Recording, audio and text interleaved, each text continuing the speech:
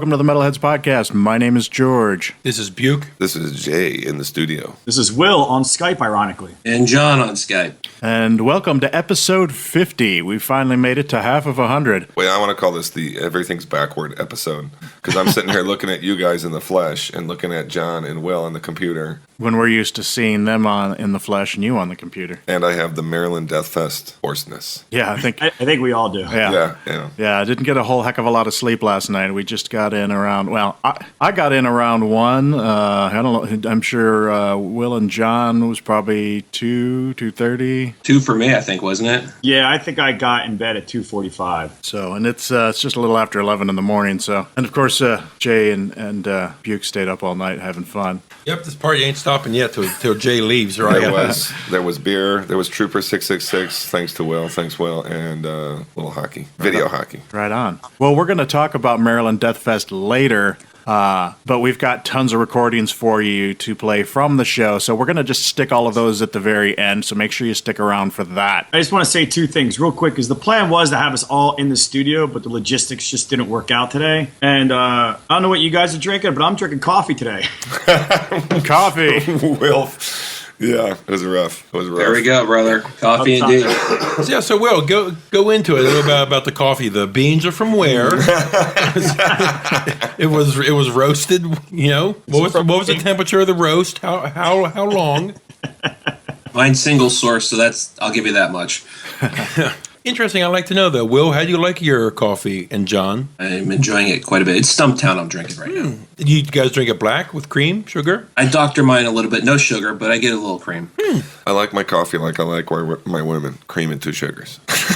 Sorry. I'm a no cream, 2 Truvia guy. Okay, yep, I'm a Splenda guy. I'm a candy coffee guy. Now that all of our listeners were like, coffee this is talk? fucking boring. Hey, I don't know, man. They might actually dig it. How many freaking people in the metal world are like making their own coffee and stuff now? So No, I disagree. Computers were just turned off all over the world. oh well.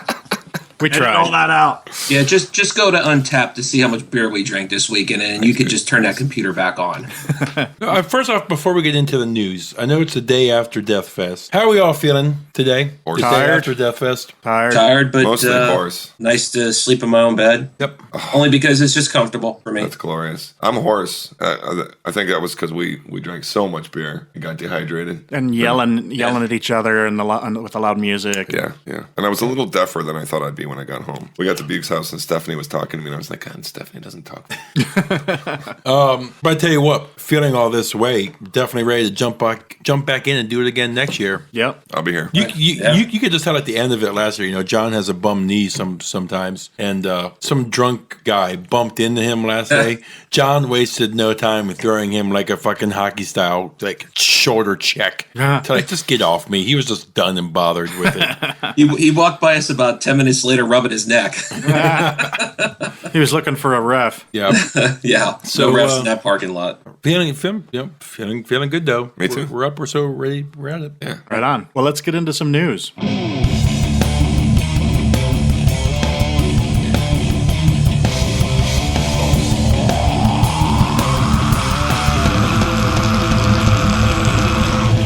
First bit of news that I know it took me by surprise, and I think a few other people as well. Manowar announced a farewell tour. Hanging up the loincloths. Yeah. Or taking them out back and burning them. They can give him that guy at Deathfest. He'll wear them. Yeah. Check out some of the pictures on the Facebook page. There's the Speedo guy. He looked like the same guy as last year, but this time he had a little like a loincloth with patches on it over his Speedo. Yeah. Still revealing way too much for our tastes, but He did a few costume changes throughout the week. He had it all planned out. He's like, He changed his Speedo from Friday to Sunday. He did. He's like, I'm going to wear that Speedo and I'm going to wear that loincloth.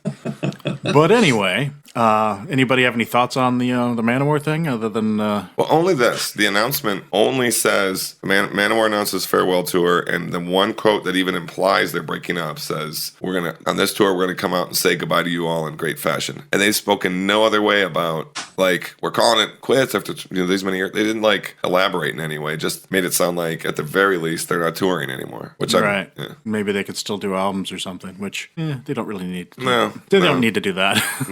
But it is still kind of a bummer, as, having been a Manowar fan for so long, being a fan of any band for that length of time, to hear them supposedly hanging it up is, a little sad. I was never a fan, so it wouldn't be as much of a thing for me like it is for you guys. There you go. So Lars says that the new Metallica will be done this summer. Now that means done recording. So do we see like a year-end release date, or I don't know? Has anybody heard anything about any rumors about that? No, I have not. Nothing. Personally, no. All right, well, I guess we'll see. Continuing the saga, apparently Ozzy Osbourne and wife Sharon have started going to marriage counseling.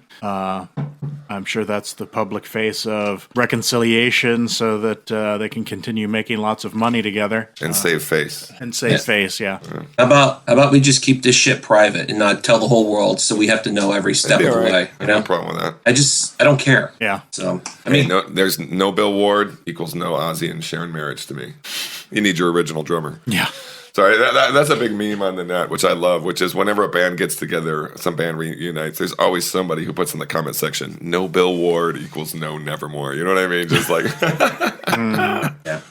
So if they reunite, that's my thing. No Bill Ward, no marriage. Yep. Yeah, all right. So it was released that the official cause of death for Nick Menza, bear with me here, was hypertensive and atherosclerotic cardiovascular disease. Sounds like a heart attack to me. Yep. High blood pressure and clogged arteries. Yep. Fancy name for it. Yeah. I'm sure I'll be becoming more acquainted with that myself. So stuff like that, it makes you wonder. And I'm not talking bad about the guy, not saying he didn't take care of himself, but you have to wonder. We wonder how hard of a life these guys have led. Yeah. Had he not been to a doctor for blood pressure medication, and too much fast food. yeah.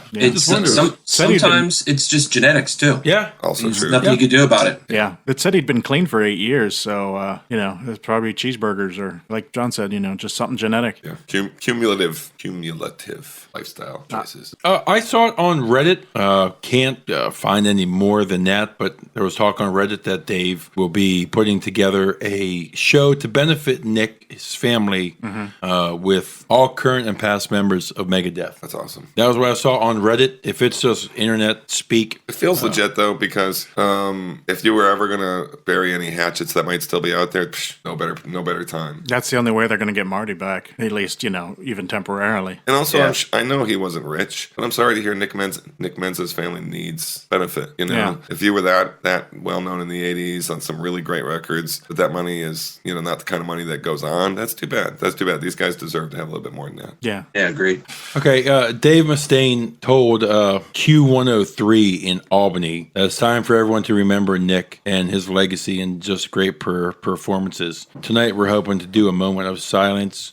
Dave added, we're going to do a benefit in California. We're working out the details. We're hoping to have an open stage for all of the alumni of Megadeth to come and play with us so we can help leave something behind for Nick's children, which have been left in a bad way. That's great. To anyone that thinks that I don't love Nick, and he raises his middle fingers. So There you go. All right. Well, hopefully that'll happen. I got two more stories I want to run with here. One is Revocation hit us this week out of the blue that their new album, Great Is Our Sin, is coming out July 22nd. I love these guys. They're one of my favorite tech death bands right now. The new single is pretty badass. Have they played Deathfest, Buke? I do not know. I think that probably means no. Probably. So maybe you'll get them in the next couple of years. I would love to. It's still one of the best live shows I've ever been to. And also an interesting news story I saw in the video game world.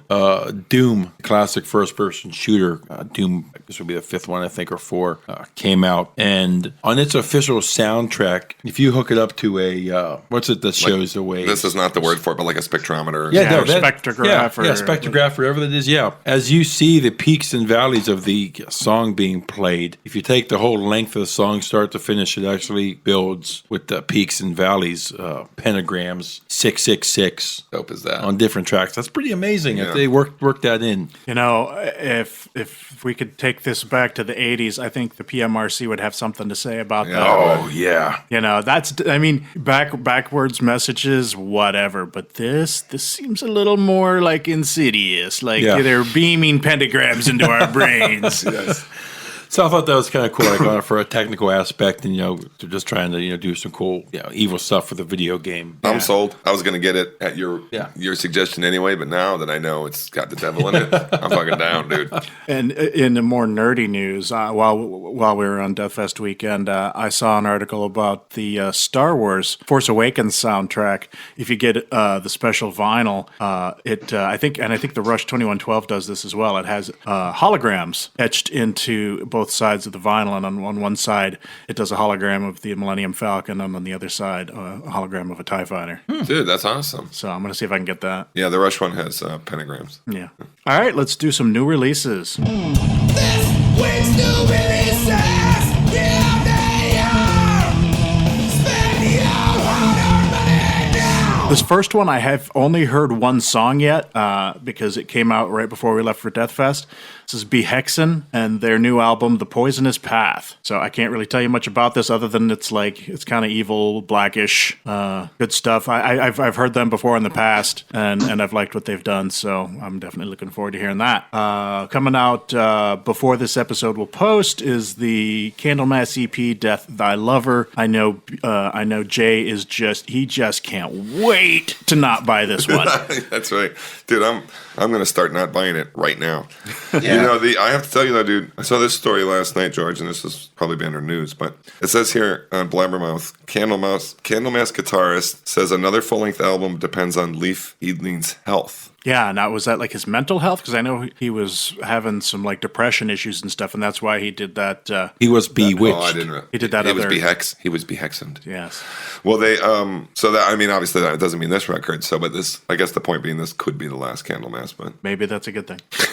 Not necessarily for Leif, but yeah, right. next one is... John, are you a Candlemass guy? Yeah, I love them. I Yeah, just, what do you think of the new Candlemass? I'm like Jay. I like the Rob Lowe years a lot. I enjoyed them because I like Solitude and Turnus a lot. So, but at some point, when you get to X number of singers, I'm just kind of losing interest. Yeah, wrap it Even up, though- boys. Even though I love them. Yeah. I think John was really into King of the Grey Islands too, like I was. Yeah, Yeah, those they're three. I great. love all three of them. Yeah. Cool. The next one is the new Cough and their album Still They Pray. I really liked their last album, which I believe was called Ritual Abuse. I've listened to this one. Unfortunately, I pre-ordered the vinyl and t-shirt combo, and then I got the promo and I listened to it, and I don't really like this one very much. All right. So, I mean, maybe I got to go back and listen to it again. Maybe I wasn't on the best frame of mind or whatever, but it was just kind of meandering, not doing. Did you hear this yesterday? No, this was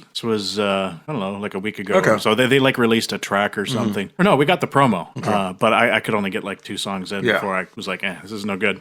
But something I do like, the new Dark Funeral, Where Shadows Forever Reign, that's coming out this week. The new Death Angel just released this past Friday, The Evil Divide. I haven't listened to that yet. This next album, I haven't heard yet, but I picked up their last album, and I know Buke did too, In Twilight's Embrace and Trembling. I know the last album had guest spots from the singer from At the Gates.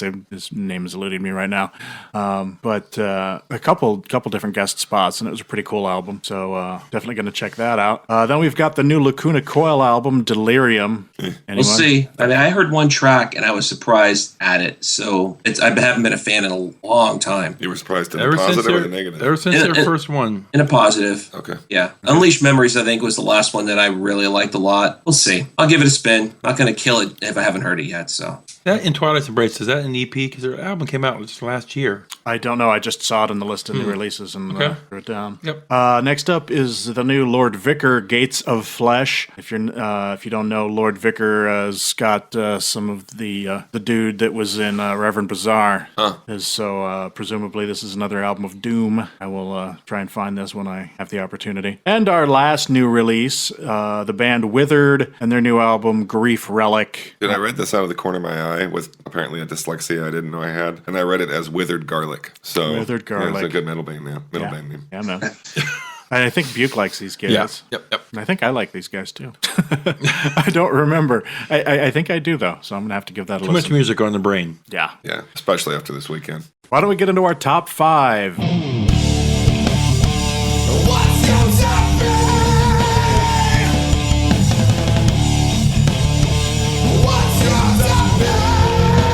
What's Since the last episode, we did the top 5 bands that we were looking forward to seeing at Maryland Deathfest. I thought, as sort of a post-show tribute, if you will, we should do the top 5 bands you would like to see at a future MDF. Why don't we start with John? Cool. I picked a couple bands that already played there. This is solely based on me wanting to see them, not bands that haven't played there before. So, should we start with the number 5 and work to 1 then, basically? Is that how you guys want to do it? Yes, sir. All right. So I'll just throw one out there. You guys were talking about skepticism last year's. John, may I be really quick before you start your list? Has this list been shaped by now being at a Death Fest and seen and heard how the sound is, how the setup is? Did that make you think of taking off any bands because of that, guys? No, partially it was based on what you guys liked last year. Okay. And based on what we saw this year. Okay. Yeah. So in terms of sound or presentation, I just want to see the bands live. Yeah. So, okay. So my number 5, and I was going to say, based on your comments about skepticism last year and some doom, not as slow, but I would love to see Swallow the Sun on a big stage. Oh man, that's a good one. I would have put that on there if I had thought at it.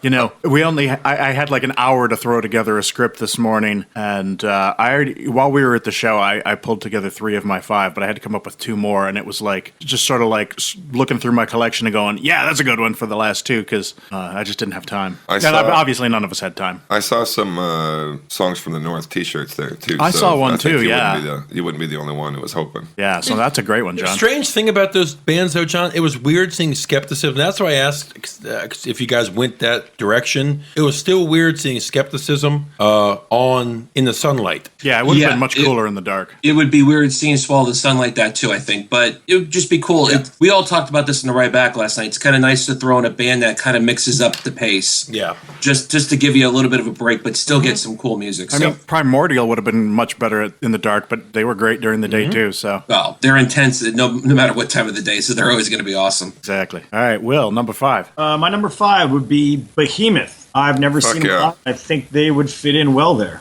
Yeah, that's another good one. Cool. Yeah, and just a few caveats with my list. I have no idea if any of these bands have played Deathfest before. Mine is just based on who I would like to see there. Yeah, I've got at least 2 on mine that I know have been there before, but I didn't catch them, so I'd still like to see them again. Oh, that's me. This is really the only modern band that I'm going to suggest, but I thought they would have gone in great, and I'm still crazy about this record. Vreedhammer would go over huge there, man. Yeah, I think that would be really good too. That record is that record deserves some attention, and it's just a killer thrashy death metal album. Would have loved to have seen them yesterday. That would have been a great opener, like Denouncement Pyre was. Yeah, or Horrendous, which also was a great opener too. Yeah. Totally. All right, Yuki. You know, as Will took a sip of his coffee first, I wanted to mention it is Memorial Day here in the States. And if we haven't mentioned it on the pod yet, I just want to give our respects to everyone who's fallen serving this great country, and thank again everyone who has served too. And Amen. I bet Will has some friends You're here. Yes. or ex-friends, as it may be, and so thanks, Will, for your service, Yeah. brother. I definitely have several. I've been doing this for 25 years now, so been to almost every third world shithole war zone you could possibly think of multiple times, and I've lost some friends. So. Yep. So I just wanted to mention that before it. Thanks. Good call. This isn't a joke. Thanks for losing your friends, brother. You're a good man. After seeing Wombbath yesterday, you would think, all disclosure right now, Bloodbath is not on my list because I don't want to see the current form of Bloodbath. I don't like it as much as... And we got that little taste of them with Opeth. So. Yeah. So number 5 would be a band that I've really been pretty high on, and it is another Swedish death band, Entrails. That would be... Yeah. That would you know what you're going to get with them, but I like them a lot, so it would be cool to see them. I could totally see that. Yep. All right, my number 5. I don't think I'm going to find anybody actually complaining about this one. Not that you would, but I mean, I think what I mean to say is I think we'd all be in agreement on this one. And I don't know if they've played there before, but Cattle Decapitation would fucking rock it. Yeah. Yep, Yeah. they would. They definitely would. They definitely would. If being from the area, don't see why they probably wouldn't. Maybe in the early days. Yeah. But especially how they've evolved right now. Yeah, it wouldn't. I didn't have a chance to look, but I almost would think they would have had to have played it at some point. All right, John, number 4. Another Doom band, and I know Buke loves to yell out, crank up the speakers. You know where I'm going with this. I would love to see Monolord come out and play. Oh, yeah. God. Who was it yesterday, George? Bong Ripper? Bongzilla? When they came on, the bass was fucking The bass was hitting you. I know. I was just trying to blank on the name. Could you imagine if Monolord came out like that? That would fucking just It would, you destroy. would feel it on your insides. Yeah, all the bands that don't intentionally have low end bass and still end up coming off really thick, they would probably just like destroy the speakers. Yeah, that really, I should have put that on my list. That's a great pull. Yeah. I will just say that I think, Monolord would be awesome, just not first thing in the morning. Because I remember John and I went in. Maybe in the afternoon. Yeah, John and I went in, and we got really close to the stage. I forget who it was. And This it was just weekend? it was yesterday, and after we had our fish tacos and our tank sevens, and we were standing up there, the bass was just vibrating your bones. And I'm like, I got to stand back. It's too early in the morning for this. Yeah. Scrambling your intestines. Yeah. So my number 4. So I try to mix up my list a little bit of bands that no longer are and would reform, kind of like what Deathfest is for. Some Sure. smaller bands and stuff. So my number 4 is not a newer band, Pile of Priests. Those guys impressed me. Cool. John, that's another great pull because that's what's so great about this festival. It's our bands like that. They can come here and shine. Yeah. You know, probably not big. We know that Patrick and the guys, just did a tour. Not bad mouthing them, but I'm sure the turnout wasn't what they could get like a Death Fest, and this Certainly. would be a great exposure for them. Yeah, and it'd Stick be them good- on like a early Friday, Saturday set. Perfect. Oh, yeah. Perfect. And then we'd get to meet them. Yes, that would be perfect. Yeah. You could really pull 5-6 bands from the last year that have been on the pod and make yourself a nice little Death Fest. Yeah. Early stages. Metalheads Fest. Yeah, Yes. dude, fuck yeah. Yes. Yes. It's kind I of like think- when they put Wayne Stock together. I so love that scene with Chris Farley on stage and they're shooting tennis balls at him. Yeah. I got nowhere else to go. I'll bet you any money that our festival beer would be just a tad bit better. Oh, Just a bit. if Will had the power to make a festival beer, which I'm telling you, if anybody from the Death Fest crew is listening to this, Yeah. you're doing something wrong by Yeah. not talking to our friend here. Yeah. Brewmaster Will. We stopped in to get beer Or one brew. morning.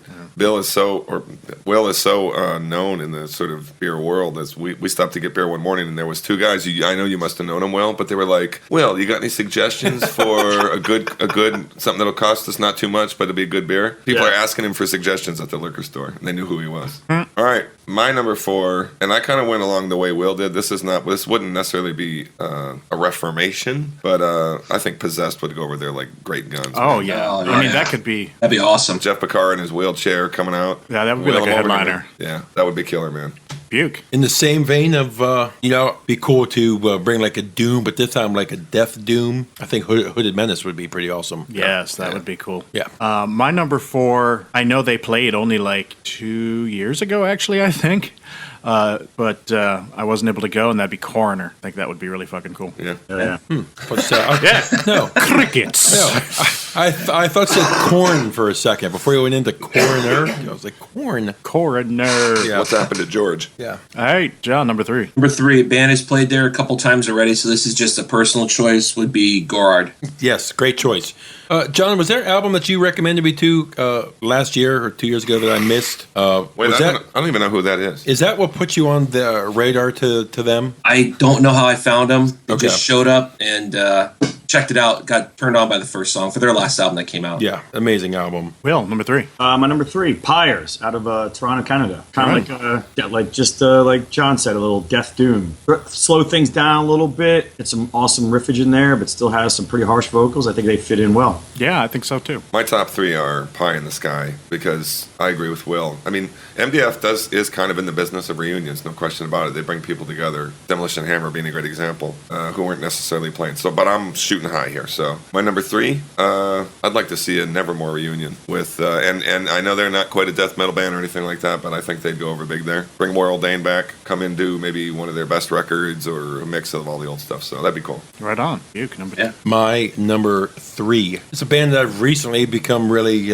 big into. Another local band, Misery Index. I'm Cool. sure they've had to have played here before as well. I know they played at Ozfest I think they like have. years ago, I think or they have. maybe it was Mayhem. Mayhem. Yeah. I think they have. So But I'm really big into these guys right now, so that'd be pretty cool to see them. Cool. My number 3, Bring in the Black, in the spirit of mayhem, or not really the spirit of mayhem, but just in the spirit of black metal and mayhem, Old Man's Child. I'd like to see them come together. And I mean, they haven't done anything in forever because, Galders and Dimmu, but It's funny you mention it. I saw a big guy yesterday, or on Saturday, tatted up, that looked like Nick. I thought I saw somebody. Why would he be here? Oh, you mean Nick Barker? Yes. Because he played. Yeah, he played drums. He played drums for Nuclear Assault. Yeah. He did. He did. So, you should have gone up and said hi, dude. Okay, yeah. See, You should have gone up and said, you know what? You look just like Nick Barker, dude. I swear I didn't realize that he played drums for them. Yeah, no, I sent out a message to everybody and said, hey, Nick Barker's playing for Nuclear Assault. Okay, yeah, I just must have. You saw him overlooked walking it. around, though. That's what you're saying. Yeah. Oh, okay. His beard was shorter, and so I wasn't quite sure. I was like, man, he's big and those tats, that looks like him. But I wasn't sure, and then they announced it. So I was like, oh, yeah, it is. Didn't you get a picture with him last year? Yeah. Who was he playing with last year? Last year was with Twilight of the Gods? Or was that Hellhammer? I don't know. Yeah, I don't remember. I thought he played with a couple bands last year. I just can't remember what they were. I have to go back and look at the thing. Anyway, John, number 2. black metal, extreme, psychedelic. You guys hear me talking about them all the time. Aransi Pazuzu. I'd love to see how they go over on a big stage like that. That would be interesting. Cool. Yeah. Will. My number 2. I just recently, in the last probably 3 or 4 years, got into these guys, and I think they called it quits. But God the Throne. See if they could get back together. That seems like something they'd do there. Yeah. Yeah. I'm going to go all the way back to my 5 and put in a honorable mention, which would be one of my favorite records from last year. Chapel of Disease would be insane at Deathfest. That stated, where are we at here? 2. Sorry. Again, going pie in the sky. Let's get us a Celtic Frost reunion going. Yeah. People would freak out. Yeah, I would think so. That'd be cool. I'd freak out. I know that. Buke, number 2. A band who you and I love, been a pod favorite, Ahab. Ahab. Ooh, that Yeah. was a nice one. Yep. Yeah, that would be really cool. I'm surprised they didn't do that. Yeah. Anyway, all right. Yeah, Yeah, that's that's a good one. Number 2 is another one that has already played there also 2 years ago, and that'd be Bolt Thrower, Yeah. Yes. Yeah, cool. Which one of their members died last year? the drummer. Was the drummer? Bassist. Yeah. No, I think I thought it was maybe the bassist too. Are you sure it was the drummer? The drummer. All right, number 1. Aces is it's a woman. Yeah. Yeah, Joe, I think her name is. Yeah. All right, my number 1's a band that played there once before.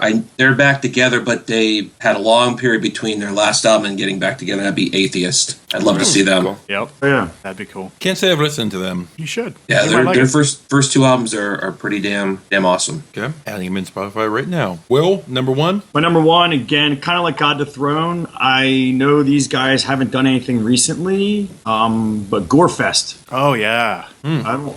It's Wow. like I said. I don't know what's going on in the band now. I don't know if half the people are dead or they hate each other or they're all nuclear physicists now. But I would love to see Gorefest live. Yeah, me too. Oh, that's actually a good choice. Yeah. Yeah, it's actually a good choice coming from Will. I mean, Jesus. No, Yeah. just kidding. All right, Jay. All right. I mean, just because I got to say their name every episode, but come on, man. Merciful Fate reunion. The crowd would go crazy. Yeah. The crowd would love that. That's it. All right. Well, I have nothing else to say about that. But I'm fucking. Buke, number 1. Well, this is not a band from Sweden that's played here in the States numerous times, if you're wondering. This is a band by the name of Cattle Decapitation. Ooh. I'm riding their train, right now, loving these guys. Their last, of course, album last year blew me away, so. You played it cool when I had him at number 5. I would love to see him live now. You know what? You actually need the record before this one too, dude. It's in the Yeah. same vein. Yeah, Yeah. But Monolith. imagine going in there, though. You're like Cattle Decapitation, and they come out with that Manufactured Extinction Yeah. track 1, and you hear that it's clean vocals. You're like, what the fuck is this? Yeah, that remains. That's one of those things that you race out. Like, I got to find this CD right now in the parking lot. one of the best records of last Yeah. year, without question. Yeah, so it'd be cool to see that. Yeah, totally. All right, number 1, another representation of black metal. And this is mostly just because I'd like to see them anywhere, and that's Throssenblatt. Yeah, that'd be cool. It's nice, yeah. So, all right, why don't we move on to what we're listening to?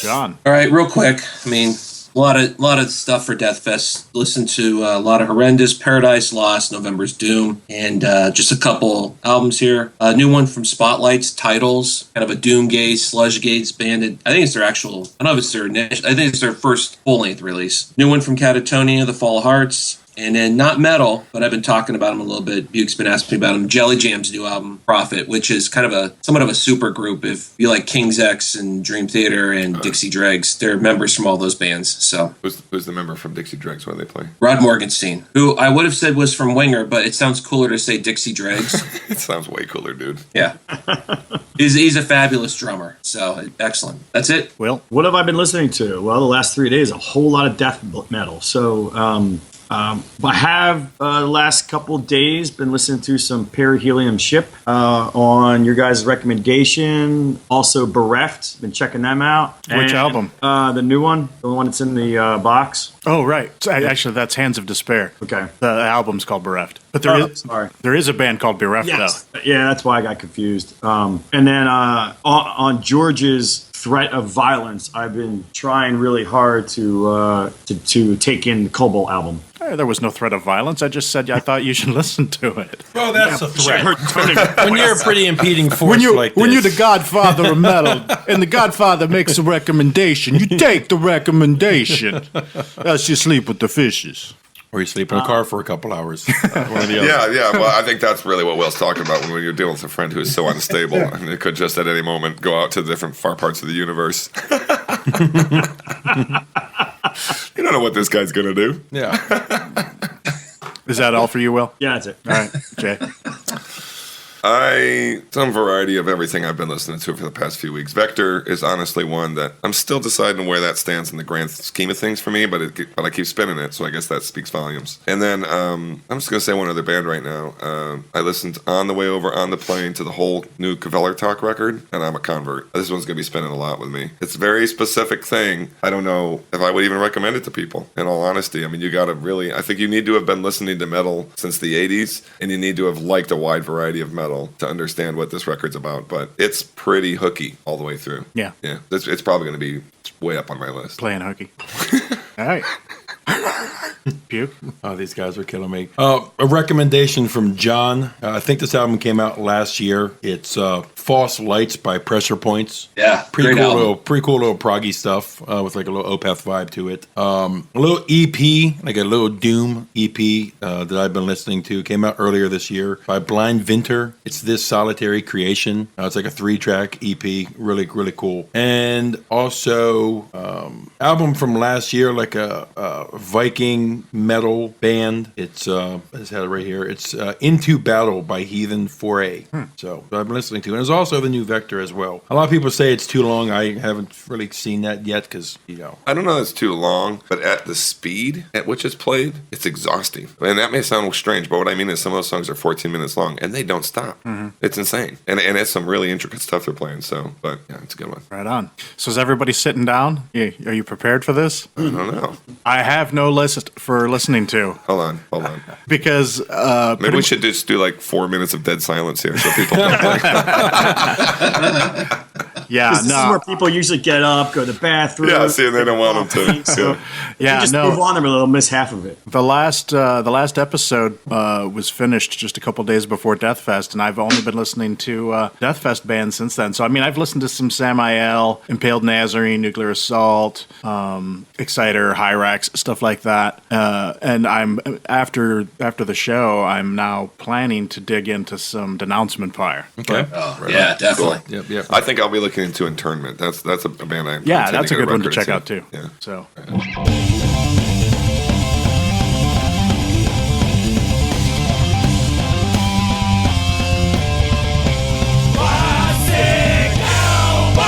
All right. Well, how about a classic album, John? All right, not per se metal that we know, but way back 1973 album that was pretty damn heavy when it came out. And that's the self-titled from Montrose. I love John, dude. Wait, the self-titled No, I love John. Montrose? Yes. With Bad Motor Scooter on That's it? the one. Yeah, Ah, Rock the Space Nation. Station, yeah. Man, what Sammy album that Hagar. is. Yep. it's a Make great it pull. last. Yep. It's just it was pretty damn heavy for that time. Yeah, it was. You know how many shops I had to go into? Probably it took me 10 times or so going in shops before I could find that album. I went in there looking for it. On vinyl. Yep. Because Were you in the antique store? Or? yeah, that's a great record, man. My classic album, as I was putting together my top 5 list, one of my favorite albums of all time, Gorefest False, back in 1992. Excellent. Nice. Good stuff. I'm going completely mainstream this time, but it's a record that I really had a good relationship with, and I'm sure I know John and George in particular will have liked this record. Queensryche, Rage for Order. Oh yeah, Yeah, that's a great album. Old Queensryche is really good. That was such Yeah. a quantum jump for them. That record. There you go. Yeah. Yeah, good pull. Buke. I can't think of anything right now, and I'm not going to lie and say that I had time to really think of something for the script. That's okay. So I'll just go off the cuff again. I probably said that before. How about Opeth Orchid? Why not? Why Yeah. not? Yeah, I that was the one thing I had a little bit of trouble with, and my deep track. So they're going to both be the same. But my classic is Hyrax Raging Violence. I know you guys Nice. are tired of hearing me talk about that, but Yeah. I can't give enough props to them for their awesome set at MDF. I listened to that last night, and I'm glad you mentioned that. Okay, as Jay and I were playing hockey, I threw it on. If you were to listen to that now, okay, Like for the first time. for the ever. first time, because I listened to it yesterday, and it sounds personally, it was like, this is horrible. This is horrible. There's a And lot Jay of, kept saying, you have to understand, that's 84, that's 85 thrash. that's like 83 thrash. Like, it was just so stoppy. It didn't seem to flow real well. It was... I get that. Ooh. It's honestly, and that's why going into Deathfest, I was like, going to see Hyrax was just going to be sort of a nostalgia kind of like, that's so cool, guy. I like this band back in the day. And it was pretty decent for the time because everybody else kind of sounded like shit too in '83. But that's why it surprised me so much because they sounded way better than the recordings at Deathfest. Yeah, they sound great, man. They sounded like their new records sound, which are in the style of the old albums, but obviously produced in a more modern fashion. Yeah. Right on. Okay, let's do vinyl purchases.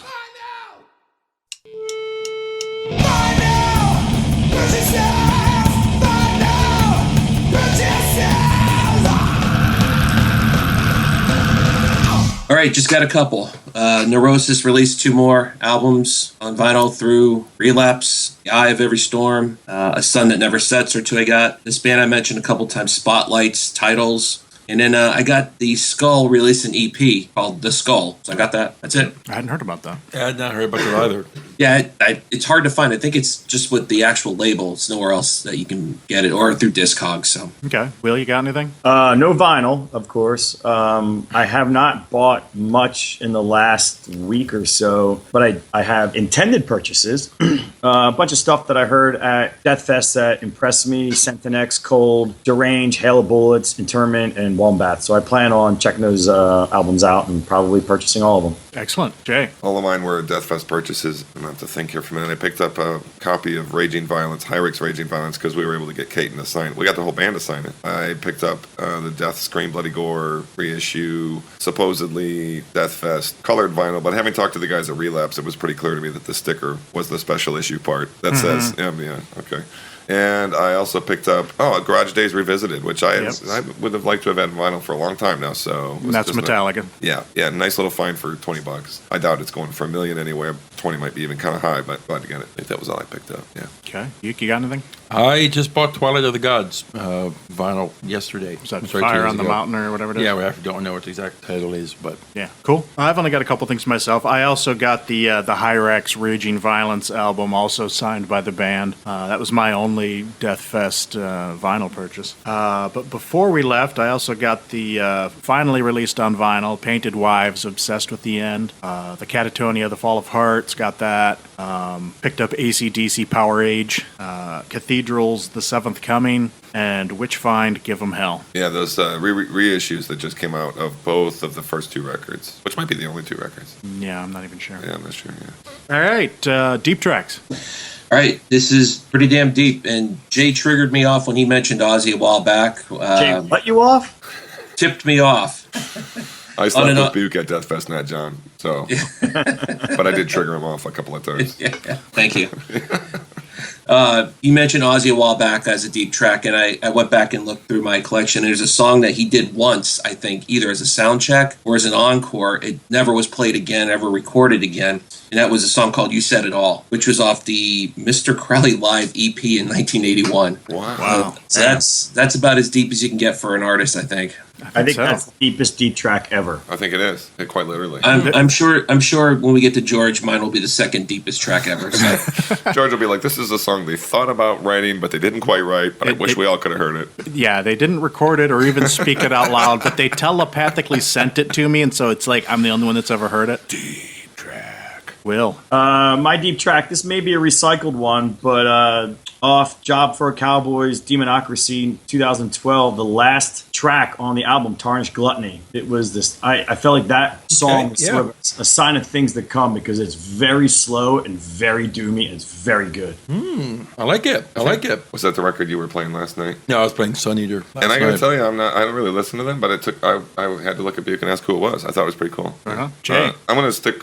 Also, not having been very prepared and hungover and all that stuff. But I'll just go with one for my classic record, which is Rage for Order. Queensryche, song number 1 on side 2, Neue Regel, which I probably pronounced wrong. I don't have one. Okay. There you go. My deep track is going back to Hyrax is Call of the Gods.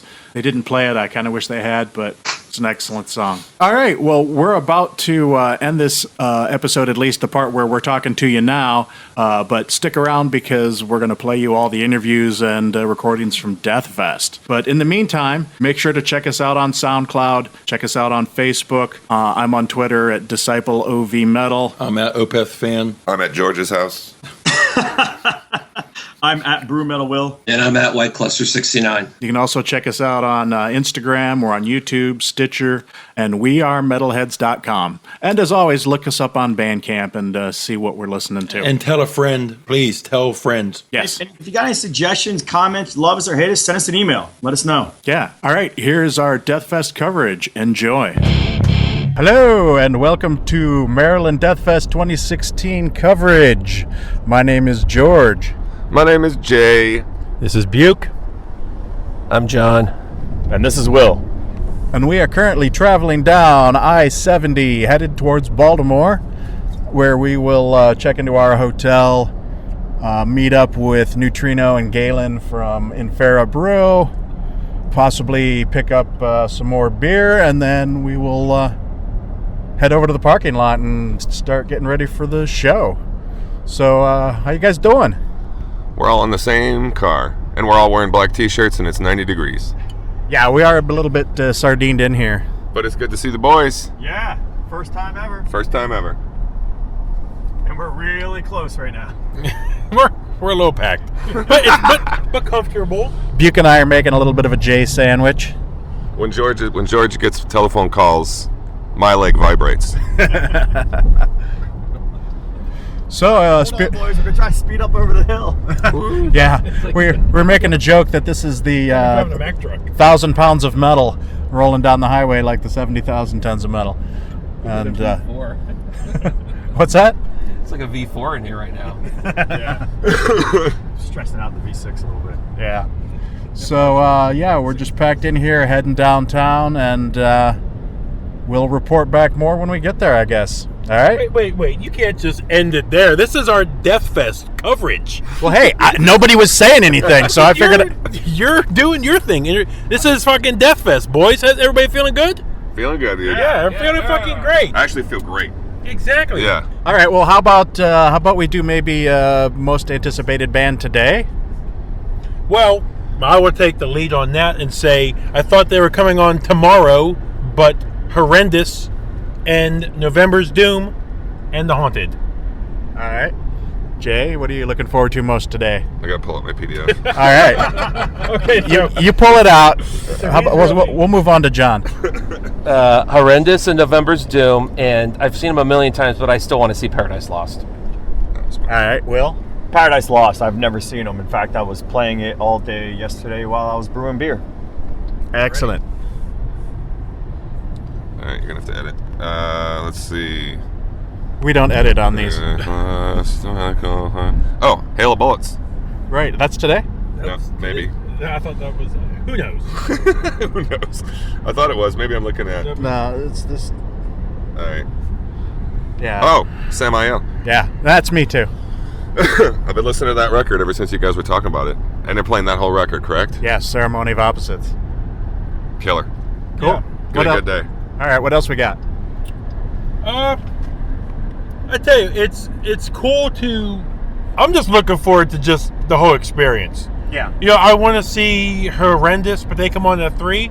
If we get there and we miss them, oh well. We won't miss them. Yeah, we got to be there for that. I'm just saying. I no band this whole weekend. Am I? Do I have to see? Well, I'm here for the experience. I'm here for it with my friends. there you go. So We're all in the same car. What could go wrong? yeah. Now we can roll over and Okay, there's that. die together. And, I think we're probably weighted down to the earth pretty well right about now. So Our center of gravity is basically sumo wrestler. yes. Don't we have a better contingency plan than this? Like, we're literally all in the same car. Like, the president and the vice president do not travel together for this reason. The It's whole like, pod- we should have took separate cars. 'cause if Mark we- is coming on Sunday. That's right. All right, Mark, if we all die, Mark, you heard this. The cops will find the debris on the side of the road. We'll pick up the cougar bush, and they will give it to you, and you have to carry on without us. Exactly. Don't leave a beer behind. Yeah. Yeah, there's a lot of beer in the back, so make sure you get that too. Save the beer. So you brought a bunch of metal beer, Will. I'm sure we'll mention it again later, but what were some of the beers you brought? Well, on the last podcast, believe it or not, I do remember most of it. And Jay was saying that he wanted to try some of the metal beers I'm always writing about or talking about. So I have a pretty good collection. I got Trooper and Trooper 666. I got Blacker from Three Floyds. Hell yeah. I have Trogue's Master of Pumpkins. I have... That'll be Buke's favorite. Yeah, and I have one 668 Neighbor of the Beast. Awesome Compliments beer. of my friend Luch. I brought some DC Brow El Jefe Speaks, which is a tribute to Clutch. I have Hopped in Half from Three Floyds, their obituary tribute beer. I have a Cataclysm beer. Damn, You dude. think this guy's a brewer or something? I know. You With would- all these beers that he knows around the I world. brought some Dark Horse Rain and Blood. I brought, what else did I bring? I'm probably missing a couple. But we're probably going to head to Oliver Ales right now and go see my friend Steve Jones, who's another heavy metal brewer, and he makes a whole bunch of beers. So we can go over there and buy more heavy metal beer. So yeah, we got a lot. That was a fucking list, dude. I know. So, John, up there, what are you looking forward to? Wait, hold on. I got a couple more. I got Wake Up Dead from Left Hand. I got one on Nitro and one normal. So, and I'm sure I got more, but yeah, there's a bunch. We got a lot of metal beer. It's gonna be a heavy metal weekend. Hell yeah. I was saying, did we get what John was looking forward to? For bands? Yes. Paradise Lost. Yes. Okay. Here, that's Oh. one. That wasn't Okay. a wasted movement. November's Doom and Horrendous also. Now, John, I don't know if we brought it up before. I don't think you were on the pod when this came up. Maybe for the year end you were. What do you, knowing what you listen to, do you like the new Paradise Lost compared to old Paradise Lost? Style-wise? Because they've seen a little change through the years. A little. Yeah, just a little. Oh yeah, I like them better since In Requiem, Okay. which was what, 10 years now? I don't even know Yeah. how long ago. Since then, I've liked them more than that kind of middle period where I kind of dipped out on them. After John, to be fair, they dipped out on you. That's called losing the plot. yeah, that's called Implosion. What's 1 second? I guess is the last one that I liked a lot, and then there's some iffy stuff in there. I like. Just believe in nothing. Symbol of life. Simple Life is okay, but yeah, no. So everything from In Requiem on I've liked, and I love the last album. I thought it was great. As a matter of fact, I think it was my number 6. Yeah. This I think it was last right, year. Yep. So, yeah. Cool. Well, great. Well, Jay, you're working the mic great to start. He's the gopher boy. Yep. So right. here we are. Jay, is this the first time you've ever seen the Cougar Bush in person? First time I ever seen it, dude. To me, it's the guitar player from the Melvins, Yeah, the Buzz Osborne. the Buzz Osborne. Yeah. Okay. So, I think last year they posted a photo, and I said it's Buke and Buke, George, and ran into Buzz Osborne at Deathfest. Yeah, it's a little less offensive, I suppose. Well, last year we didn't have that. We had this. It was uncovered. Yeah, And there were 2 of them. Yeah. there are 2 of them still. But it was an editing nightmare, correct? Yes, it was. So we're not going to use both of them at the same time. This is so like if Buke or somebody runs off to do an interview, we have another one handy just to record whatever. Stops and talks to anybody. Yeah, yeah, that'll happen. All right, before we sign off, what's the update, Will? How far out are we? I have no idea. That's the spirit. Perfect. I'm the driver, and I'm hoping someone else is navigating. I'll just keep driving until someone tells me to turn. Until they say stop. Yeah. Yeah. John's riding shotgun, and he's navigating. I think we got 25 miles still. 25 miles, says John, and we're going to live by that. All right, signing off. We'll be back. Yep. Hello, this is Buke from the Metalheads podcast, and I'm here with the one and only Larry of November's Doom. What's going on, brother? Oh, a lot. I'm hot. It's a fucking awesome day, but god damn, it's hot. How you doing, man? Larry, we're doing great. You guys just finished your set here at Maryland Deathfest, Yep.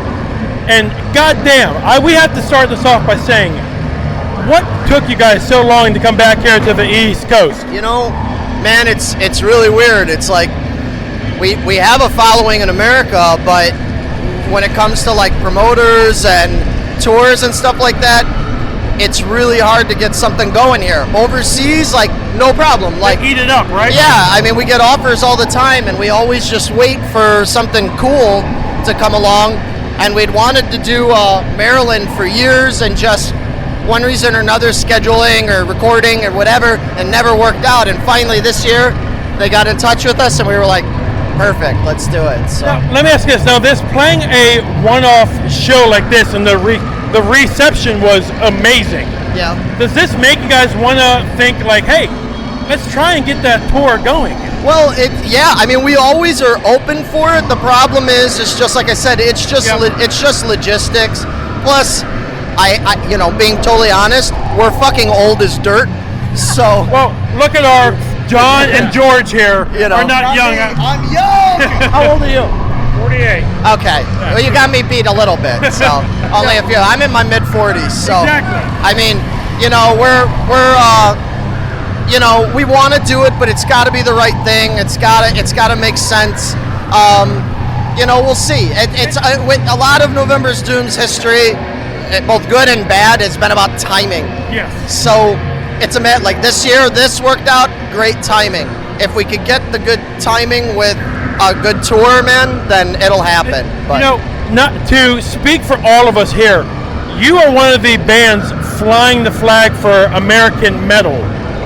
And that's why I guess so many of us here want to see you guys playing out more. I mean, there's a lot of great bands in America, but I think the problem is we all kind of have the same problem. It's like the grass is always greener on the other side. Yep. Over there in Europe, there's like, you know, they want all of us to go over there. Over here, they want the European bands and the Brazilian bands. And I get it. I understand how it Because works. they're like, oh, they're in our backyard. We'll see them Right, again. and it's, you know, it seems more interesting to them.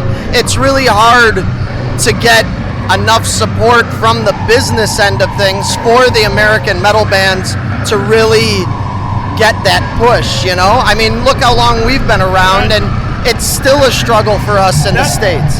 Sorry to interrupt you, but that's what John was saying earlier. You guys have a long history, but John was saying it's still rare that they, you know, that's why we were all coming here. We're like, Yeah. you guys are our cannot miss band. I saw you guys back in 2007, I think, at Yeah. Jack's in Springfield, Oh, Virginia. yeah, with Daylight Dice and Saturnus. Yeah, it was a great show. Yeah. And then I would have seen you when you were touring with Agalok and the Gathering, but I was too fucking hammered from the open show the night before, so I got there too late. I missed you guys. Well, you know, that's the problem too, man, especially nowadays with the whole thing where nobody's making any money doing this, which it's not about that, but it's just simply about being able to afford to do it. Like, we don't care about earning money and buying cars, you know, please. But we just need to be able to afford to keep doing it. And the problem is that the only way anybody's making the money to do that is by touring. So now everybody's touring. I mean, like, especially in major Saturation of the market. yeah, especially in major markets like back in Chicago. I mean, no joke. I could go see touring acts almost every night of the week. So again, it comes down to that timing thing. For a band like ours that are a little bit more cult and a little bit more underground, it's like the trick is picking the right tour or the right fest at the right time, not trying to compete with fucking Wombbath, or something like that. You know what I mean? I mean, it's just true. I have nothing against those guys, but And Larry, the crazy thing, you're a band who has almost coming up on 20 years of band history. More. And and you're making this statement here. That just shows you how the metal world is now. Yeah, I mean, I can't complain because, to be honest, Matt, we've had amazing opportunities over the years that I know a lot of other bands haven't had. I mean, we've toured Europe like 7 or 8 times. We've gotten to play things like this today, which we're still like extremely grateful. Like we're like so grateful to be here at MDF. I mean, we don't take this lightly. This is like an honor for us to be here. And doing this and doing like New England Metal Fest, all those things, like we've had some great opportunities. So don't get me wrong, I'm not complaining. We're very lucky overall, but I wish we could do more. I wish we could come back more, but at the same time, I guess it's kind of cool because it just makes you guys that much more fucking eager when we do come, We'll come eventually, So. Hey, so taking a different direction, Yeah. How was it working with Annika from The Gathering? Oh, Annika, she's a doll. I mean, we've known her for a long time. She's like a personal friend, especially at Paul. They've been good friends for years, and she's great to work with. She's really professional. She's really nice, but she's no bullshit either. She's a pro. I thought the song that you guys did with her on was Aphotic, wasn't it? Was great. Yeah, we did the song What Could Have Been. Yeah, she's great, and we've been lucky enough a couple of times to been able to do it live. We played like a year or so ago. We played that song in Europe with her, in front of like 10,000 people. That was fucking incredible, and nerve-wracking too, because on that we do that song. I'm the only instrumentalist on stage. There's no drums. All pressure's on you, Larry. All on me. So if I fuck up on an Annika song, fuck. And we all know us metalheads. We are so forgiving. And No, so not at all. You'll notice I would too. You'll notice, and and that's a clean song. There's no distortion I can hide behind. I can't thrash around and pretend like I'm doing it on purpose. No, if I fuck up, everybody knows. Everybody's picking up on it. But she's great, man. She's I'm glad to see her. She's another example of somebody who's, she's got a family and she has her limitations now too in terms of touring and stuff like that, but she still gets out there and puts out amazing work, and that it counts when it happens, and that's cool. Yeah, cool, excellent. Yeah. So it's been a couple years since Bled White comes out. What's your guys' plans now? We're like about halfway through writing the new album. We took a little detour because this came up, and because originally we were talking about trying to get into the studio now. And when we found out a few months back that we were going to do this, we said, well, all right, we can't pass this up. Album can wait, this can't. Yeah. So we put off the writing a little bit so we could prepare for this and some other things we have going on. And I'm hoping we're going to get in and record. I think the plan right now is looking around September, October, which means new album would come out like early 2017. Okay. Now, Dan and Kevin here, they come in from out of state.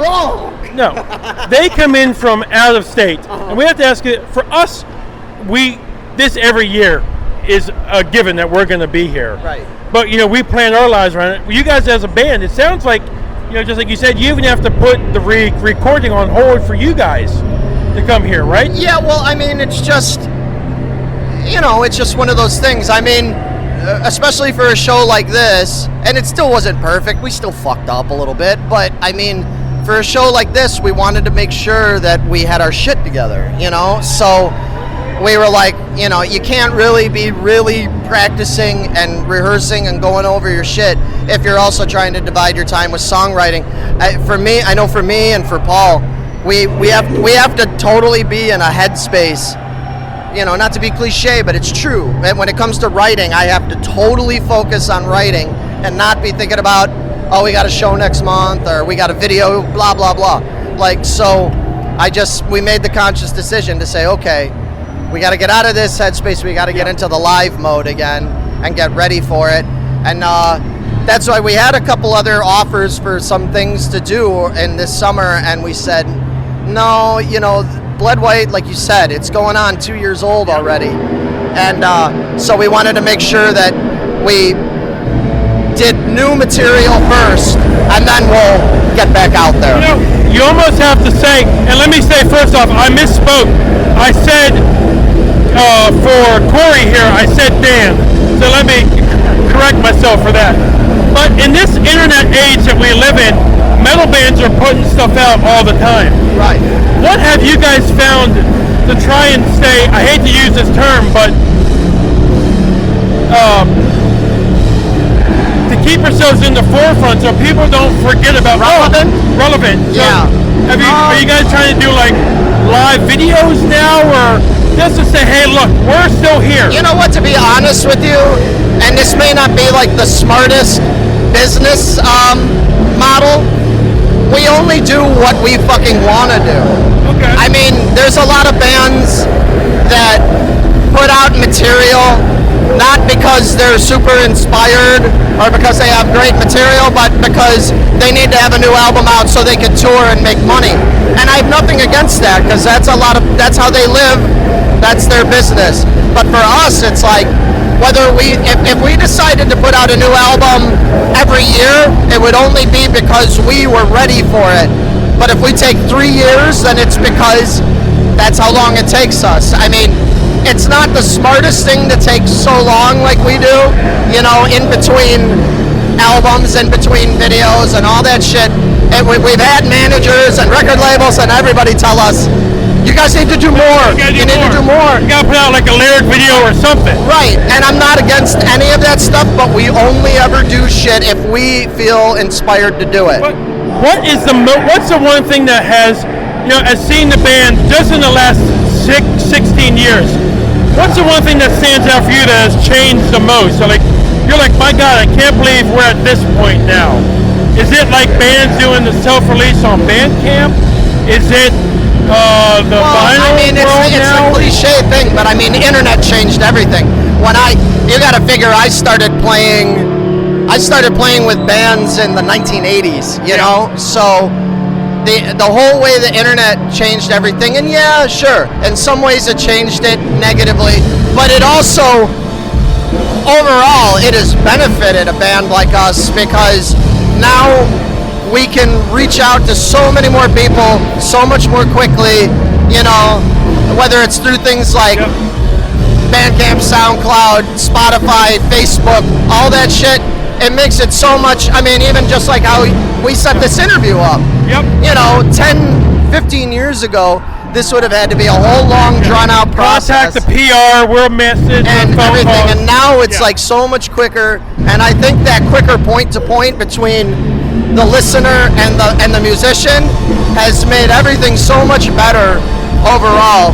But you wonder at that point, does the mystique of being in a band, like that audience band interaction, that kind of separation creates a mystique, and you actually worry whether that mystique going away is a bad thing?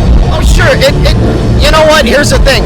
It has changed the whole mystique factor, like, big time. But the funny thing about it is, I can only speak for myself, we were never Agalog. You know what I mean? We were never that band that was like, we don't talk, to the fans that much, and we don't put out videos, and we blah, blah, blah. We're like in the dark, making this creepy, cryptic music.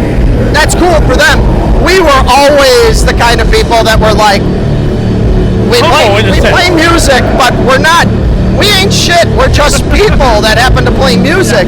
And part of what I love doing this for is meeting people, because there's a lot of people that I've met that started talking to me at a show or emailed me just because they were like a fan or whatever you want to call it, and we ended up becoming like best friends, man. You know, there's no reason for any of us to be acting like we're above anybody else. What it comes down to, we're just people, plain and simple. I don't consider myself a visionary or anything like that. I love the call out. I love it. I love it. You know, to each their own. If that's how people want to conduct themselves, that's their business. I'm not going to say yay or nay, but for me, I'm not a visionary. I like to write music. I like to play music. If you guys like what I do, that's awesome. If you don't, okay, you know. Find something creatively in you, and that's the end. I love to be creative, and yeah, having positive feedback helps. It's great. It lets me know that it's worth putting it out there. But in this internet age, when people can just throw feedback like that, a quick post, how much weight do you put on there? You have to learn. Because someone could say Larry has long hair. I hate his long hair. Oh yeah. I mean, if you go on YouTube, you see there's people that leave comments about how they hate that we look like we straighten our hair. And I'm like, really? What are you looking at, dude? And these are dudes, you know. I'm like, why are you even looking at my hair, dude? Like, you got some issues to work out, you know. Jealous. Sure, probably. And you know what? Over time, when I was younger, not even that long ago, I used to let all that shit really get to me. The whole blabbermouth and everything. Yeah, and now you get to the point where you realize that it doesn't matter. Usually, for one thing, the dissenting voice is going to be the one that speaks loudest. So for every one jag up on YouTube or wherever, you probably got like 20 other people who dig it that just don't say anything. They like it and they keep their mouth shut. You have to realize that, and don't let people. The only time I get angry is if people get like really overly personal or something, and I might be like, shut the fuck up, you know?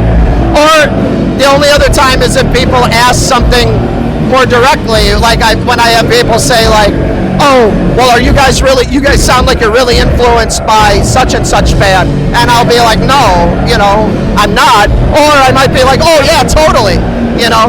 If somebody posts on one of our songs and goes, wow, that really sounds like Pink Floyd, I'm like, yes, it does. Yes, it does. And I did that on purpose. Yeah. So on the Pale Hunt, we were talking earlier, there was almost a band shift to a little different sound. Where did that come from? It was kind of gradual. Yeah. A lot of people thought it was because we changed guitar players, and it did make a difference. Vito coming into the band, it did make a difference. Vito's great. He brought a new angle musically because he brand new voice coming in. Yeah, he writes differently than I do, and he brought in something that wasn't there. But more than anything, it was something that kind of gradually started with the Knowing, where once we did the Knowing, we were kind of, Paul and I especially, were feeling like we wanted to move in that direction. I don't even know what you call it, but whatever it was that we wound up with Pale Hunt and Novella. And To Welcome the Fade was like a weird transitional, because there's elements of what you heard later on that, but then there was still some of the old kind of shit. So I think it was just, honestly, it was just age. I mean, I listened to stuff we did on like Sculptured Ivy and The Knowing, and I know some fans love it, but to me, I hear young guys that I wouldn't do those ideas now. Now, being a band from the States, as opposed to like from overseas, you think there's any elements you guys bring in that might not be from a European band playing? Well, see, I mean, that's the funny thing is a lot of what we bring into what we do actually doesn't have anything to do with metal. I know all of us, because that's a funny thing about us is that we don't listen to a lot of metal, and a lot of our influences, like me and Paul are like really into stuff like Peter Gabriel. Wow. And so that's been like melody-wise and concept-wise. That's been a big influence on us. The Doors, a lot of like 70s prog psychedelic stuff. I grew up on that. You know, that was, you know, when I first joined Doom, we were kind of doing a little bit more typical traditional death doom kind of stuff. But then once I got more comfortable, I started being able to show a little bit more of just who I am. And a lot of my influences are, you know, yes, King Crimson, you know, Captain Beyond, all this kind of stuff. Wow, Captain Beyond's a good pull. Yeah, that's one of my favorites. And so I started incorporating a little bit more of that. But by the time it goes through the process with the whole band, it sounds like November's Doom. It comes out more metal. Yeah, it's just the way we do it, you know. So I think that's kind of what it is that we draw a lot of influences from other stuff, and then we put it through that filter or whatever of us, and it gets heavier, and it, you know. Did you expect to see yourself here years later still doing this? Like to be the band that people traveled multiple states to see you guys? Well, you know, in to some degree that's already happened. I mean, you know, it's interesting to see, you know, now we get respect from certain people that we didn't get 15 years ago, you know, and that's cool. I think some people just respect you because you stuck it in there, you know, but it's hard to say, man. I mean, I don't like to. We've had so many ups and downs and health. I mean, you know, Paul's got serious health issues. I've had some really serious health issues over the last 5 years. And that's other things that have kind of, when I'm getting back to that timing thing, that has derailed us a little bit. Kind of makes you more grateful, too, for every... So I just don't count my chickens at all. I'm just like, if we're here in 5 years and we're doing it and people respect us more, awesome. You know, I just try not to jinx myself, and we're just kind of taking it like one album at a time, 1 year at a time, so on and so forth. So we'll see. No, you kind of hit the nail on all my questions. So, because Buke just is thorough. Hey, it's day one of Edison. Anybody else looking forward to seeing the next few days? Yeah, I mean, like, I want to see, I was really excited to see Sinister, and now they're not coming, which is... we were excited to see Destroyer 666 and Thule Contra, but... Right, yeah, and Sinister covered one of our songs before. Are you serious? Yeah, and I was hoping they might play it, but oh well. Now, when a band covers your songs, are you like, you assholes better get that shit right? I mean, and I've been listening to them since, like, Cross the Sticks or whatever, so, yeah, I mean, obviously, you know, we want to see our buds in Paradise Lost. You know, last night, Goblin was amazing. Yeah, that was amazing. That was a great set. Tore it down. Goblin was great. My buddies at Jungle Rod I saw, they sounded fucking tight as fuck. I want to see all that. You know, more than anything, not even naming names, I'd love to see stuff that I don't know, that I haven't seen. I love to be turned on to shit and walk away going, oh man, I found a new band, you know? If that happens this weekend, that's awesome. That's what's great about coming to these festivals. You see that one band, you walk away, you're like, whoa, man, that's amazing. Yep. Well, for the Metalheads podcast, wait, did you already ask him all the beer questions? No. Oh, what's up? Will, he is actually a brew man. He brews beers. Okay. So my question to you, you're being from Chicago. Do you guys like beer? Yeah, I don't. I'll be honest with you. Because of health and, you know, getting older and everything, and I'm patting my belly if you can't see that right now. You look like a young man. Come on. Well, I'm in my mid-40s, so I have to be more conscious of it, but I don't drink it as much as I used to. But yes, I do like beer, and I know that like Vito and Gary especially, like half of us are definitely beer guys. So, I brew beer for a living, so I'm always wondering if bands like beer, and if so, from their local towns, like what beer do they like? Oh gosh, you know, I mean, there's like obvious things. I've hung out at Three Floyds plenty, you know, the Three Floyds stuff. Those guys are great and everything. God. That's a fucking tough question to be put on the spot. So I'll follow it up with what I think is an easier question. Are you vegetarian? No, I'm pescatarian actually. Okay. So you don't go to Kuma's Corner? Yeah, I do actually, because as being pescatarian, I mean, you can get I get the mac and cheese and stuff there a lot of times. So yeah. So you've been there and you can worship at the altar of Kuma's Corner.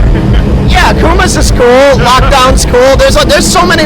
There's Chicago, man. Chicago is a fucking awesome place for brews and food. Which again, patting my stomach again, is not an easy thing, man. It sucks. So. Well, Larry, we're ending this interview. It's an honor to talk to you, sir.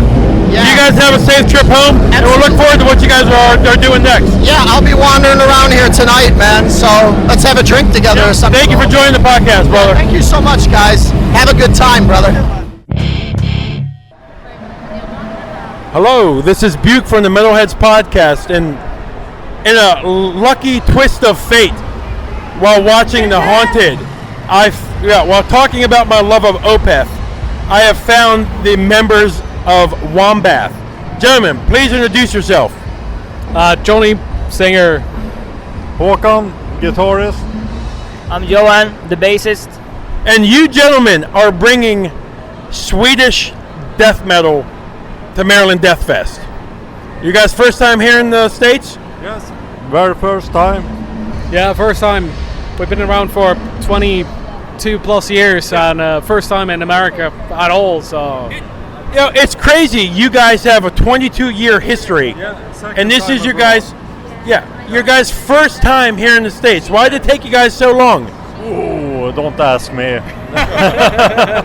It's basically like we had a good go when the birth of death metal in Sweden came around. Like, we were one of the first bands that came around, and at the end of it, it kind of went to shit, and then we had a big hiatus for a long time, and then after 19 years actually, we started working on some new material, thinking that let's do something like nostalgic, and we've put out a few re-releases and stuff like that throughout the years, but figured out, let's make a go at it, let's make a new fucking album, and thinking it will be a one-time thing, like a one-time project, bringing in friends to do all sorts of things on the album, and it ended up being such a blast that we figured, what the hell. And the album we're talking about, Downfall Rising. It is indeed. Yeah, exactly. Amazing album. That's why you guys are one of my bands personally to check out. I have to ask you guys this first off. Sweden, especially the death metal scene, has seen a lot of melodic death metal come around and stuff like that. But you guys have seemed to stay true to death metal at its roots. Well, I've had bands like In the Dreams. You heard of them? Yeah. Skin Eater. Not so much death metal. Yeah. Not so much true death metal, but still Swedish. But where's your guys' influences come from? Well, it's just the passion of death metal. I mean, we all listen to death metal on a daily basis.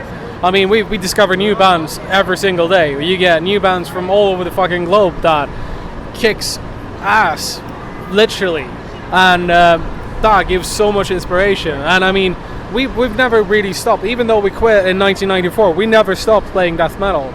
We've been in death metal bands throughout, thick and thin. When it was out of fashion, when it's in fashion, whenever. We've always stuck to it and played old school death metal because we love it. And it's our passion, and It's who you are. Yeah, it's who you are. Exactly. And us here in the States, we're a bunch of metal fans who love Swedish death metal because we don't have our own. You know? You guys fucking bring the music that we love here stateside. You know? But I have to ask you guys, though, with the Opeth and the In Flames, was it hard not to be influenced by that at all? Not really, though. Not really. I mean, they're doing their thing, and they're doing it fucking well. I mean, look at In Flames. They're one of the biggest exports in Sweden at the moment. Yeah. And Opeth as well. They're touring all over the world. They're massive. And they're doing it well. And I wouldn't discredit them for anything they've done at all. But it's just not our thing. Yeah. Now, where are you guys from exactly in Sweden? Yeah, we're from the middle Sweden. Okay. Yeah, a little place called Sandviken.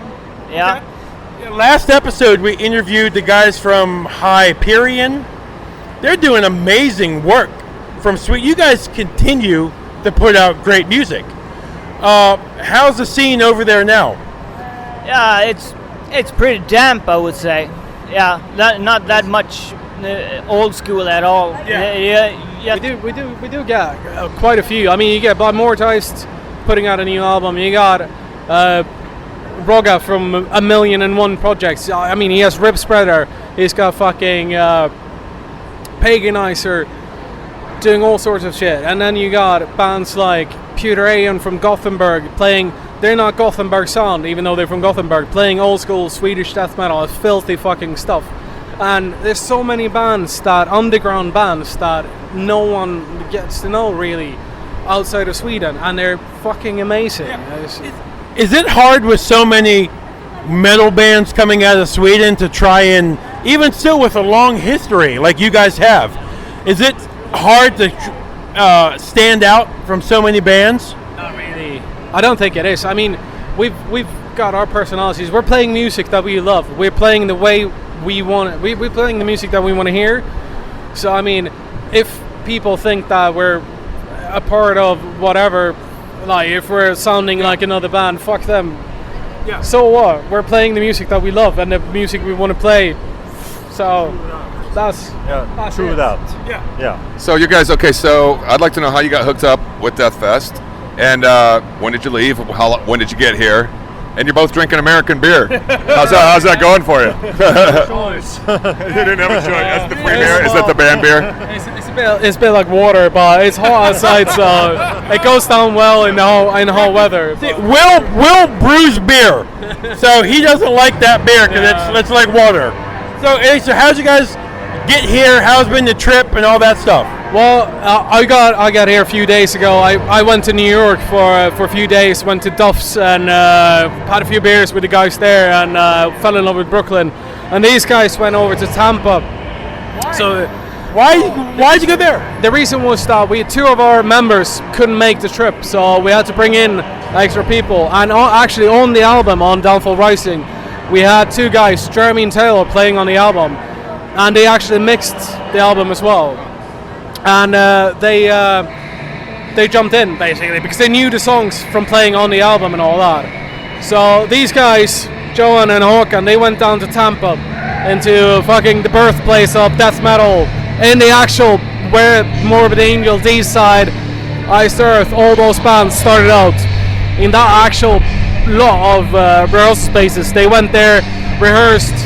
So they brought some Swedish death metal to Tampa Bay and picked their way up from a 19 journey up here, and then here we are playing Swedish death metal for the American crowd. I have to ask you, with so many years in the scene, is there any band you guys still play with that blows your mind? You're like, my God, I can't believe we're still playing with this band, or we're seeing this band play live now. Every day. I find new bands all the time. I mean, as I mentioned before, we have death metal mastermind in Sweden, Roger Johansson. Fucking hell, all his bands are amazing. We got Blood Mortized, we got Pewter Aeon, we got Sorcery coming back up again now with their new album. There's so many bands that, I mean, and then all the young kids as well. I mean, all the kids starting new bands that they might not have been signed, but they got demo bands and they're doing their thing and they're playing HM2, Swedish proper death metal, and bringing back the thing that we were doing back in the day. It's modern day. What did you guys grow up? What were your guys' influences when you guys started? Yeah, when I was growing up, it was just much black metal. But eventually, I got this contact with Håkan and Johnny, and it was mostly death metal. And I think it's mainly for myself. It's like old school death metal, like everything from the start, from like Death Mantis, Master, and then going onwards, and then finding out about like Morbid Angel bringing the atmosphere into it, and then the fucking Repulsion doing that nasty fucking gnarly grinds thing, and then we discovered like punk bands like Discharged and Doom and stuff like that, Anti-Semex, and it all just came together in this massive big fucking bang of amazing music that I think the first ones to bring it all together was like Nihilist. Like they had it straight on. Now, I have to ask, is there any band from back home you guys have wanted to see, but for some crazy reason you've never been able to see them yet? Entombed, I think, with the and a proper Entombed with the original lineup. Fortunately, like in a couple months, there's a reunion gig with proper Entombed. Yeah. And they were playing Left Hand Path and Clandestine with their original lineup, and so that will be a dream come true. That's like a childhood dream to see them again, and like we've seen them loads of times, as Entombed and as Entombed AD and all that, but never as with the full perfect lineup with that early perfect sound.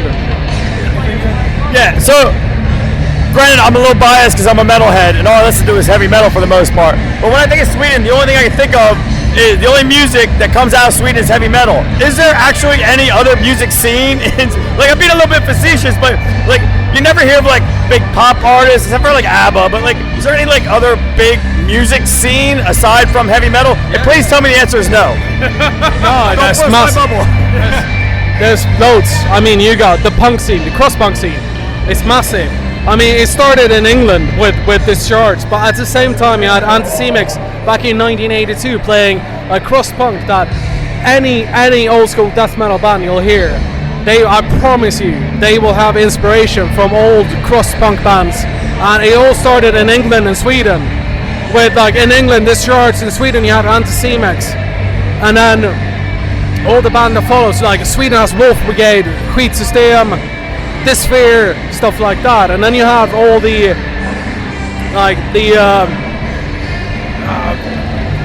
other like Gothenburg part of things, which I guess is metal, so it doesn't really count into that. But I mean, with all the metal bands in Sweden, is it kind of hard starting out? If you guys were starting out now, would it be hard with the scene so full of so many bands? Yeah, I think so. I believe so. Yeah. Because there's just so many bands doing it, right? So many bands now. Yeah. I think it's hard, but at the same time, if you're passionate about it and you just go for it, and you have a drive for it, and that's what you want to do, you'll get there eventually. So us listening to so many Swedish bands, you guys being from Sweden, do you kind of go out and like try to listen to other bands that aren't from Sweden? Just because you're like, oh, we've heard them so many times. We're going to listen to like the Florida death metal, or we're going to listen to whatever. I mean, if you're asking for like bands outside of Sweden or America, you've got loads. I mean, you got Revel in Flesh from Germany, for example. It's a prime example of a band that's keeping the Swedish death metal tradition. And then you got all the British bands, all the classic ones, obviously, Bolt Thrower, Carcass, all that. But then again, I mean, you have a few of the Dutch bands like what's our friend's band? Vadå? Vad heter Reisband? It's okay, don't worry. We're very drunk, so. Oh yeah, so are we. But yeah, check out like especially the Dutch scene and the German scene with death metal. It's amazing. So I have to ask this. I'm a big Opeth fan. What do you think about what Opeth is doing now, from where they first started? I'm not a big fan of the 70s prog rock thing. Yeah. I love Opeth. Is Michael like a big hero back home, or do people think he's an asshole? Or nah, I think he's just one of the guys. Like, he's just another guy. So of course this is a podcast. They can't see this, but your fucking beard. Has this been growing since the band started? Because it's literally like down to your waist. It's only for 13 years this one's going, so. It was down to the knee. What happened? I was drunk and I tripped over it. No, I got caught in my zipper. Awesome. So, what's your guys' future plans the next year? Are we gonna expect a new album, a tour? You maybe gonna try to come back, or is this may be the only opportunity for us here in the States to see you guys? What's your guys' future hold? Well, we got loads of stuff coming up. I mean, we got two splits coming up. One with here we go, Departed Souls. That was the band that I forgot to mention earlier from Holland, and we're playing in Sweden and Finland, Germany, possible one in Italy. So I mean, we got a shit ton of stuff coming up, and we're actually at the moment writing our new album as well. So we got the rough foundations for about 9 songs ready for the next album. So if you're not here, you're out of fucking luck. Yeah. That's what I'm saying. Because you guys aren't coming back to the States anytime soon. Well, you never know. You never know. I mean, if anyone books us, we'll be here. That's it. We live to play live, so we love it. Well, anybody else have anything else? No. Okay, anything else? We appreciate you guys taking the time, man. Yeah. We appreciate you.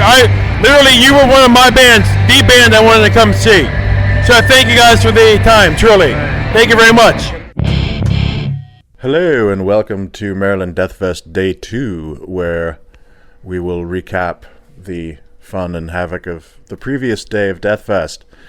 With me is, oh, by the way, I'm George, and with me is Will, John, Jay, Neutrino, and Buke. And I don't know, I think yesterday was pretty successful, at least I know it was for me. I don't know about everybody else, but I guess why don't we talk about, what everybody thought about yesterday, what your favorite bands were, that kind of shit. So, who wants to start? I guess I'll start. I'm right here. My favorite band yesterday by far was probably Gruesome.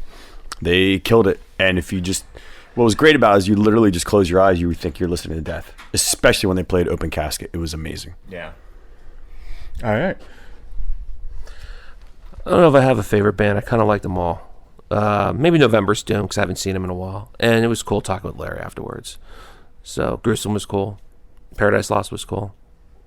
And that's all I have to say about that. Yeah, Buke did an interview with Larry from November's Doom, so that should be interspersed in here somewhere, so check that out. Jay, what'd you think?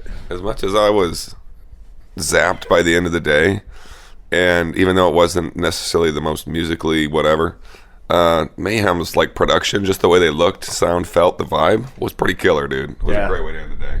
Yeah, it was. Yeah, I agree.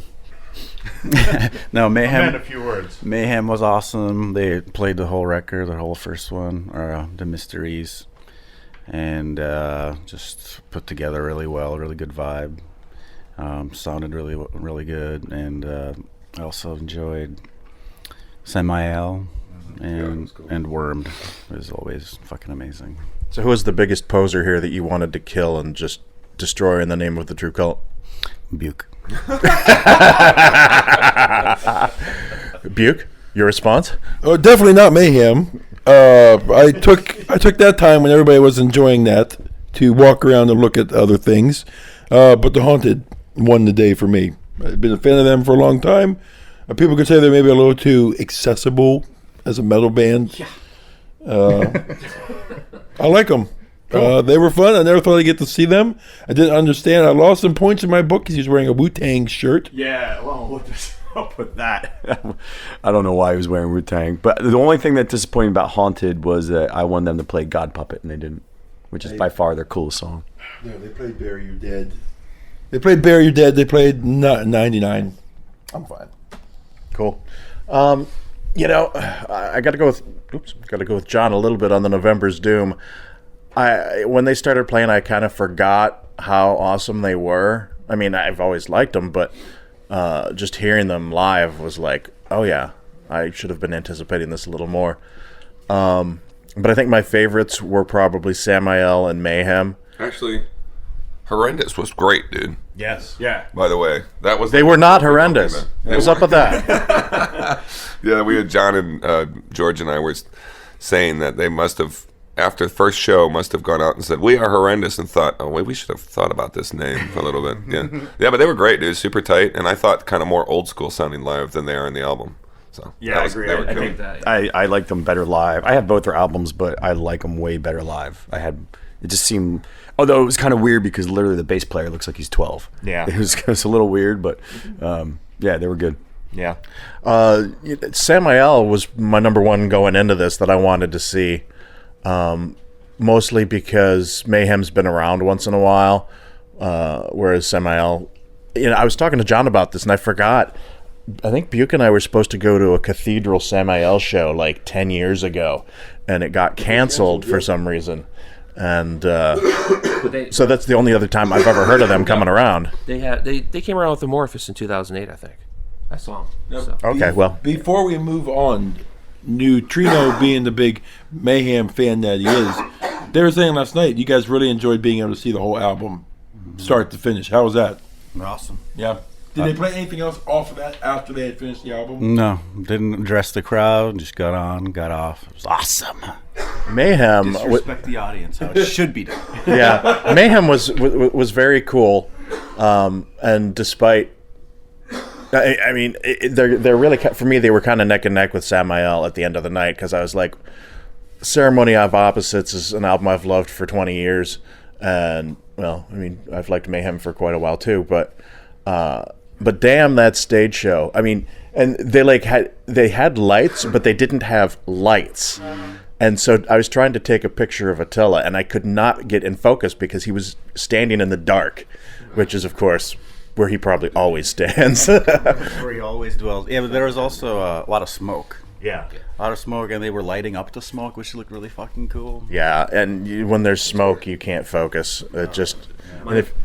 My only issue with them is I really wanted to see Hellhammer, being a former drummer, and he's just so fucking badass. And all I got was like maybe his head popped through the smoke for a second. His drum set is so huge. Yeah, you know? but it was. I got to see another He great. was wearing a pretty headband. Yeah, I thought so. I caught that little white headband. But mentioned, sorry, Galen mentioned an interesting point.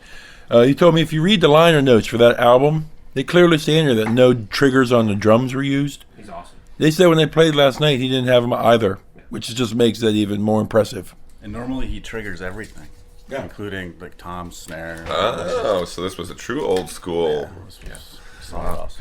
And I don't know who I mentioned to first. It might have been Jay or John or somebody, but looking at Attila up on stage and the way he moves all slow and creepy, like I was like, dude, looks like the Emperor from The Empire Strikes Back, you know? Or I said Papa from Ghost. So yeah, that too. Maybe he's...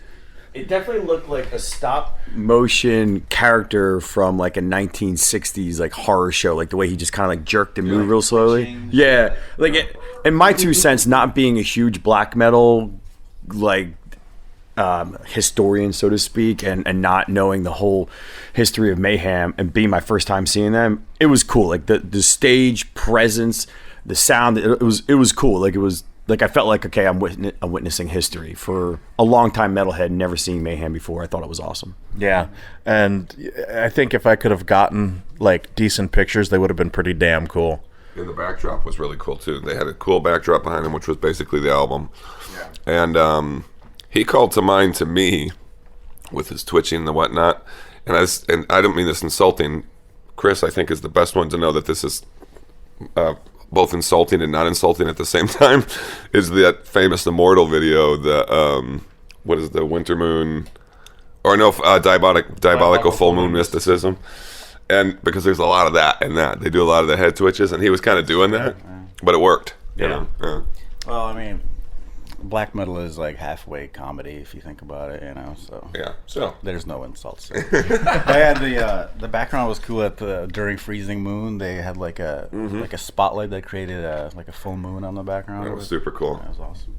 I also want to mention the band Cold. This was apparently their first U.S. appearance. Oh, I didn't know that. I reviewed those guys like, I don't know, at least 10 years ago. And so I was really interested to hear them, and I thought they sounded good. I think the singer, his makeup makes him look kind of like the dude on the album cover for Disturbed's Down with the Sickness or whatever that fucking album is. You know, the little penis-headed looking guy. But yeah, he looks kind of silly. He does. But I thought they sounded good. So, You know, one thing I wanted to mention that was very much a surprise is Gruesome was not supposed to play yesterday. Yeah, and that's right. And we were all in the parking lot, and it was supposed to be Sinister. So it was like, okay, I don't know who they are. Let's go all. Everyone went out to the car to get a break, get some water, have a beer, whatever. And then I think it was John. Yeah, he's like, hey, that's Gruesome playing. I'm like, I stopped. My ears perked up. I'm like, you're right, and like we all just like dropped everything and took off. Yeah, and it's funny because you all left, and just left the truck open. And I'm like, I was about to go after you guys, and then I was like, wait, okay, Dan and Corey and Kevin. And I'm like, and somebody had just lit a fucking grill. Yeah. Even if it was worth, I should have told you when I was leaving. I told the Nine Circles guys, just close it. I've locked it. Just close it. But I didn't realize you were still there. I was like, I am not going to just walk away from, because what if they go in and they don't close He it? told me they were going to stay. That was my bad, dude. Go around real quick. Day one impressions of Deathfest for you guys, who've never been here. Did I live up to it? Better, cheaper? I guess that is me. I've never been to it. I thought it was great. It was in a weird sort of way. I don't know why I had this impression that it was going to be like this huge parking lot and only like 200 people in it. I don't know why I thought that. I just thought it was like a bunch of people like meandering around. There's music playing, but it was very much like a concert. I don't know why I had this impression in my mind. It was just like more of like a carnival. Yeah, like a carnival, and that there's music playing. It's definitely like everyone goes to the stage, and then that is over. Everyone goes to the other stage. I mean, there's obviously you got all the merch and stuff. It would kind of be nice if the merch was more like in where the bands are and everything, because you wouldn't have to be. So you could still like see the bands and shop at the same. I want to shop and listen to music at the same time. Yeah. But beer was really expensive. It's $9 a beer, and sometimes I didn't want to go out to the car. I mean, I had hardly any beer yesterday, but when We didn't have ice. yeah. We have a lot of ice now. I got some this morning. But overall, I thought it was well organized. There wasn't too many hiccups aside from suddenly Gruesome started playing. But you told us today, we're getting ready for day 2, that they're playing again today. They said at the end. They said at the end of their set that they are playing again today. Oh, I was wondering if they do. That's Yeah. awesome, dude. So I hope they play either different songs or more death songs. And at the end, they started playing "Pull the Plug," and everyone lost their shit. And then all of a sudden, they stopped, and everyone was like, "No, come on!" They pulled the plug. Yeah, they pulled the plug. John. I've been to a boatload of different festivals. This one was probably the biggest space-wise. It was cool. There's no hassles getting in. I thought it was actually much easier than I thought it would be. Yeah, it took us like 10 minutes maybe. My only complaint, being the oldest person here, is fuck, we need more places to sit, even if it's in the sun.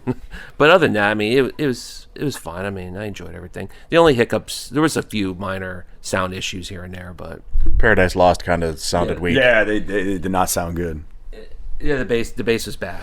It just was in and out and popping. You know, Metal Chris, I was talking to him about that, and he says most of these sound systems are set up for like hip hop and concerts like that where there's a lot of bass on. So, you know, when you have metal, he says like he was worried that Mayhem's going to sound like crap because there's going to be all bass and you wouldn't hear the tinny guitar sound.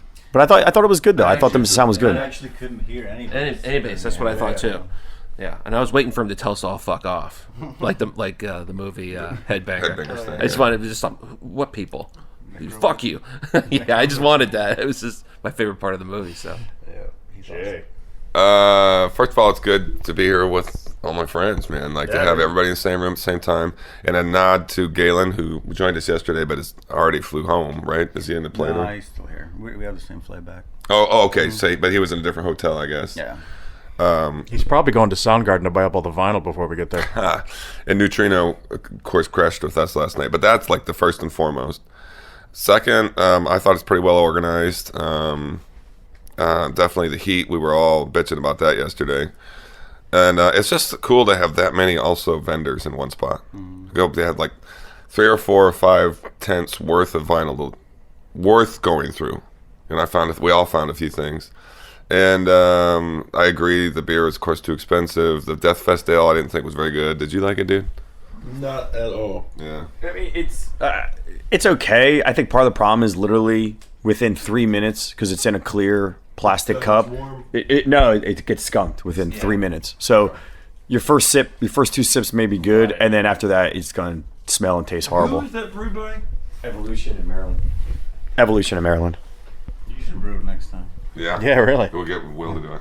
And then also I learned a personal good marathon way to drink about 10 beers. As long as you drink a water after every beer and sit down every once in a while, sit in the shade. You just figure that out now? Yeah.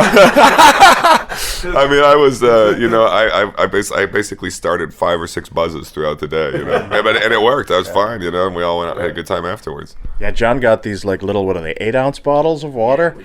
rip through that. Yeah, and I just like open one up and just like drink it all in one gulp, and then go grab another one and drink it all in one gulp, and then go get another beer. Yeah, we might be screwed tomorrow. Might have to find some more. We plowed to that stuff. Yeah, it worked out. Yeah, I agree with Jay. The best part of it was just hanging out, you know, with everybody, meeting everybody, hanging out in the parking lot, slamming beers. Complaints. The heat is just kind of unbearable for like, you know, a few hours there in the middle of the day. I don't know why they don't have like a cool down tent or something like that, you know, like where people can just chill and have some fans going or something. And I mentioned to George, why is there no like amusement park mister? Yeah. That we could all just go through real quick. I mean, they have that at like some outdoor events, you know. They actually invested in 2 super squirters. I'm sure you noticed that did nothing. Yeah, they were like squirting from the front of the stage. I kept saying, is there somebody drunk peeing up there? I will say this: if you did go to where they do have this area underneath the overpass where there's picnic tables, and it's pretty spacious. There's a lot of tables, but you know, obviously it's shaded there. You can sit down, and there's actually a weird breeze that goes through there. So I ducked in there for a few times. So that was help. But yeah, I mean, and it's not really that hot. It's like in the mid 80s. But of course, we're all outside on a hot parking lot, all wearing black. So tomorrow I'm wearing white. Of course, that's when it's going to rain and it won't fucking matter. Wait, what are you wearing today? We are all wearing our brand new Metalheads shirts with the logo by Christophe. Sorry to interrupt you. Look at the podcast veteran Will now with the transition. Man, the guy's been on some podcasts for a while, and he gets the transitions down. I like that. Yep, so we're all going to look like we're staff members or something because there's like 6 of us wearing the shirt. That's why all these guys yesterday in the parking lot were like, Buke, where's your hat? So as soon as the gates opened, it was a mad dash to get to the fucking hats because these things by day 2 were sold out. I was thinking about trying to get one, but I missed the boat on that. Yeah. That's what he just said. No, last year. Yeah, maybe I'll see if I can get one today. I wanted to point out that some of these guys got vinyl, but just for the record, I have not bought any vinyl yet. I have been very good. I looked a little bit at the Relapse tent, but I just didn't see anything that I didn't have or that like made me want to like spend the money. It's like, you have vinyl for sale. I did get the Death Scream Bloody Gore bobblehead, as did Will. Oh, you got one too? Yeah, it's over in my bag, and I think that's all I bought. That's the coolest toy. I mean, that's the coolest thing that I've seen for sale there. That was kind of unique. Yeah, the poster for the studio. Oh, thank you. Yeah, that was the other thing. Is I got the Deathfest poster, so I'll hang that up. Yeah, down in the studio or something. And we trailed off in the middle of Chris's comments there. Yeah, I'm sorry. I'm all done. That's all you have to say about that? Yeah. So for you guys who flew in, if Mayhem wasn't here, and you flew in for Deathfest, take them off the bill. He wouldn't have come. Would this have not been enough to come? Experiencing what you experienced yesterday. I mean, Mayhem was sort of like the main reason why I finally pulled the trigger. You know, because you not as a knock to you, but you like a lot of the, I would say, obscure bands that fill a bill like this. So I was really surprised you hadn't come for years. Yeah, I'm surprised too. Yeah. It just took me a while, I guess, and I didn't have any friends here. I got some bros. There you go. Yep. Well, and it used to be a lot more death metal, not as much black metal. Yeah. So like very obscure, like grind and shit. So it's more diverse these days. Yeah, I was rattling off bands who were playing last night still at the other venues. He's like, "Oh yeah, it's that old school grind band," and yeah, it used to be just that kind of stuff. Yeah, like old, like weird death metal acts that like reform just for Deathfest and stuff.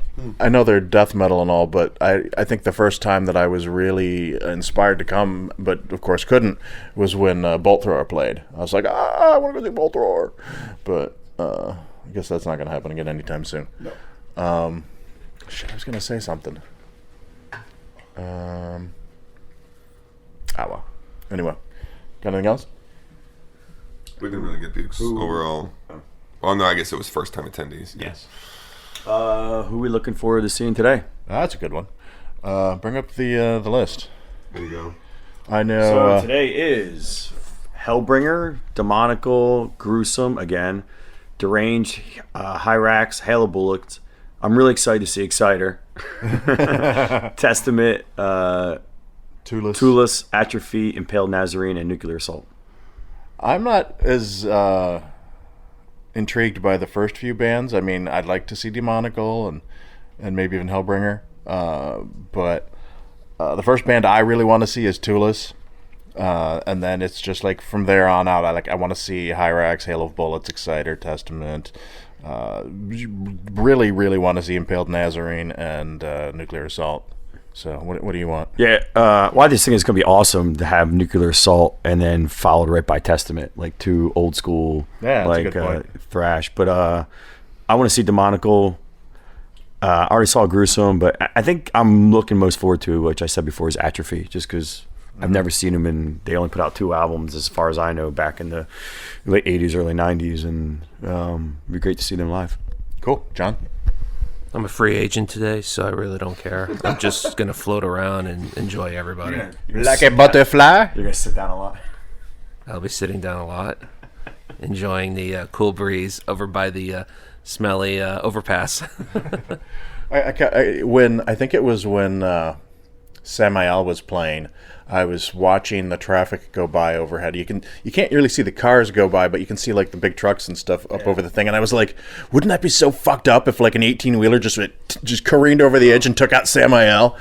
That'd be pretty fucked up. Because of the smoke, dude. I'm telling you, the smoke was going up over the overpass on Mayhem, and I was like, these people must be like, what the fuck? Because it was pretty fun. I mean, they really cranked the smoke up for Mayhem. And it goes Samael too. I mean, I was like, I can't take any pictures because there's so much fucking smoke. Yeah, it was bad. Yeah, I didn't like them. Personally, I thought I was watching Rammstein, or the bassist looked like the guy from Limp Bizkit. I thought he looked like the dude from the original Star Trek series. It was just so weird. I had never seen like an industrial metal thing like that. It was weird seeing with him, the drummer with that stand-up synth drum kit that he had. That's Zai, man. He's a badass. Just real weird, but.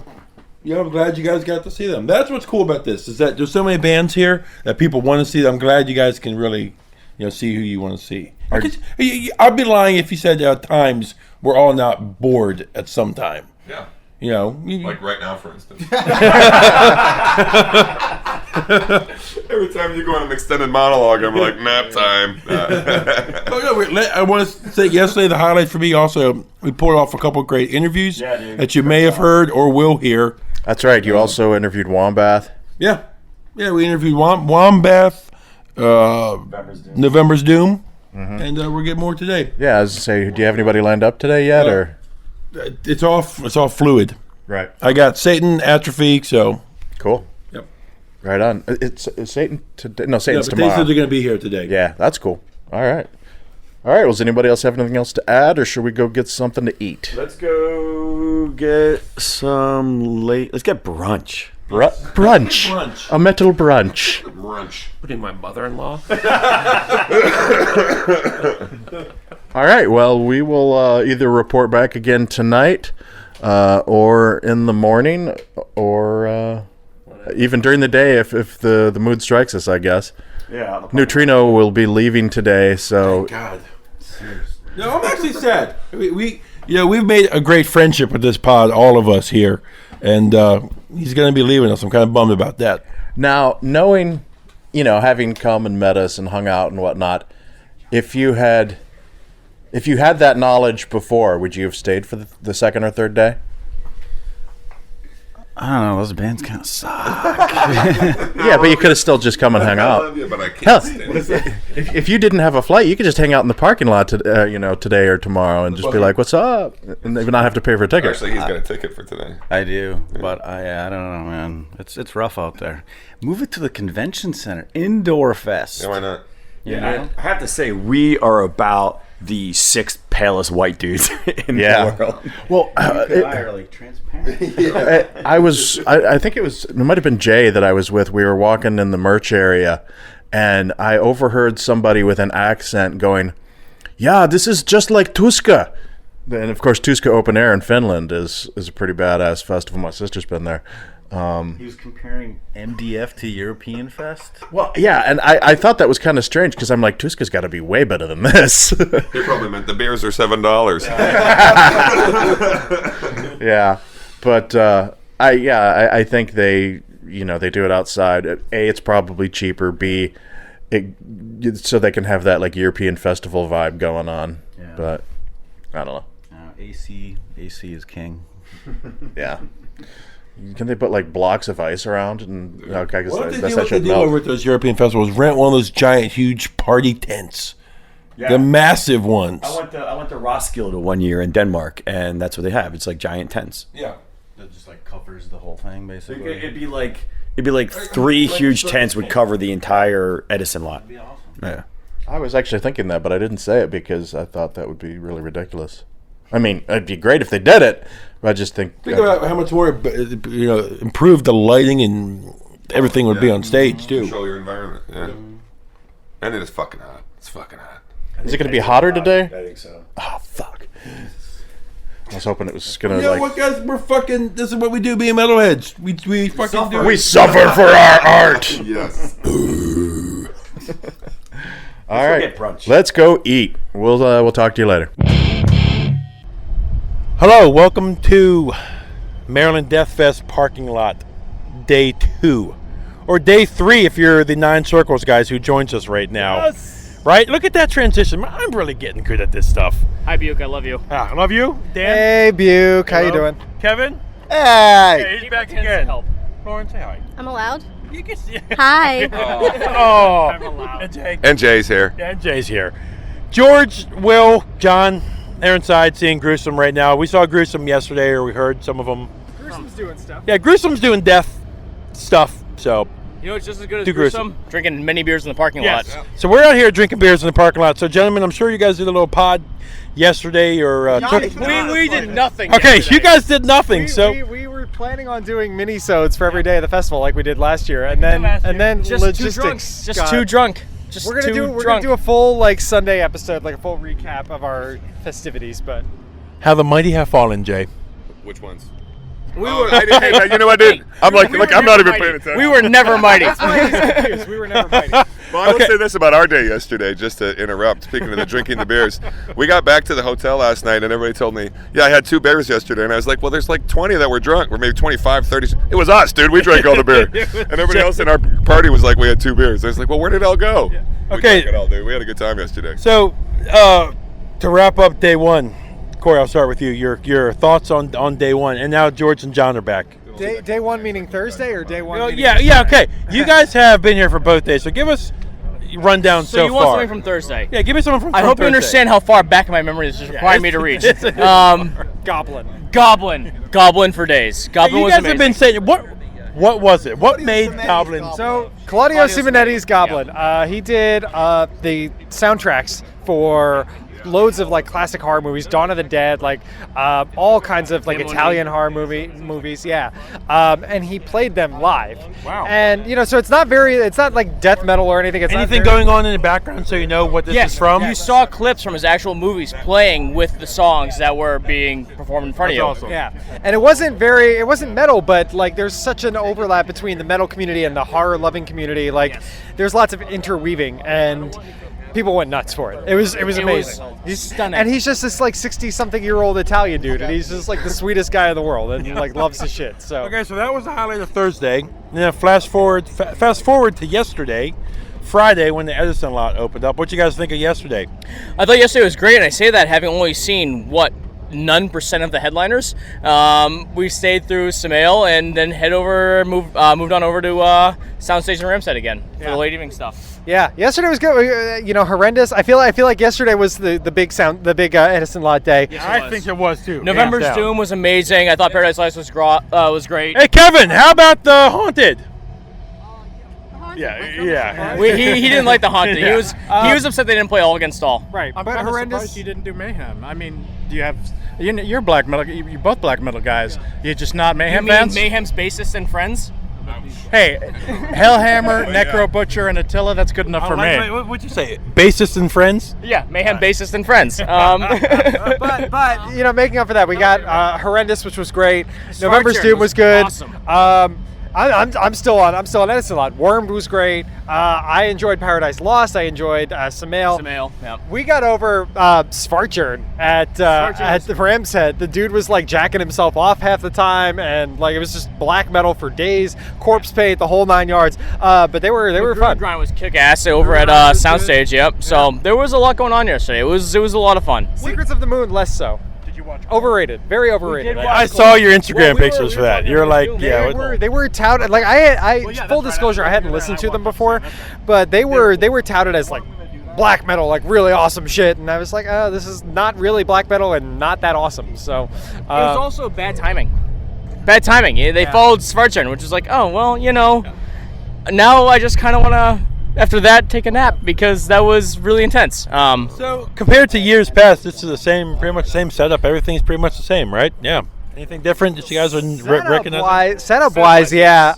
Lineup obviously is a bit down from last year. I think last year's lineup was the best they've ever had. But last year was strong. But can you guys remember a year and all the years you came with all these cancellations? No, we've had what, 3 or 4 of them already? We had 3 or 4 announced yesterday. When we poured up, Sinister.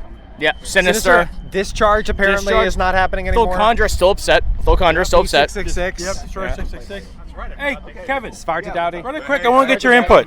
Destroyer 666 cancellation. I have to tell you, not everybody is as web savvy as we are, and I saw a few shirts here yesterday, and I bet those guys were like, "Fuck." Thanks, bro.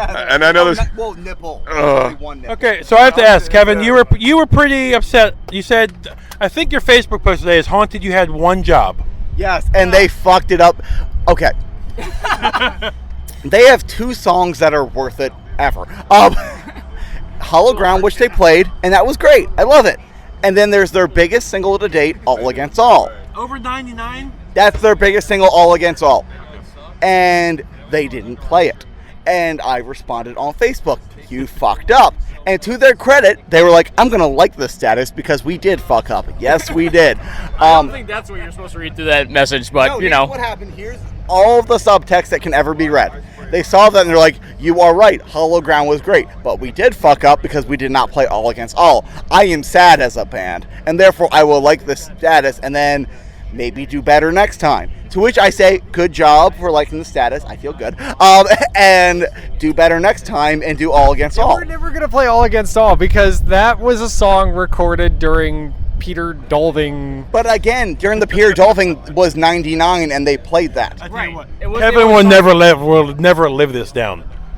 What do you want me to do here? Yeah, I agree completely. You know what? Hey, I'm not upset because they played a couple songs off Exit Wounds off their last album, and I enjoyed that album, so whatever. I mean, I'm not horribly upset because I was not expecting Hollow Ground, and they gave us that, so I'm like, all right, great, cool, that's the obscure song. You had one job. It's the same way like Corey put it. If Eiffel 65 plays a concert and they don't play Blue, they fuck up. And The Haunted, their biggest single is All Against All. If they're going to play 99 over All Against All, different finger still, they're fucking up. Okay, so we were talking about this when we got back. The Wu-Tang shirt. You guys like that? What? Yeah, Wu-Tang Clan ain't nothing to fuck with, man. Exactly. He came on stage, I'm like, I know what the logo is, the yellow W. I was like, let me get closer. Let me see if it says something. Marco Aro knows what's up. That's all. I mean, okay, you wearing that best shirt I've seen this entire festival. So I have to ask, Lauren, you're an amazing girl. You come here to support your man, and as a fan. Clearly apathetically. Yeah. How is this for somebody who, likes a little of the music but comes here? This is not my favorite year. I love her. It's not. It's really not. Yeah, you're bored silly, right? Yep. I hope your phone has enough battery and stuff to last you the day. Soon. Jesus Christ. Jeez, well, it was good hanging out with you, Lauren. Well, Lauren, we love you. She may come tomorrow, but again, this year is more about the drinking than the actual seeing bands that are worth. I guess we'll see you next year then, sweetheart. Well, let's be completely clear. Maryland Deathfest is amazing. The bands are amazing. At this point, he almost said Mayhem. He's secretly upset about not seeing Mayhem. Or is he not upset about saying that the Mayhem Fest is not continuing I'm secretly upset anymore? about not seeing Mayhem back in 1994. What I was going to say was MDF as amazing as it is as a situation, it's only become as amazing as it is because of the last year meeting you guys and having this experience in the parking lots. This is what makes MDF, and this is why we're here. If you guys would come here, I'd be sad Buke sitting here in the parking lot. Right. I'd probably find a way down here, and we just sit here by ourselves and drink and talk about life, buddy. It's all good. So, guys, as we're about to end the recording, anything you guys want to say? Jay is here, but George and John have come back from seeing Gruesome. Well, Gruesome were good, but they played most of the same stuff they played yesterday. That's so right. I knew they were going to. They did one new song, but I kind of wanted to come back for beer. Yeah, because we're not gonna. I want to see every other band after this, so I probably won't be out here again. So yeah, the reason maybe I don't know. Hey, I want to see all the bands. Tomorrow I'll be here out here all fucking day. I'll be at the car a few times today for beers. I'll be here all day until the Testament. To be perfectly honest, I could probably leave halfway through Testament and come out here and have some because we don't need to see all of Testament again. I love Testament live. So yeah, they're great. I love them, but I've seen them a dozen times. So why, Literally after we saw them with Anthrax at one tour. I just saw them with Slayer like a month ago. Yeah, not me though. I have to show you guys what to without Buke. Okay, well, this is a report from the parking lot on day 2 at Maryland Deathfest. What El Duce? What? We will talk to you guys He later. was in the. Hold on, I'm trying to end it. Sorry. You need a clean ending. What are you looking at? We'll talk to you guys later. Okay, so after interviewing Corey and Dan and the Nine Circles guys in the podcast here on day 2, I've hooked up with my best friend. I'm here with George. George, day 2, Edison. Last year we were here by ourselves. What are you thinking today, or how are you feeling right now? I mean, it was great last year, just you and me, the bonding, everything. It's like your first time. But I got to say, and it's unfortunate because we didn't really see each other all that much yesterday. No, we really didn't. But I got to say, I really love the whole group mentality. We got so many people here this year. And it's just so much more fun with this many people because, there's generally somebody in the group that you can go see a band with if they want to go see them. Yeah, it's like if I want to see a black metal band, I can grab one of the guys that are into that, and if you want to see a death metal band, you can do the same. And that's sort of why we didn't hook up too much yesterday because we were off kind of doing our own thing. But yeah, so I mean, last year was great for what it was, but this year is also great for what it is. Now we have a family here. Exactly, it's a family, and I got to say, I really love that. I mean, metal in general, I've always considered the metal fans to be a family. It's like, we can be diverse in our backgrounds in so many different ways, but we all come together with metal, and I just love that. I really do. I mean, as far as I'm concerned, everyone in this show is my brother and sister in some way or another. I just haven't maybe met them yet. And as sort of a really misanthropic, antisocial person, this is the sort of thing that makes me feel part of something. This is why we all like metal because, look, we have a group of 8 people here or so over our shoulder hanging out. Yep. This is why we love metal because, metal brought us all together. This is our... It's like a Manowar song. Yeah. It's like a Manowar song. Metal is what brings us all together. Yep, this is what it's all about. Just like you said, we didn't get to see each other yesterday. Not for, of course, anything wrong with you and I. No. Just simply we have so many people with us. Yeah, and you were doing interviews and stuff, and there was a lot of bands I wanted to see yesterday. So I was just like, I'm gonna stick with that. And you were doing interviews and socializing and things like that. So. It's cool. Yeah. Gruesome. Did you go up and see them on the stage yesterday? Because you just got back from seeing them a second time. Yeah, I watched them a little bit yesterday because, you guys were coming out when I was going in, and I went in and took some pictures and did some video and watched them for a couple songs. But, I really kind of wanted to get back and hang out with the group, so I didn't catch the whole set. This time I watched almost all the set, and, they really are awesome.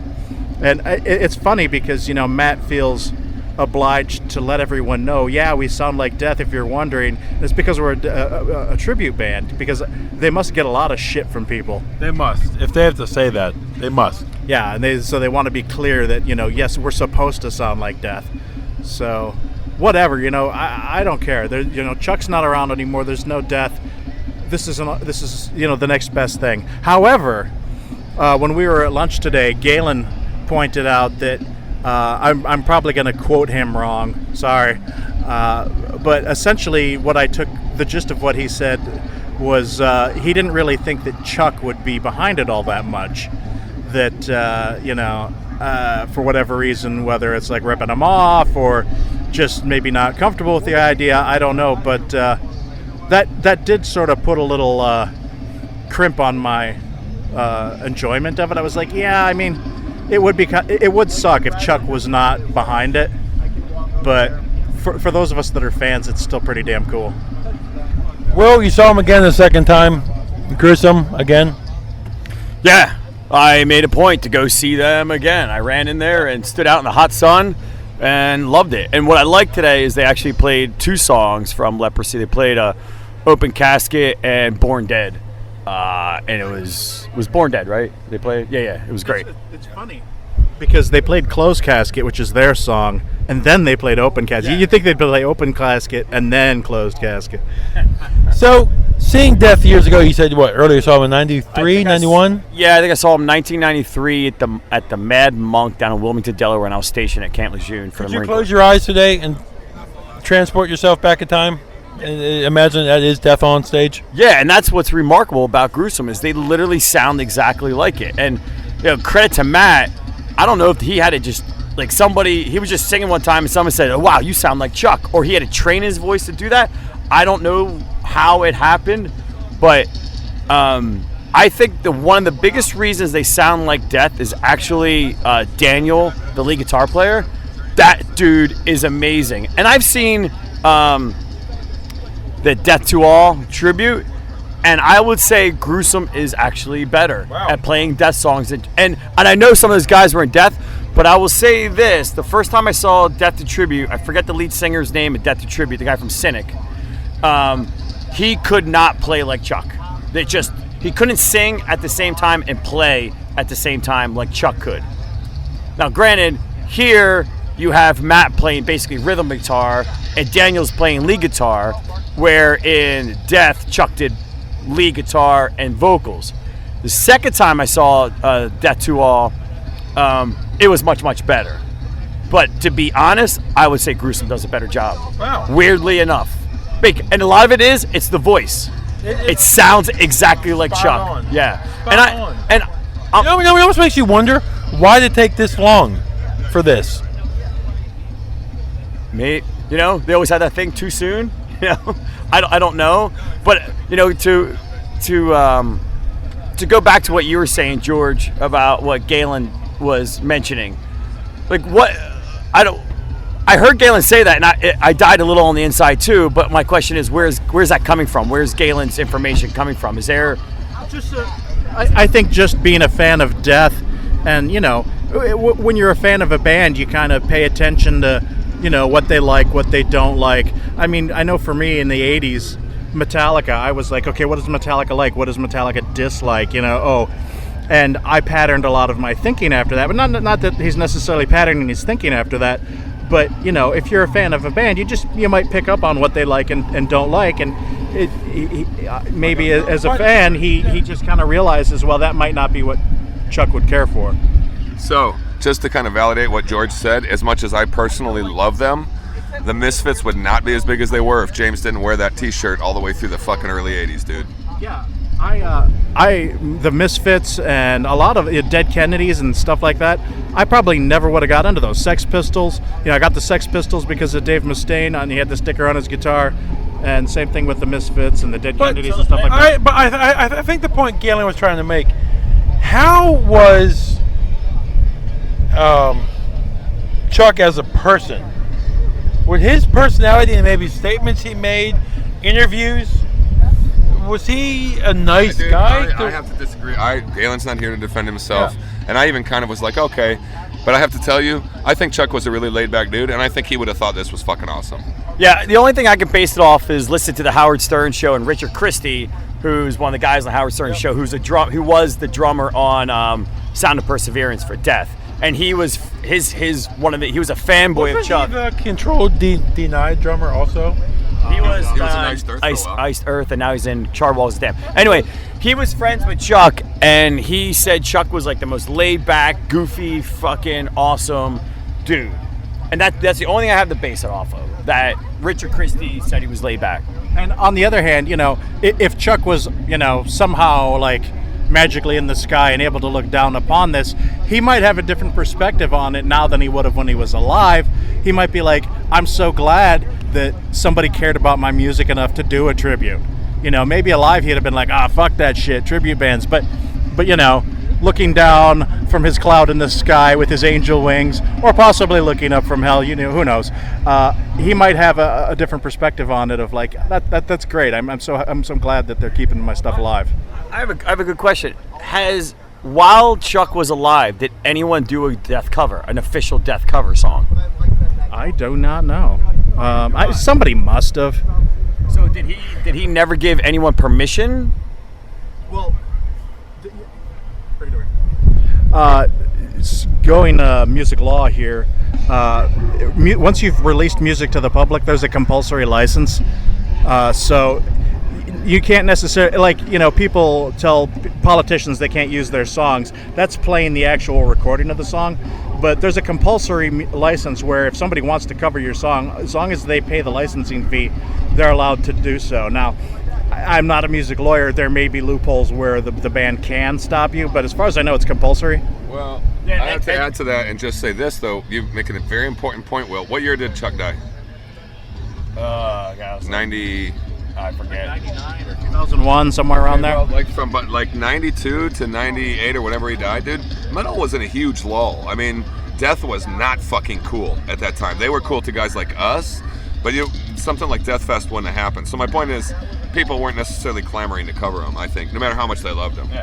Hey, here's another point, is Chuck did a famous cover song, Painkiller, on Sound of Perseverance.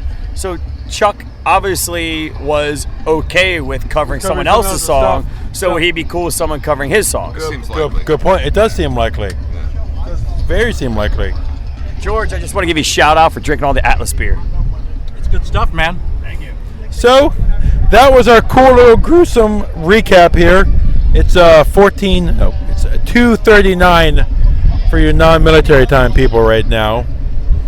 Pulling in, the Monocle was playing. They sounded right up my fucking alley, and I love those guys. They sounded amazing. Too bad we couldn't make it there and see them, but you know what? There's always another time. Just one thing. I just noticed that Robin, the bassist in Gruesome, is also in Durketta, which I'm a huge fan of. That band rocks. It's like 2 women and 2 men from Pittsburgh. Oh, they are awesome.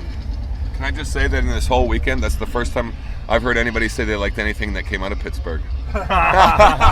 Hey, I went to graduate school in Pittsburgh. Okay. No, but that's a hockey reference. That's our midday check-in again with the guys on here on the Metalheads podcast. Fuck the Penguins, and we'll see you later.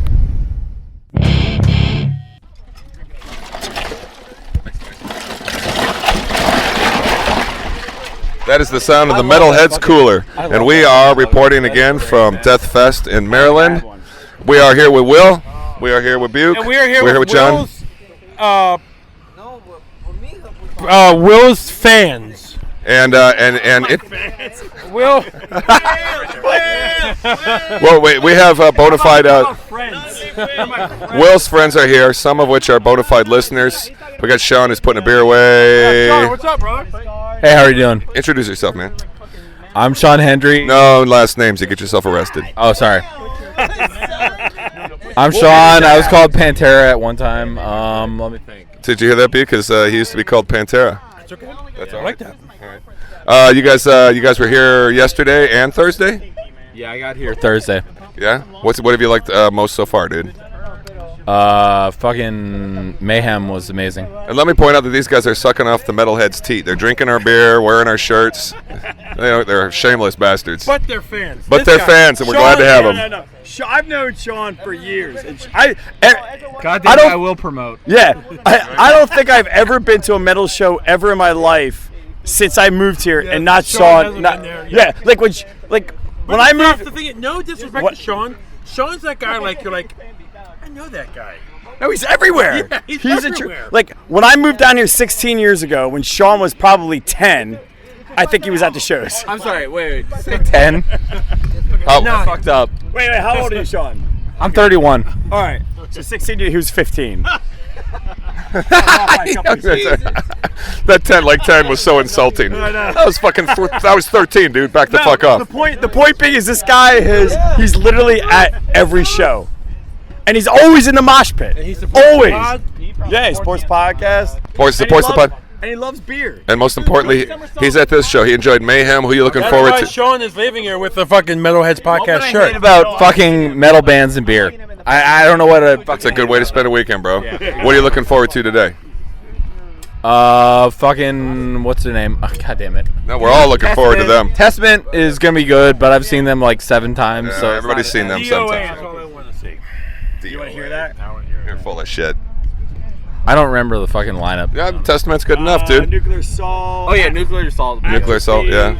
Exciter, Pyrex, Not Hail of Bullets. I only have Edison Lot. Yeah, we're doing.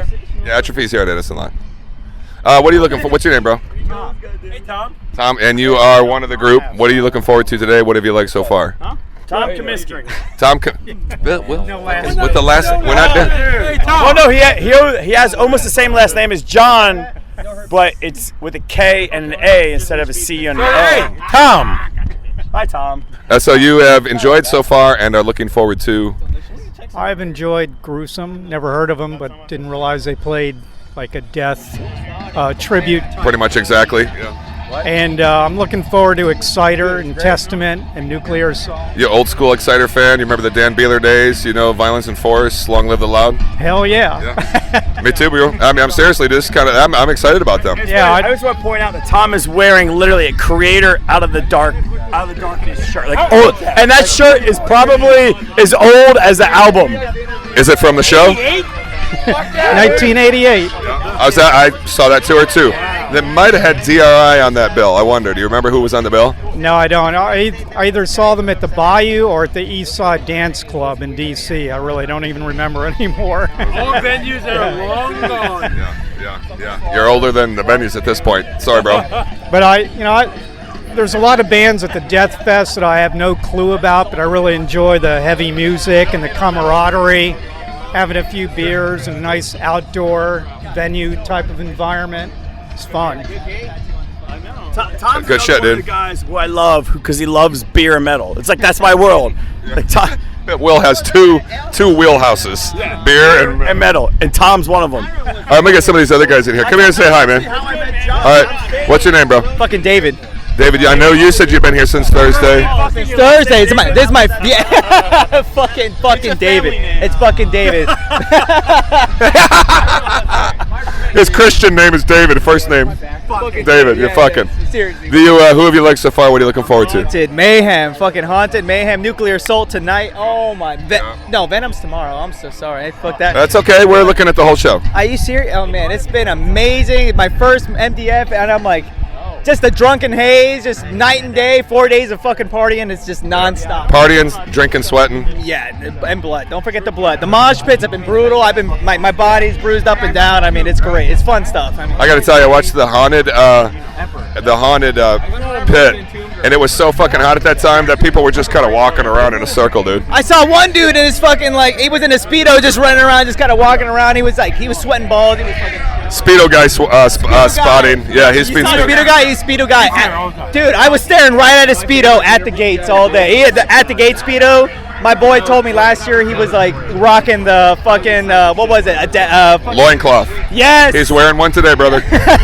We saw him already. He's got a loincloth. And he's got the fucking perm going on. He's waving in the wind right now. I fucking love it.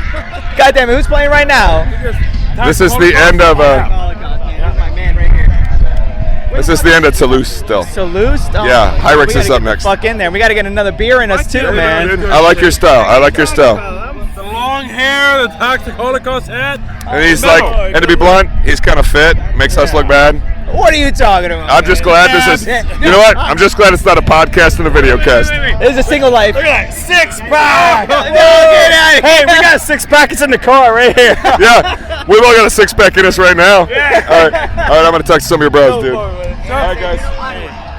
So, hey, what's your name, brother? Steve, brother. And Steve, you have been here for the whole show. Oh, no, I got here kind of late, at 2 p.m.-ish. Today or yesterday? Today. Okay, so you haven't seen much yet. No, this is the first year for me, brother. What are you looking forward to? Hyrax, and Hail of Bullets and Exciter. Playing right now. I know, God Yeah, damn it. we need to get in there, though. Why are you, rooting this for me? You know what, dude? Let's wrap it up. You and I are going to go watch Hyrax right fucking now. This is All going right. to be good. Okay. It's going to be good. Well, I got to hand it off to you because me and my bro got to go see Hyrax at this moment. Oh, no, hand it off to Buke because I'm. All right, Buke's going to wrap it up. We're going to get the last guy. Yep. Sir, I was going to say. my Puerto Rican friend, your name? Thank you for it, sir.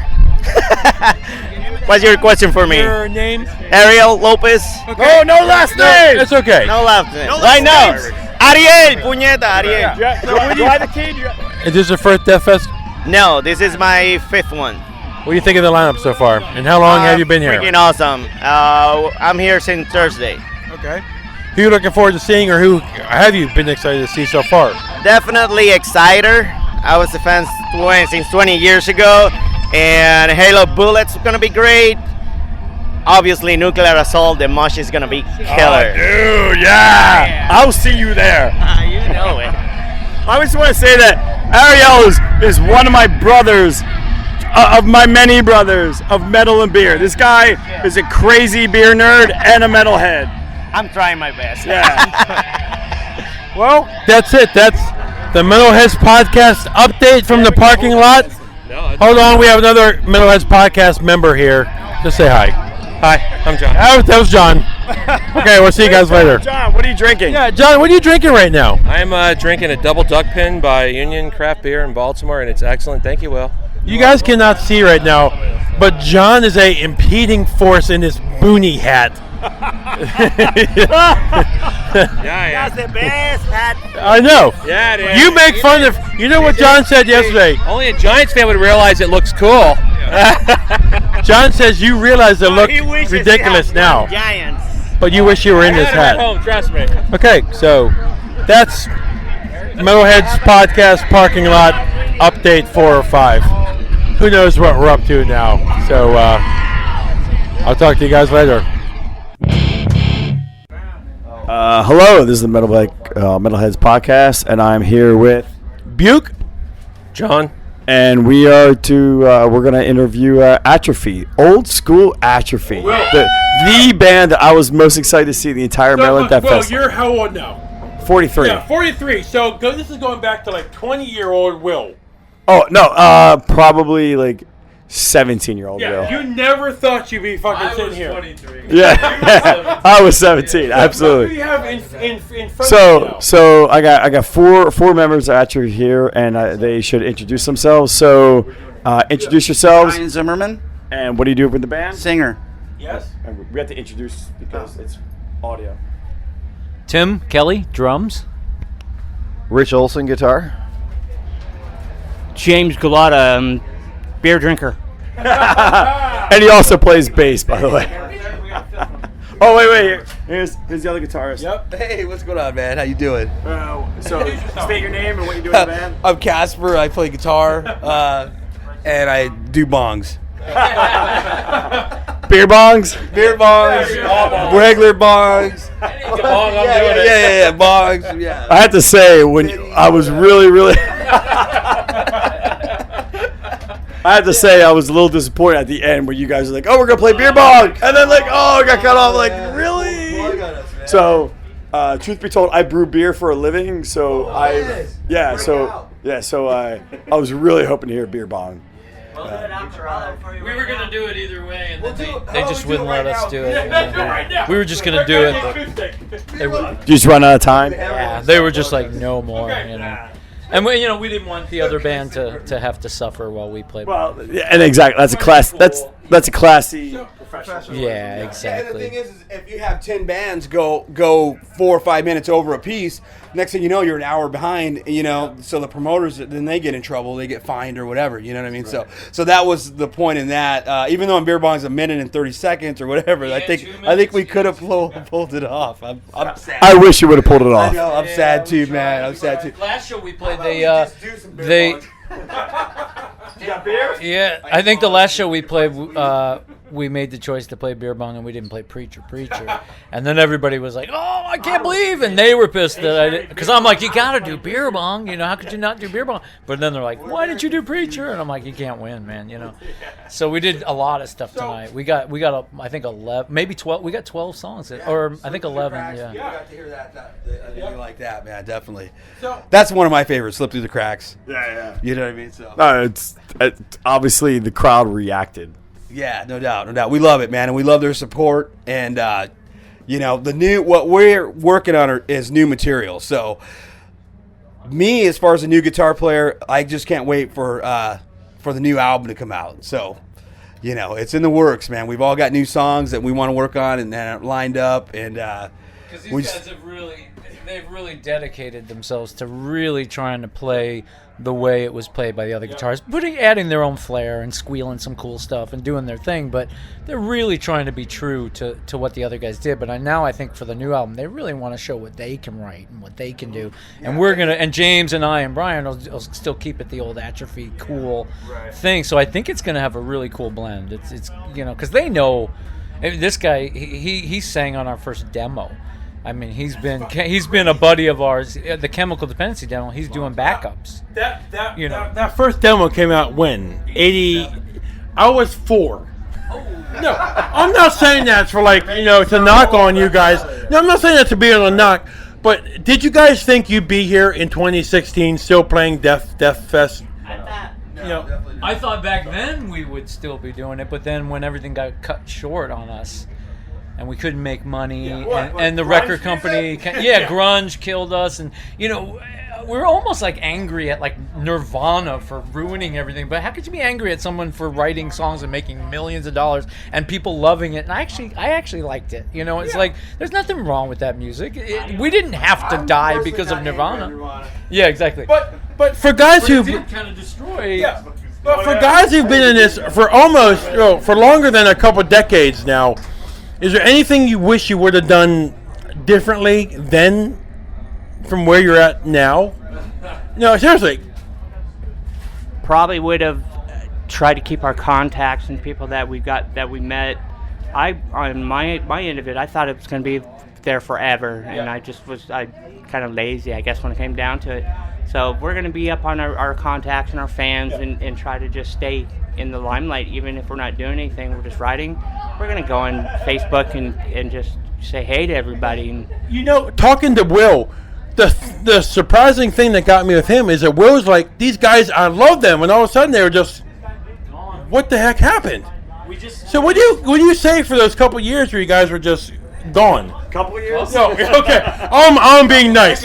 Yeah, couple. No, I think we all kind of just got on with our personal lives and realized that, we can't make money doing this. We love doing it. And the funny thing is we never stopped playing. Like as soon as Atrophy ended, I joined another band in Tucson and I played and played and played. So what other bands were you in the last 20 years? We played together, James and I, in a band called Maniac Kill. It was it was like almost a Danzig type band. The singer had this low, crazy voice, and we just added some cool flair to it. Then we played in a band called Head Circus together. Then he went and played with other bands. I played with other bands, and I never stopped playing the drums. I just always play. I play every day at home. I play every day with other bands. And, what we always love Atrophy. Atrophy has always been our home. And I have to say, it shows because you guys literally, I was saying earlier to James that, like, seeing you guys play live tonight, it's like you never lost a step. Like, it literally, it sounds exactly like it did on the album when I was listening to it back in the late 80s, early 90s. Like, so to me, it was amazing. Like, to the point that it sounded like you guys have been friends and occasionally got together and still kept the sound seven times a week to go keep playing this music. It was like it's like that old saying, riding a bike. I mean, I didn't even listen to the CD to go, what did I do back then? It just came back to me. Whatever I did, it just, my hands just went there and did it. And poor Brian, he lives in Arkansas. Yeah. I think he's literally jammed with us 4 times at practice in the last like 8 months, and then he played a show with us in LA, and then tonight. And that's all this poor guy's been able to do with us. The four of us have been practicing 3 days a week, working and working and working. And he comes in here and he's like, "How fast are we going to play Puppies tonight? I don't even know," and he just got to jump on it and do the best he can. Well, I have to say, being a fan, that I have not listened to, Socialized Hate or Violent by Nature that much in the last 25 years, but once a year or something I put them on, but I can still recite almost every word, every lyric, because it's like you said, it's like riding a bike.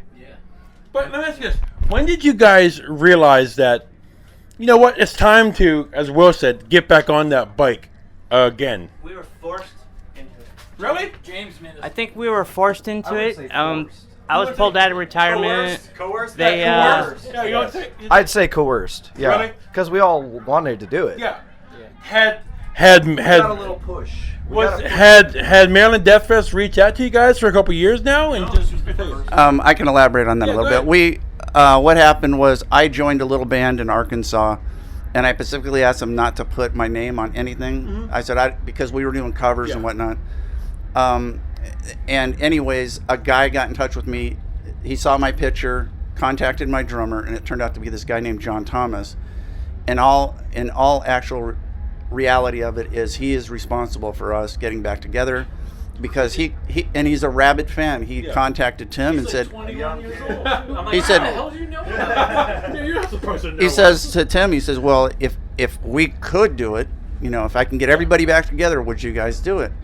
And he even tried to get in touch with Chris, and Chris said no, because he's a doctor now.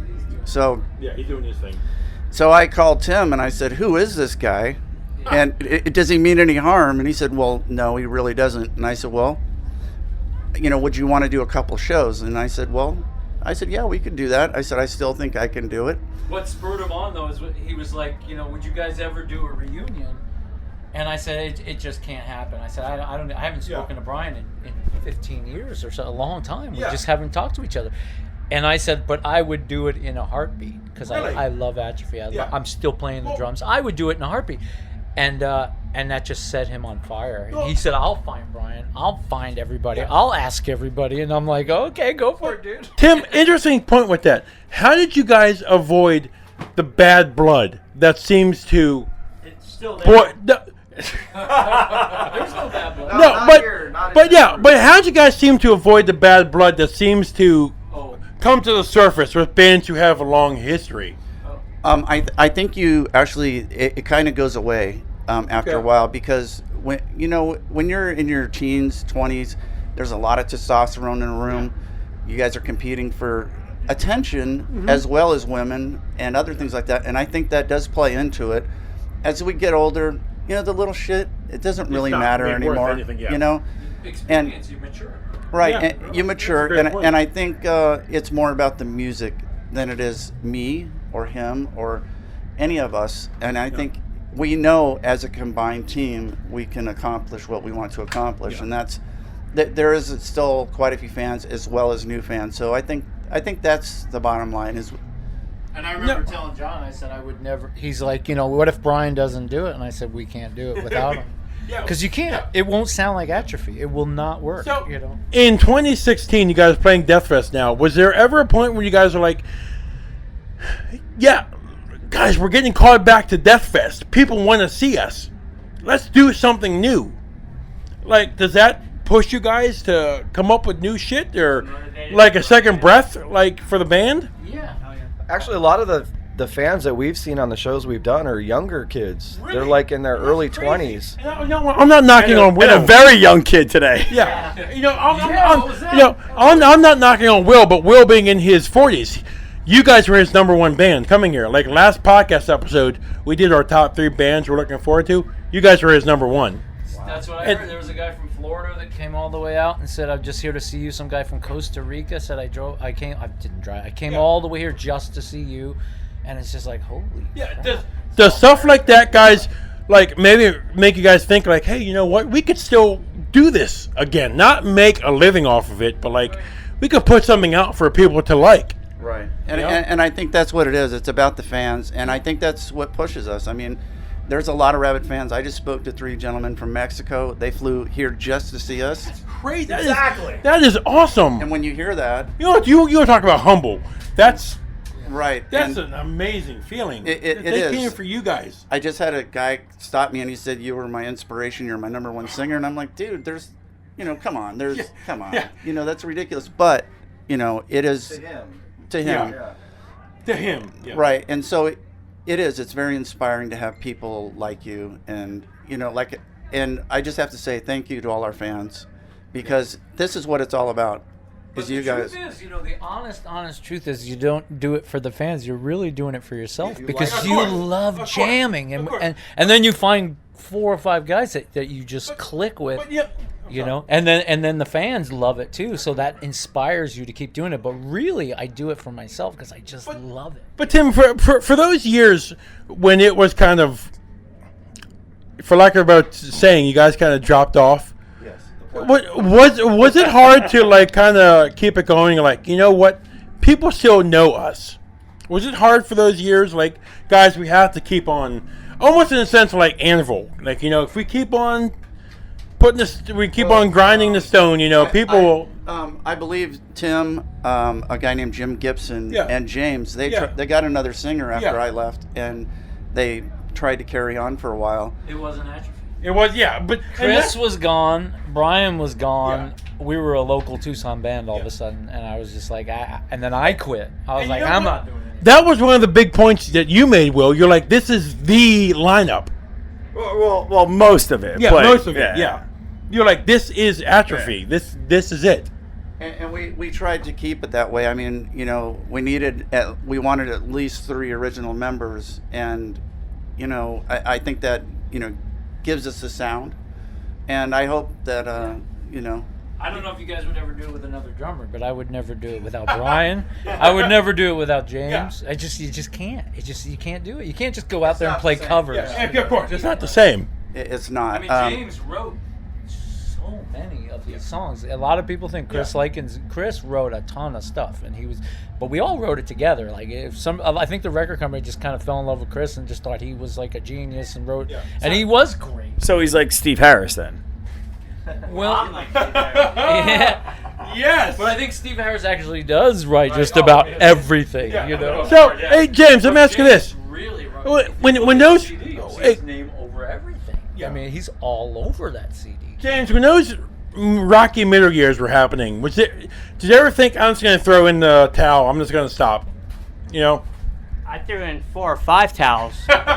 I'd given up, and there wasn't really anything going on for me in Tucson musically. And I sold all my shit and bought. Sorry, can I say shit? Yeah, go ahead. I sold all my fucking shit and. My kids are listening. Go ahead. And paid some bills, and then there was a long time I hadn't picked up a bass in 10 years. Wow, are you serious? serious? I kind of got him back into it. These guys were teaching me songs that I wrote. And I'm like going, songs that you wrote, you're like, what did I do with that? Yep. And they're going, well, what they did on the album was. And you're I'm like, that was me. That was you who did that. Yeah. And I blessed their heart, because, they steered me in the right direction, but, when it came down to the final decision, me and Tim had the final decision. Was there, but at the end of the day, was there a point when you're like, you know what, there's this calling for us to come back, but really we live far away, it's a hassle. What was the main motive for you guys being here? Facebook. Really? Facebook. Social media. Really? It's very powerful. I mean, you can do so much as a band through social media that you didn't have decades ago. Plus, we got to use free advertising. We got to advertising. use the name Atrophy again. Like if we all got if James and I said let's start a new band and call it whatever, it's like you're starting from scratch and you got to show people. It's like people really like Atrophy, and it's like, and I love Atrophy. I never stopped, and I had a lot of regret that it didn't work and that we had to just break up, and Chris went his way and Brian went his way, and it was sad. I had a lot of regret. Like, why didn't we do it right? Yeah, Tim, I don't mean to interrupt you, but do you ever think about back in the day, and you just said it, but do you ever think with the quality of the product you put out, why weren't we the major band? Every day, I think if we put out 4 albums, maybe our 5th album would have exploded. And and it's like that John Thomas. It's so funny because when he contacted me, he's like, "You're my favorite band ever," and he's like, "Metallica's cool, Megadeth's cool, Slayer's cool, but Atrophy." I'm like, "Are you fucking kidding me?" Serious? Yeah. How could you say that? And then some guy on Facebook said, "Atrophy is my #1 favorite freaking thrash band ever," and John Thomas said, "Well, who's your second?" He's all Slayer. And it's like, you can't say that. Serious? How could you say that? But you are somebody's favorite band. But literally, Will here. Atrophy's my favorite band. Will coming for all 3 days, you guys were his #1. And it's crazy that it resonates. It resonates. No, I want to see you guys. Yeah. Seriously. Yeah. Because I was such a huge fan. I'm like, what happened? Like, I was literally in high school when you guys were like, socialized hate and violent by nature. I'm like, well, what happened? Like where did you guys go? And I was so excited. And I literally, I said this earlier, but it's not the Atrophy from 20 years ago, 25 years ago. It's not those guys. I said on the podcast, in the last podcast, I had a mea culpa, no, it actually is those guys. Yeah. And I was so excited. I mean, you have to go back and listen, which you guys probably won't. And but it was like the old Atrophy, didn't it? No, and that was the thing. It did. Two things that made me super happy. 3 things. One, you guys sounded like you never skipped a beat. It's almost if you've been playing together for 20 years. 2 is that I wasn't the only person reciting every lyric note for note. I mean, you guys saw it. There was a ton of people who knew your music, and you haven't put out new music in some 20-some years. I told Brian, make sure you get everybody to come close. He didn't have to. They just people. It was so cool. The third thing was, as you guys saw, the little kid running around the mosh pit. It was super cute. I have 2 kids of my own who are very young. I would love that to be them. I had to point that out. You did. It was super adorable. Yeah. And to answer your question, I think I hear a lot from fans. What happened? You guys were just kicking ass. You were at the top of your game, and we were waiting for your 3rd album. And you guys were, something was going to happen. For instance, for lack of a better term, on top of the world. We were for a little while, and I think our 3rd album we could have pulled headline tours and started easily. And it wasn't in the cards. When Chris left, it really changed the dynamic of the band. It didn't change for us. When we were in Europe, I remember I went out to lunch with Chris, and he said, "I'm leaving the band. I have to do I'm going to med school and all that stuff." And we had done 2 shows without Chris because he was taking his MCAT, I think, tests and stuff. And Rick just stepped up and played great. And we were like, I think we're going to be fine. We can do this without Chris.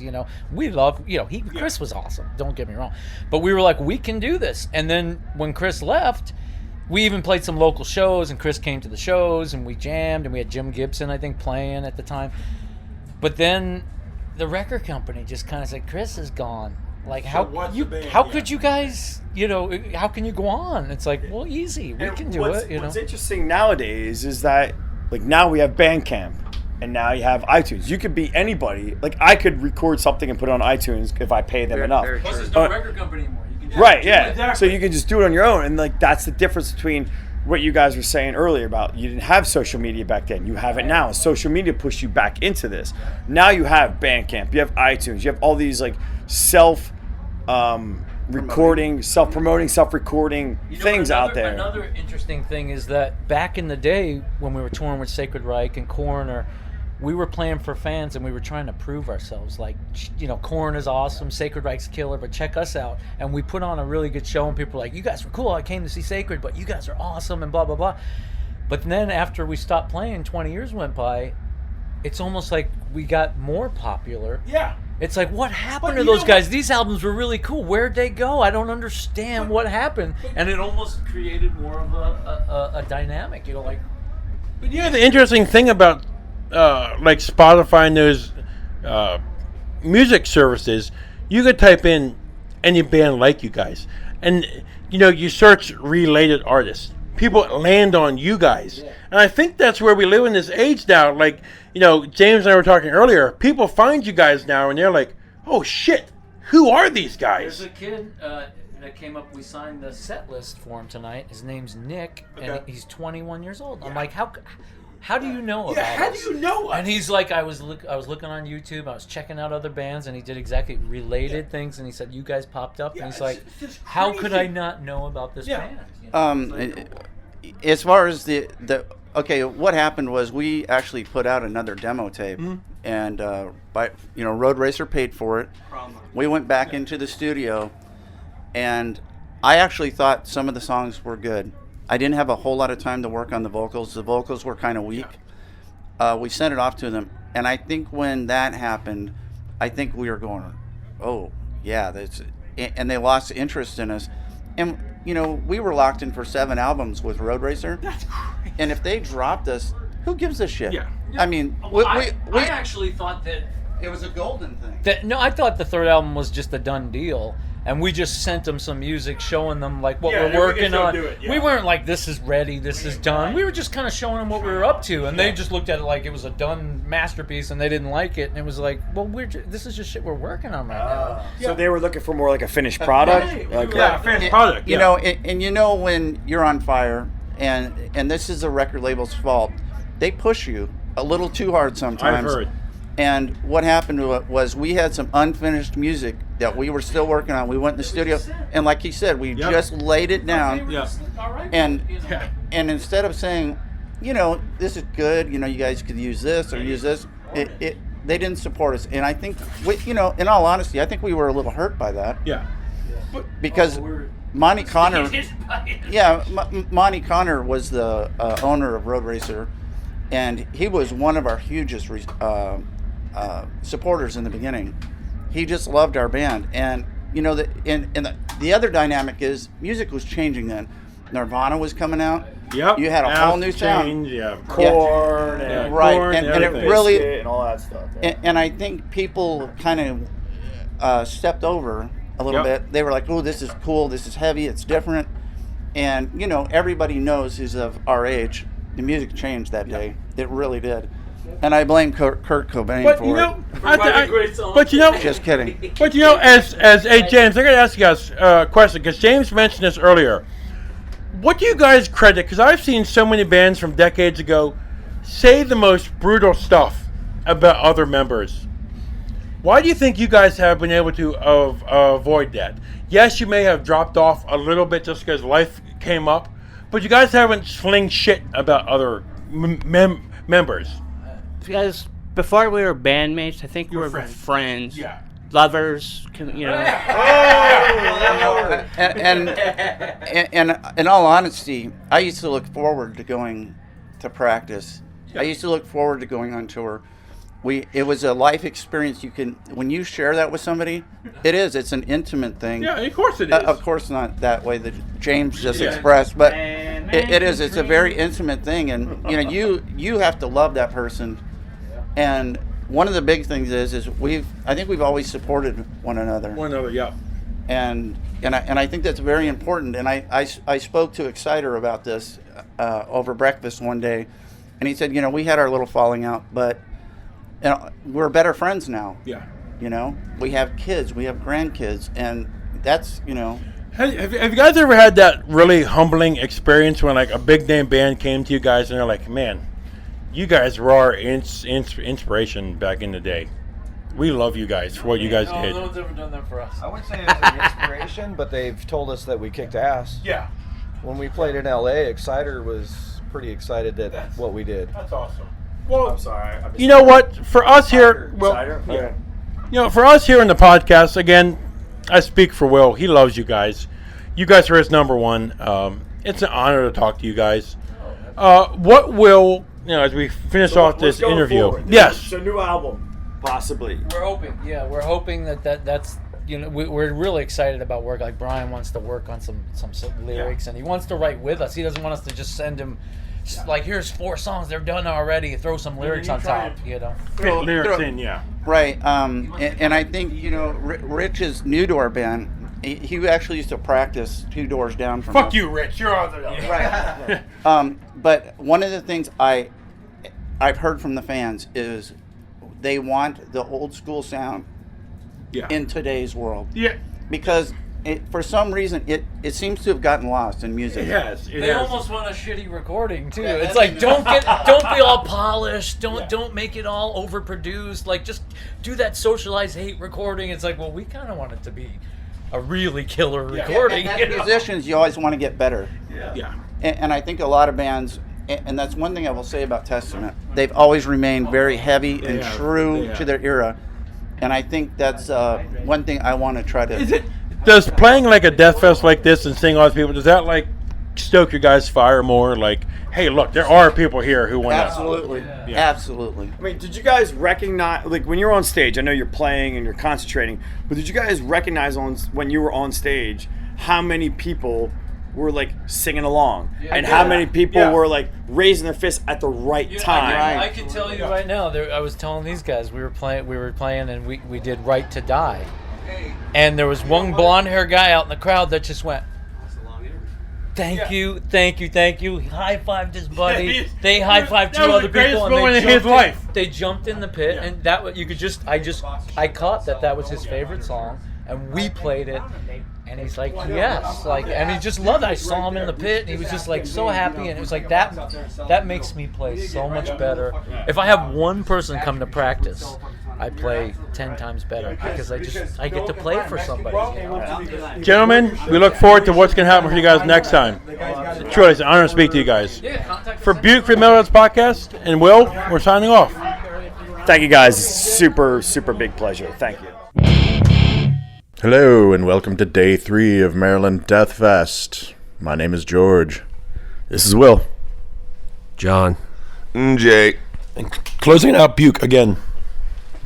And it is the morning of... Actually, sorry, this is day 4. I keep forgetting. This is day 3 for us, but it's day 4 for anybody that's been here the whole time. So that means it is Sunday? It is Sunday. It is Sunday. Yes, but without the question mark. Yeah, I'm like, yeah. So it's Sunday. It's the last day of the festival. And we're going to talk about how yesterday went. So I know for me, I was just telling the guys that I think this weekend is about the thrash bands. Hyrax was really awesome. Exciter was awesome. Nuclear Assault was awesome. Personally, I think Hyrax stole the whole weekend, partly because of how incredible their set was and where it was placed. If they had been a headliner and they played like that, you would have expected it. But they were, probably not somewhere in the middle of the pack, maybe not even to the middle of the pack, and they just fucking tore the place up. I mean, the energy, the passion, the fans. I don't think they were expecting it, but they lost their minds. The pit was crazy. Everybody was chanting and throwing horns and Caton was out in the crowd a couple of times. It was like the best. It was like the best 1986 and 87 thrash shows you remember. And all kinds of energy. Was this a one-off for them? Had they been touring before this? Yeah. Like, had they been, I'm embarrassed. In years? No, they play stuff like this, and I'm embarrassed to say they played Oakland just a few weeks ago, and I didn't make it. Yeah, but they get out there. Yeah, so it was, it was very reminiscent of what shows were like in the 80s and how that passion and energy doesn't you don't see it a lot anymore. I mean, it's sort of like the contrast was immediately apparent compared to all the other bands that were here. Most bands get up on stage, hey, we're deranged. And then they're like, this song is about Satan. And that's all they do. And if they even say anything. And then they just play their songs, they get off the stage. What's that? Mayhem didn't even introduce themselves. No. They need no introduction. Right, but that's part of it. Mayhem didn't even say anything to the crowd. They got up, played their set, left. Yeah, but that's part of their mystique, Well, yeah. I mean, if they were a more normal band, I would call them on it too. But Hyrax worked the crowd too. Like it was this big heavy metal we're all in this together fest thing with him. They had sing-alongs. And they were just tight too. I mean, that was the other thing. They fucking played killer. It made my weekend. Yeah. Definitely did. Best band of the weekend for me so far. I mean, we'll see what happens today, but I can't believe anybody else is going to come out and kill that. No, yeah, like you said, they engage the crowd, which if you engage the crowd, you win them over, you've got them in the palm of your hand, and you can whip them up to a more furious mental state where they're just going and losing their minds, whereas an intense death metal band may whip people up in the pit or whatever, but the people standing around the pit are still just standing there with their thumbs in their asses going, okay, that's usually me. I didn't even mention it, but I literally cried for like half their set. Like Jay saw it. I was like, he's taking my glasses off and just rubbing my eyes because it was like the religious experiences where the people at the church and the dudes, speak in tongues and they're just like bawling and stuff. I was like, this was so amazing that I lost it. Yeah, it was the essence of what you loved about metal in the 80s. Everything. Yeah. But let's see what everybody else was into. But coming into this, though, you hadn't mentioned much of them. Is that kind of what added to this? That the surprise that, not saying you weren't excited for them, but did this add to that? Like, wow, they really blew me away because you know what I'm trying to say. Yeah, I do, and it does, because while I've been a fan of the band, since like 86, 87. They were never like high on my list of like, oh, I love these guys so much. They were just like, yeah, they're one of those cool bands from the 80s that I like. And so I wasn't expecting much. They were one of my anticipated bands because I've known them so long. It'd be cool to see them. But then hearing them come off like that, it blew my mind. It was like skepticism last year. I thought I'd like them, but it just was like, whoa. Yep. After my two biggest bands dropped, they were my top because I actually kind of know what they're about now. I've checked them out, and even his website, he signs everything. If you buy stuff from him, he'll sign it before he sends it out and everything. Just like they said in the show, he was like, he said, we're not going to just disappear. We're going to come down there and drink beer with you guys after this. That's just what they did. They were down in the crowd immediately, taking pictures, drinking beer. It was like a Man of War show, but cooler. Yeah, I mean, Jay and I both took pictures with Caton and two of the other guys in the band. Yeah, and then we went over to their booth and each bought the double-sided album, Raging Violence and Fear, Power, something. I can't remember the name of that one. I want to test Will and John right now. Are you guys DRI followers at all? Do you know them enough a little bit? You know their lead singer is Kurt Brecht? I would have known. Would you know what he looks like? Maybe not. Shit. Okay, because their drummer from This Is the First album, their drummer is named Eric Brecht, and he looks just like Kurt Brecht. So long story short, their drummer back in the day had to be Kurt Brecht's brother, with the singer from DRI. Huh. You just have to take my word on it. I mean, that's exactly what the fuck he looks like. So that was, I didn't know that, to be perfectly blunt. Yeah. Because when I had I had it on cassette, and they didn't have all these pictures in it. Right. But anyway, so Jay and I each picked up the vinyl, and the entire band signed both of them for us, so that was pretty cool too. And the guitar player slipped me a guitar pick, which was cool. That's right. He slipped you his what? Slipped him the hot beef injection. It rhymes with pick. So yeah. I mean, that was definitely my highlight. I can't imagine anybody today beating that. Well, I'll get to that when we talk about today, but who else has got something? I know Will's got something that he was really into yesterday. Yeah, I saw Atrophy, so that was really cool.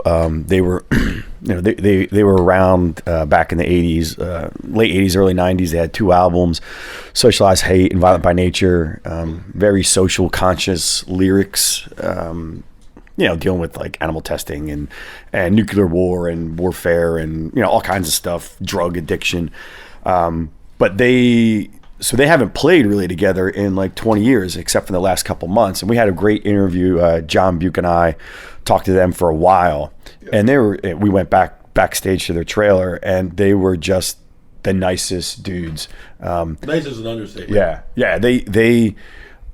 But their set, to me, it sounded like they've still been playing for the last 20 years. And they had 2 new guitar players. So they had Brian, the lead singer's original, James, the bassist original, and Tim, the drummer. They're all 3 original members. But the 2 guys who were playing guitars, and their names slip my mind right now. But they've known those guys for a long time, but they're brand new to the band. But they sounded just like they did back in the day. I mean, it didn't skip a beat. It was great. Plus, there was like a 2-year-old kid in the mosh pit, which stole everyone's heart. Yeah, it was kind of cool. Very interesting interview with them.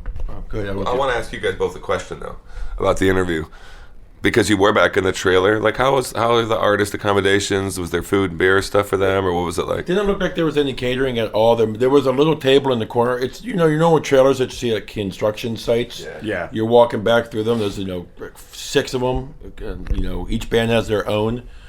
Inside the trailer, they had water, maybe some snacks. There was like some bag of Doritos, or like a basket. But there's not like catering you see at like TV shows or anything like that. Yeah, it was certainly nothing special. The interesting thing, and if I don't know when George is going to put the interview in, maybe before or after this, you learned how some young bands in the '80s. The problems with record contracts and deals like that. We learned from Atrophy yesterday that they were locked into a 7-album contract. Good Lord. Yeah. So at the time, they're probably thinking, man, this is awesome. But then when you start trying to, when things are around you not taking off like you think, but you're still locked into that. Yeah, it was probably a shitty deal, too. Probably. You're talking to them, I think they were saying that. Yeah, they said they must have used the word Nirvana or Kurt Cobain several times. It just killed metal. And what was interesting is that they said they did put out like a demo to Road Racer. He kept saying Road Racer. Yeah, it was Road Racer before it was Roadrunner. Right. Yeah. So they put out like a 6-song like demo to the record company, and I guess. Atrophy's mind is like, hey, look, this is an unfinished product, but we're working on the new album. Here it is. And I guess the record company's, the impression I got was the record company was sort of like, well, this isn't good enough. Like, what are you doing? Are you getting lazy on us or something like that? So I think things just started falling apart, and I think Road Racer dropped them, I think, or something like that. But which is a shame. But they said, never would they ever, knowing now knowing what they know, they would never have gone into like a 7 record contract. But at the time, they were super excited about it. Yeah, who wouldn't be? It's gonna be awesome. Cool. Did anybody else blow your skirt up yesterday? Well, there was this one guy. One disappointment. Okay. Well, I mean, I thought Testament put on a great set. Just the sound wasn't all that great. As we were talking earlier off the pod, that it was really hard to hear Alex Golan's guitar. Nuclear Assault was awesome. I haven't seen those guys in probably 25 years or plus. Good to see Dan Lilliker up there. They sounded just like they did back in the day. Like, they put on a really good show. Got to see Gruesome again for the second day, so that was cool. Something that was cool last night is that Chuck Billy was wearing a Gruesome shirt. Oh. And obviously Gene Hoglan was drumming, and DiGiorgio was on bass, so 2 former guys in Death. And then Robin, who's the bassist in Gruesome, she was backstage handing guitars to Eric Peterson. So there was like this whole like Gruesome Death Testament sort of thing. Family. Family going on last night. It was kind of cool. Yeah. Cool. I drank a lot of beer yesterday. I'm with John. You can save me. I'm with John on that. No, I watched a few bands here and there. Gruesome was cool again to see. Although I was hoping they would have played a few more different songs, but I got no complaints about that. Hung out in the lot a lot with everybody, just bouncing around and just hanging out with people more than anything else. I mean, I listened to every band basically, but I have to agree with Jay and Buke. I was not liking the sound of Testament at all. And I think it was locational is what it was, because the bass was just popping, but they sounded great from the parking lot. We were hanging out listening to them. They did sound better. They actually sounded really good back there. I mean, Chuck, you could hear everything perfect, crystal clear back there. So I was having more fun just hanging out with people. Got tired of looking at Loincloth Guy, which I've been complaining about the whole time. But other than that, it was fun. We'll do it again today. We'll find somebody to like today. Yeah. Jay? I was disappointed that Nuclear Assault did as much political proselytizing as they did. I was like, come on, dude. That's what they do. I know that's what they do, but I have to tell you, it just put me off or something. But that stated, their set was cool, so don't get me wrong. Where were you?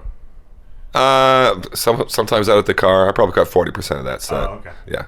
Not unlike John and Buke, I drank a lot of beer yesterday. Like a lot of beer. I had a lot of beer. So, Did you have a lot of beer? Yeah. I lost count at a lot. How many like beers in a lotta? Is that like what measure of unit is that? I don't know, but I'll tell you this: we had to have had 10 yesterday, dude. Maybe more, and then we had some after at another location, and then another facility. And Exciter was probably my second favorite band of the day. Oh, and Hail of Bullets was cool, but they were on like so quick after Hyrix that it was kind of like this emotional letdown a little bit because they kind of came out and did what you said most of the bands do. Yeah. I forgot that's the dude from the old boat thrower singer. Mm-hmm. I was like, oh yeah, that's because I recognized his voice. I was like, that's cool. Yep. Yeah, I thought he sounded good with them, by the way. Yeah, he was cool. But we'd already heard a track. So that was it. I mean, and I watched plenty of stuff yesterday, but floated around a lot too. It's the whole thing's been that. You know what? We should never downplay the social scene of this. You know, like I'm having a blast, and then when you feel like it, you go walk over and watch a band, and then if it's somebody you don't care about, hatchback is open, beer is cold, and we must have met 30 cool people yesterday. Yeah. And I don't remember any of their fucking names. Yeah, I'm gonna be spending most of the day out there today if I'm not at the merch booth. There's only 2 bands I really care about, and they're at the end, so don't expect to see a lot of video from me today. What do you guys all think of the merch booths? I really haven't browsed them. Yeah, same. I was saying earlier, I was a little surprised there weren't as many labels here. I mean, there's some, and it's cool. I think there's 3 there's the Season Mist, Relapse, and then who's the one that has Migwa again? You guys remember? Does it start with a C? Yeah. It's an S. I don't know. I can't remember. And those guys were cool. They helped me out look for something. So I haven't really done much. I'm not looking for shirts because I'm not looking for bandanas for my body because none of them are going to fit. No. You know? Yeah. Last year I was like, nobody had anything over a 2X. So if George and I are walking for shirts, we're going to the CDs and the vinyl. If Will and Jay are looking for shirts, they're shopping all day. Yeah, I would say with the merch, it's kind of interesting to me because it's like, 50 booths all selling the same stuff, it seems like. And the one thing I wanted to get here, which I'm like, I could get it at Deathfest, is a chain wallet. And not a single person has a chain wallet. Why? We need to... Because there's some leather goods. Yeah, because it's not 1996 anymore. Well, I was thinking we should look and see if they... Carabiner or something. Yeah. We should look and see if they have any, empty vests that we could, put patches on as opposed to ones that already have shit on there. I'll tell you what, yesterday, I love you guys, and I try and always do all I can for the pod. John and I sat through a whole fucking set yesterday to go find Matt Harvey just to talk to him. Say, hey, are you available for an interview? When he was done signing, we stood there, we met him, shook his hand. He said, yeah, I'll be around. I go back to the booth where he says he's going to be. Wasn't even around. That bastard. That was our day yesterday. A lot of hanging out, doing stuff, talking to John. Did you have any bands that you liked? No, nobody. Everybody sucked. Going in, seeing Demonical play. That was probably the only one going into yesterday. I was really excited for, except for Hail of Bullets. But the social scene took over, and the social butterfly spread his wings and flew away. Yeah. All right. So, is anybody looking forward to anything today? I know me, like I said, really only wanting to see Satan and Venom. Really looking forward to seeing Demolition Hammer. Oh, that's right. Yeah. Saw a lot of shirts by them the other day. Yeah. Okay. No, that's it. Anyone and all of them. I don't care. It's all of them. Yeah, I'm going to float around that too. I did actually see Satan twice in the last year, up to and including about maybe a month ago, maybe a month and a half. Venom, I'm excited about just because I saw Venom Incorporated, which I really can't say enough about how good that show was. But I haven't seen Cronus, so it's like I'm collecting collectible cards now at this point, and I need the Cronus card. Yeah. So I am looking forward to Venom. They are, of course, the last night. By that time, we'll all be blasted and fucking tired and wondering how long it's going to take us to get home. So it remains to be seen if we're not all like 2 songs in and like, let's get the fuck out of here. But we'll see. Yeah. I forgot to mention that I am sort of curious about Internment.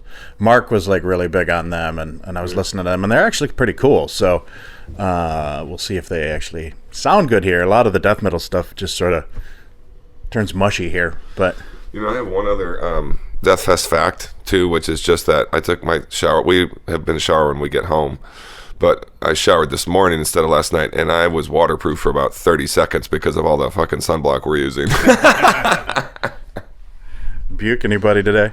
Wombbath. Oh yeah. Because those guys have been really cool. Been hanging out with them all weekend long. Nocturnal Graves, I'm excited for. Disaster. These guys have been around for a long time, but their new album has me pretty hooked on that. I mentioned it on the pod a couple episodes back. Other than that, just a normal day to see what things bring me. Cool. All right. Does anybody else have anything they want to say before we lock it up? No? All right. We'll talk to you later. Okay, so here we are. This is Buke, NJ, and Will from the Metalheads podcast.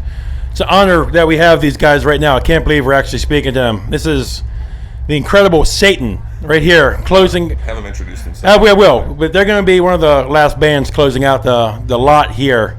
Gentlemen, introduce yourselves. What do you guys do in the band? Hi, I'm Graham. I play the bass. I'm Steve Ramsey, guitar. Brian, vocals. You can tell right by the hair? Yeah. Yeah. All right, so I've like I said, I've written this guy's stuff down, so bear with me, guys. This is kind of a big moment for us. So throughout your history, you guys have had shared members, many names. Can you kind of talk about the name changes and what's brought that about? Do you consider it one continuous run? Do you consider them very different expressions that you've done? Please, anybody who'd like to chime in.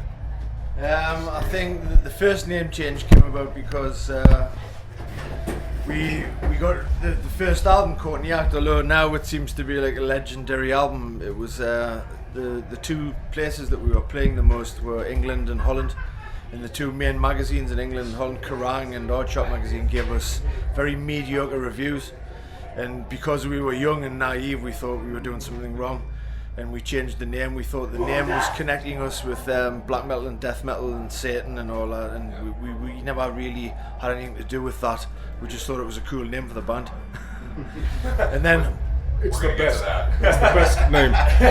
Really. Do you know how many bands probably start with that now? They're like, shit, it's already taken. Someone's got it. Yeah, someone's got it, and they've had it locked up for years. I want to go through the list real quick. So we got Satan, then we went to Blind Fury. We were back to Satan again. Correct me if I get any of these wrong. We went to Pariah, and then we were back again to Satan.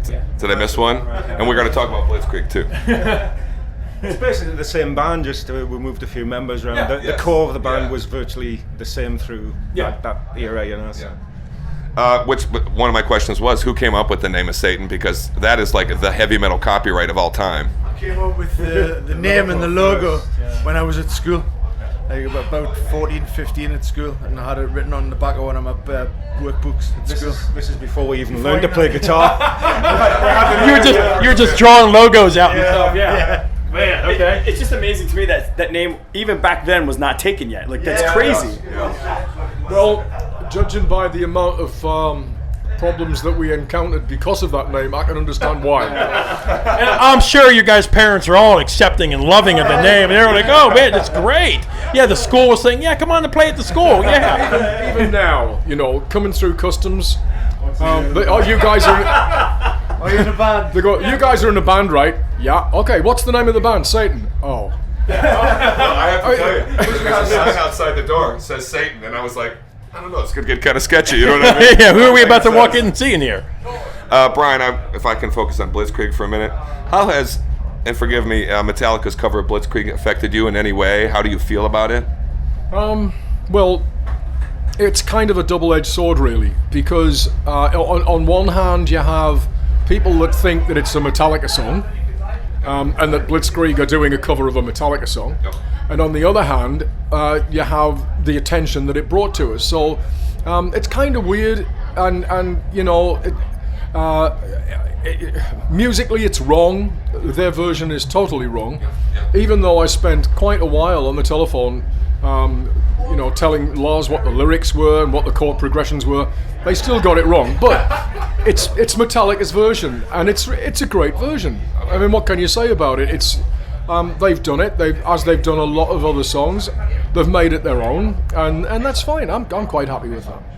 You know, definitely the respect and honor is there. That you know, it's just a big compliment if another band does that for your music. You know, it's like a. Of course, and also it exposes you guys, you know, to millions of people around the world. I think basically, you know, what it's kind of done is fans of Metallica have thought, well, what impressed these guys when they were young, and they've gone off and they've found the albums. They've searched for the albums that Metallica have said, oh, I have this in my collection. I've got that. So you know, we've picked up on a lot of people from that, both Blitzkrieg and Satan, because you look in an audience, your typical Blitzkrieg and Satan audience now, and a lot of them are kids that weren't even born when we did the first album. So you know, I was born, and I actually bought Court in the Act, independent of anything else. But we're also some of those guys who we grew up in Metallica too. And I think you're right. I think that brought a lot of people to you, and Diamond Head and so on and so forth. Yeah, for sure. What area of England are you guys from? Northeast. Yeah. We're all Geordies except he's a man. No, yeah, he's I'm from Washington, the original Washington. Old Washington. Yeah. Okay, so Steve and Graham, you guys have been doing stuff together for 36 years. How does that happen? Give the one piece of advice you have to upstart bands right now. How do you do things for 36 years? Don't do one album, then fire your singer. You know what? I changed my mind. Could you answer this, Brian? That was good. Yeah, he's probably right. We actually agree with that as well. Yeah. No, it's a kind of strange thing because it's kind of like being married almost, you know. You know, so we haven't had a divorce yet. We'll get on pretty well. There wasn't even a thought about having a different bass player for me.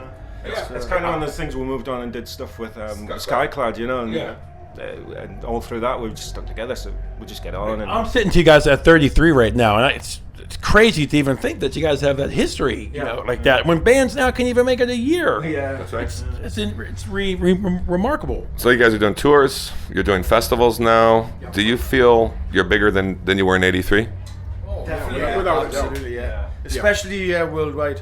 You know, we were reasonably popular in England and Holland, but we did one support tour in Germany in the mid-90s with Running Wild. We never got to headline any shows as Satan anywhere else but sort of Holland, Belgium and England, you know. So now we're getting to go to South America and Japan and the countries I never dreamed of going then. So we're getting you here in the States now. Can you talk to your boys back home? Can we get Running Wild over here now? Maybe you guys tour with them? They never play the States. They've never played over here. Yeah, there's many people who would want to see them. Do you guys feel like you've been well treated in all those places where you've gone, well received? You like the absolutely. What do you guys credit this second breath of life with? Is it the internet? YouTube, the internet. You know, I mean, like you're saying that they're up. Put a shotgun in his head. Don't get me started on Kurt Cobain. There's a story there, really. We interviewed Atrophy, if you know those guys from Arizona, local thrash band in Arizona. We interviewed them for a while, and they just went off on Kurt Cobain and Nirvana and the whole grunge movement that just killed music. Basically, I'll tell you what it was. Back in 1981, Blitzkrieg wrote a pack of about 6 or 7 songs, and we were sorting out enough songs to do an album. And one of the songs we were doing was a song called "Calming the Savage Beast," and our manager had got a piece of fan mail from a guy in the States who said, "Oh, you know, have you got any tapes or whatever of, you know, songs by Blitzkrieg?" So he sent him a tape with the song "Calming the Savage Beast" on it. Years later, I heard "Smells Like Teen Spirit," and it is "Calming the Savage Beast."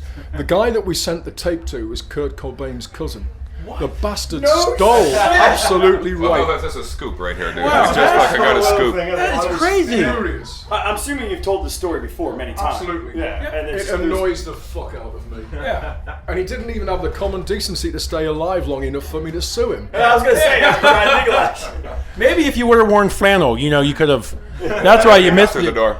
You know, I had the great pleasure of seeing both of your last San Francisco shows, which were packed, and the crowd dug the shit out of it. And I got to just tell you, you're both playing great. Brian, I don't know how you're singing like you're singing at this point, with all due respect to the fact that we all age. I mean, you're hitting the highest of the highs, man. It's just wonderful. So just my hat's off, and B. How do you see why? How do you do? What do you do, man? Don't tell me nothing. It's holes, isn't it? Yeah. You want to hear that line, don't you? Yeah, you want to hear fast. You want to hear the line from Rockstar. Are you lot of pussy, man? Yeah. Woo. No, I don't smoke. Yeah. And I drink Jägermeister. All right. It's a tonic. Now I know. It's a healthy diet. Yeah. There you go. It is. Speaking about drinking, and a man who was famous for it, the world just lost Lemmy a couple months back. Guys have, I'm sure, plenty of Lemmy stories and run-ins with him throughout the years, right? The world lost an amazing voice. He was a legend. Yeah, an absolute legend. Did you cross paths with him? Yes. A couple of occasions. The first time I met him was in a bar in Hammersmith in London. And I'd gone in there with a friend of mine, Andy. I was staying in London. He used to manage the EF band. And he took me down the bar, and Lemmy was in there. And Lemmy said, what you drinking? I said, well, I drink whiskey, because I still do, Scotch whiskey. So he said, right, not a problem. So he got me a half-pint glass, and had the glass filled up with whiskey, and put it in front of me. So I drank it, so he had it filled again. And I drank it, and he filled it again, and I was absolutely wasted. Really? Then the So surprising. the next time I met him, I walked in the door, and he was there. He come walking over. He said, "Brian, the whiskey guy, I've got one on the bar for you." And he did it again. Can I say? All of the behind-the-scenes story I hear about him are just like that. He gave me a shitload of booze, and he remembered me next time. He was put on this world just to cripple people. That's it. He'd be just standing. He'd be going, "Yeah, this is easy." It was Ronnie Dio. The year that we played Wacken Festival in Germany, Ronnie had the dressing room next to ours. And I was sitting in the dressing room, and I heard this commotion outside, and so I went out to see what was on. And it was Ronnie Dio. And he was sitting outside, having a bit of sun, drinking a cup of tea. So I went outside and sat next to him, and we chatted for 2 hours about all sorts of different things. What struck me about Ronnie James Dio was what such a nice guy he was. And what blew me totally away was he actually knew who I was, which was really quite remarkable. This is the part I find interesting. You have these huge rock stars who get humbled by other huge rock stars. Well, actually, it's very interesting. I want you to know that actually my question about what do you do was based on the fact that I once read, to keep your voice in shape, that I once read an interview with Ronnie, and he said, I smoke a joint before I go on. And I swear, and I consider you honestly a singer of his caliber. I really do. And so it sounds like you lived like he lived. Kind of, but I don't smoke a joint before I go. Yeah. So what was it? Maybe something in the water over there, but you look at the specific in Newcastle upon Tyne. A lot of bands come out of exactly. there.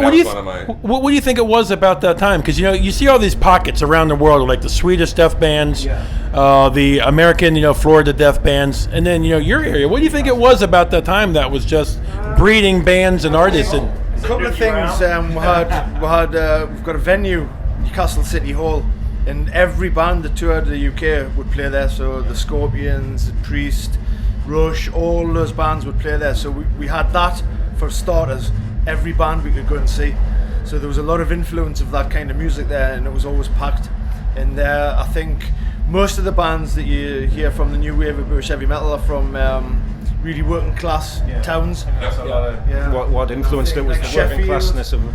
And then London stuff, it's and I think the northeast is like that, and the kids are looking for something else to do to get out of the kind of the life. The life. And I think to a certain extent, the punk scene influenced a lot of the new wave of British heavy metal bands, because that was quite a big thing in the mid '70s. Later mid '70s. So that had an influence on us, Absolutely. Well, I mean, but from here in Newcastle upon Tyne is seen in one of those places that for other people would be like New York for punk and things like that. There's a lot of heavy metal coming out of there. A lot of it, I think, was down in Neat Records as well, who kind of took all those bands and give them a window to the world sort of thing. Yes. I mean, fair enough, they weren't the best record label in the world, but they sort of pushed a lot of the bands forward from the Newcastle. Venom and that. Yeah. Can I ask about the Judge character, if I will? How that kind of came about? Is it something you guys kind of think of as your mascot at this point, like an Eddie or something like that? Kind of, yeah. The Judge represents all the songs that we write about are social events and history and stuff like that, and it's all about the evil that men do to themselves, and the Judge is judging them, and it's like he's kind of like the opposite to the guy at the pearly gates. What do you call him? St. Peter. St. Peter. He's the opposite to him. It's like the judging the figure. You know, the one that the other So one. he's the opposite to St. Peter. So he's Satan downstairs, guys. He's kind of like the guy that's welcoming you into hell because of the evil that you've done, kind of thing, you know. So, you know, you look at all these bands still going and stuff like that. Has there ever been talk of really trying to reunite all you bands from back in the day for like almost like a festival, or not like a going away tour, but like let's just get the gang back together and just blow people away with one huge fucking festival, maybe back home. Get you guys, get Priest, get Maiden, get everybody together and just. It almost is with Brofest. It kind of almost is, but. When you guys, and I'm wondering this about going to festivals, because I see we just have this here. When you guys go to those big festivals and you play them with other bands, how much interaction with the other bands are you guys actually able to have? A lot. Yeah. Because we all came from the same areas, or you know, we'd sit here. I'm sure backstage it's like seeing family again, and it's just the best of times. Yeah, we have to ask you this. We were talking on the ride over. Are you guys football fans at all? You guys? Are we talking football? Or You're football. It's only you guys could call a game football. Real football, yes, we are. Who's your guys' club? Because I know over there it gets a little, you know. He's Sunderland, I'm Newcastle. Okay. So the local derbies are good. So what? Do you guys both agree that you hate Man U, right? Yeah. Oh yeah, pretty much. I think they're like the Yankees here. Will we get a follow up to Adam by Adam? Oh no. On the spot. Yes. The last album was the first time that we ever wrote more songs than we needed. Yes. So there were 15 tracks written and completed for the last album, and we chose 10 for the album. So we're already halfway there on the next one. Yeah. Some of those tracks that were left off were brilliant tracks, you know. But my favorite track didn't go on the album that Russ wrote. Did you record it? Was it recorded? You didn't just write it. You recorded it and just didn't put it on. Yeah. So all the tracks are demoed. I asked this question with the most respect. Not saying you guys are old, but playing the style of music that, you know, just saying what it is, playing what you guys play. Have you realized, like, guys, you know, how much longer can we really do this? Like after a show now, are the bones a little more, you know, hurting, the joints a little more sore now? You're thinking, man, maybe we should, you know, one more tour and that's it. We still feel 18 in our heads, so you know, you kind of ride over, you get some adrenaline running, and you do what you do on stage. You know, first chord. You guys feel like you're 20 again. It doesn't matter how I feel after the first chord, the adrenaline comes in. Here we're still 18. Actually, they all have hair, so up there they really are 18. Because you got more than all three of us put together. I don't know how you're doing that either. Usually. Anything going on outside the band that either any of you guys want to talk about? Brian, I'm kind of looking at you. I know the Skyclad thing is. Well, I mean, we're working on the new album, which is probably 7 years overdue. But this sort of the Satan revival thing sort of interfered with it slightly. But we're starting to get our act together now and write the new stuff. Should be out by the end of the year. Yeah. Oh, great. The guys, I'm hoping that the guys, while I'm here, are writing some stuff for the new Blitzkrieg album, so that I can start writing lyrics when I get back. But also. In England, I have the honour to play Alice Cooper in an Alice Cooper show, which we're doing quite a bit, and it's great fun because we don't it's not five guys getting up on stage playing Alice Cooper songs. We do the whole show with the guillotines, the snakes, everything. Whatever you see at an Alice Cooper show, you'll see, you know, at my Alice Cooper shows, and it's really great fun. Wow. Yeah. This is completely. I feel embarrassed for not knowing that. I didn't know that either. Yeah, it's Alice Cooper's Nightmare. Alice Cooper's Nightmare. Okay. If you go onto my Facebook page, you'll find a link to it. Go and have a look. There's videos there. There's photographs. I'm gonna make a note. We sent a photograph of me dressed as Alice to Alice, and Alice sent back a photograph of himself dressed as me. Is that right? Have you had? I might have it on my phone here. Did you know Alice a little bit? You've got to talk to him. He's one of my heroes, really. But what's your favorite Alice Cooper record? Constrictor, I think. Oh, fair enough. Yeah. Going a little bit more towards the later era there. Yeah. Well, Yeah. middle. I mean, not anymore. So bands that have a long history like you gentlemen do, they kind of stumble somewhere along the way. With Celtic Frost, we know they're Cold Lake. That's kind of, well regarded as like their what the hell moment was that. How do you think you guys avoided a moment like that? Or looking back on it, you guys have an album where you're like, The Blind Fury album for me, it's quite it was such a drastic movement from Brought the Act to Blind Fury, and it's kind of, even though the music's, it's still Satan. It was written as a Satan album, kind of. More a vehicle for the singer than it was an album by us. So looking back on that, you're like, Spanner in the works. It didn't quite do it. Maybe we shouldn't. It's still a great album. We're not slagging it off at all. It's still great. It was just such a drastic movement from the first album, kind of thing. Are there any other bands out there right now that you guys have really been hooked on since you guys have done this? Throughout now, 10 years ago. They're all out there anyway. Kind of like Tool and things like that. That sort of era music. As from when you guys first started to where we're at now, metal has gotten a lot more aggressive. A lot. Have you guys become a fan of that? Was it not really? That wasn't really your thing. Yeah. Isn't really my thing. I'm more into sort of the tuneful harmony guitar thing. Well, what we do, I like. That sort of era. Clutch, man. That's the kind of music I like. Yeah, I do like Clutch. And if I did anything else, that's the kind of music I'd play. Yeah. I want to get this on mic because Brian and I were having a nice conversation while you were getting information. This is the Alice Cooper show. Awesome. Is it stationary or are you touring a little bit? No, we're just starting to get a tour together. We're because it's hard because we can't do small venues. We've got to do large venues to get all of the props and everything in. Yeah. But we're getting more and more gigs. People are coming back to us now, and the Hells Angels in England want us to play for them. So that's got to be good. Don't do anything wrong. Yeah. You guys get in, get out. No, they're cool. Oh, the Hells Angels like you. Yeah. Oh, wow. Yeah. Okay, that's a great group of guys to have on your side. Don't anger them. You've been super generous with your time. Yes. So, do you have anything you want to get into? My standard question. So I brew beer for a living. So I know you said you like whiskey. Do you guys drink beer? Have you had any beer here in the United States on all your tours that you've liked? Do you like beer? We're like there's a Boston one. Boston. Sam Adams. Sam Adams. Yeah, there's a couple of ones from Boston that we remember. I like all the American beer. So they're all no-name craft beers now. They're so small. Yeah. We like them. Yeah. It's cool. Okay, well, gentlemen, we won't take more time. Again, it's an honor for all of us here at the Metalheads podcast. Thank you very much, guys. Thank you very much. Hello, this is Buke. It is 4:45 on Sunday. So now we're joined by Mark. You finally made it, brother, for your first Deathfest. Howdy. Thank you for having me. Of course, man. So how's everything going so far? This is a spectacular experience. We torture people this way, and yet I'm having a good time, and that's what I love about it. Yeah, finally starting to cool off a little bit. Yeah. Cloud cover is good.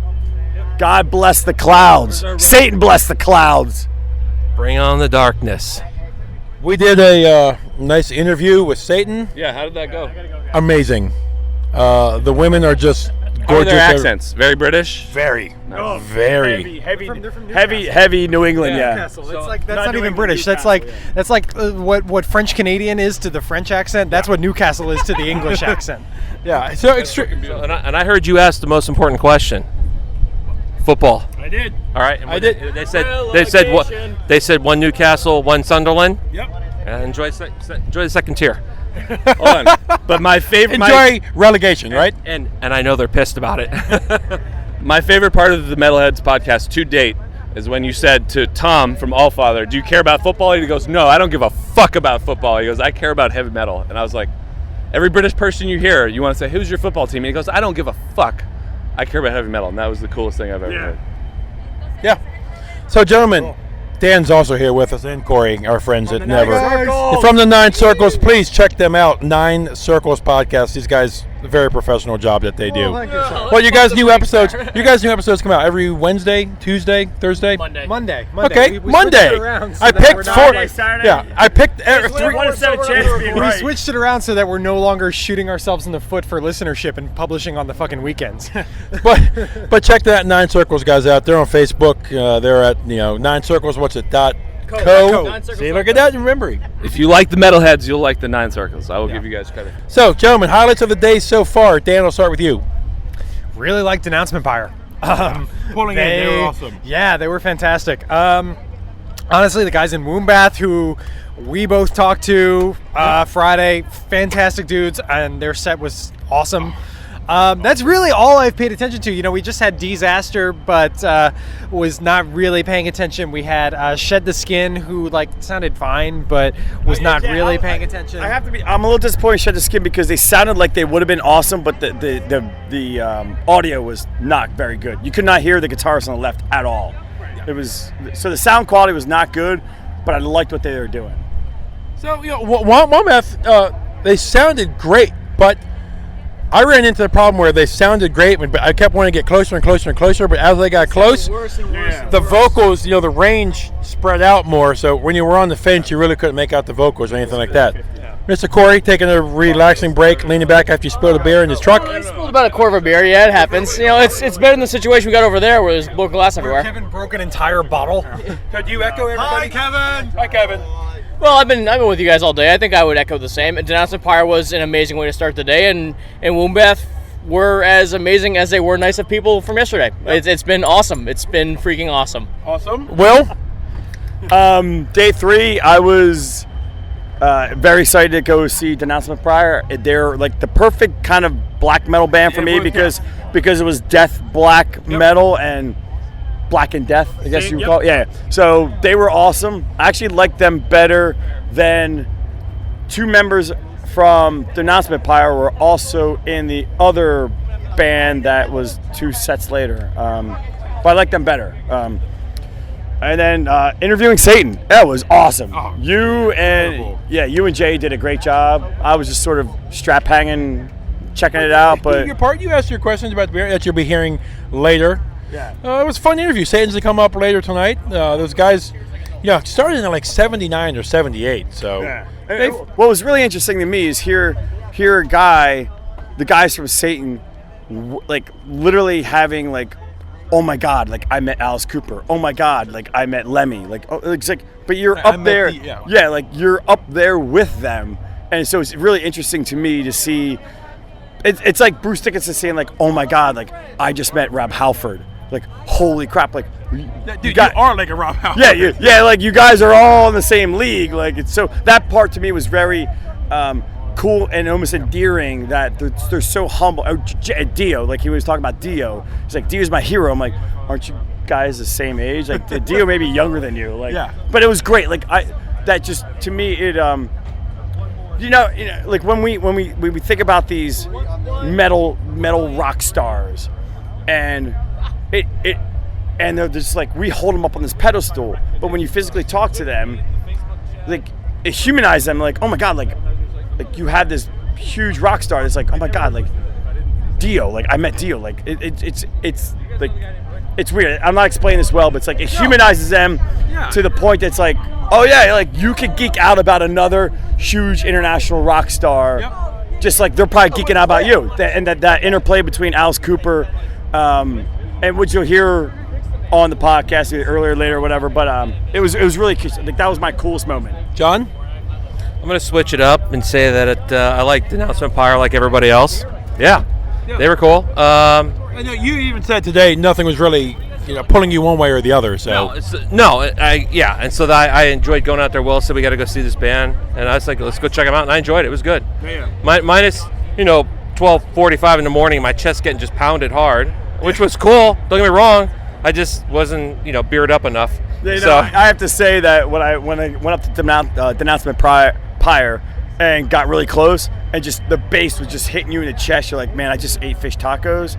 I'm gonna step back. So I stepped back with John. I was like, I gotta get back a little further. So for our listeners who like our beer discussion, you switched it up. I see you doing another pour right now.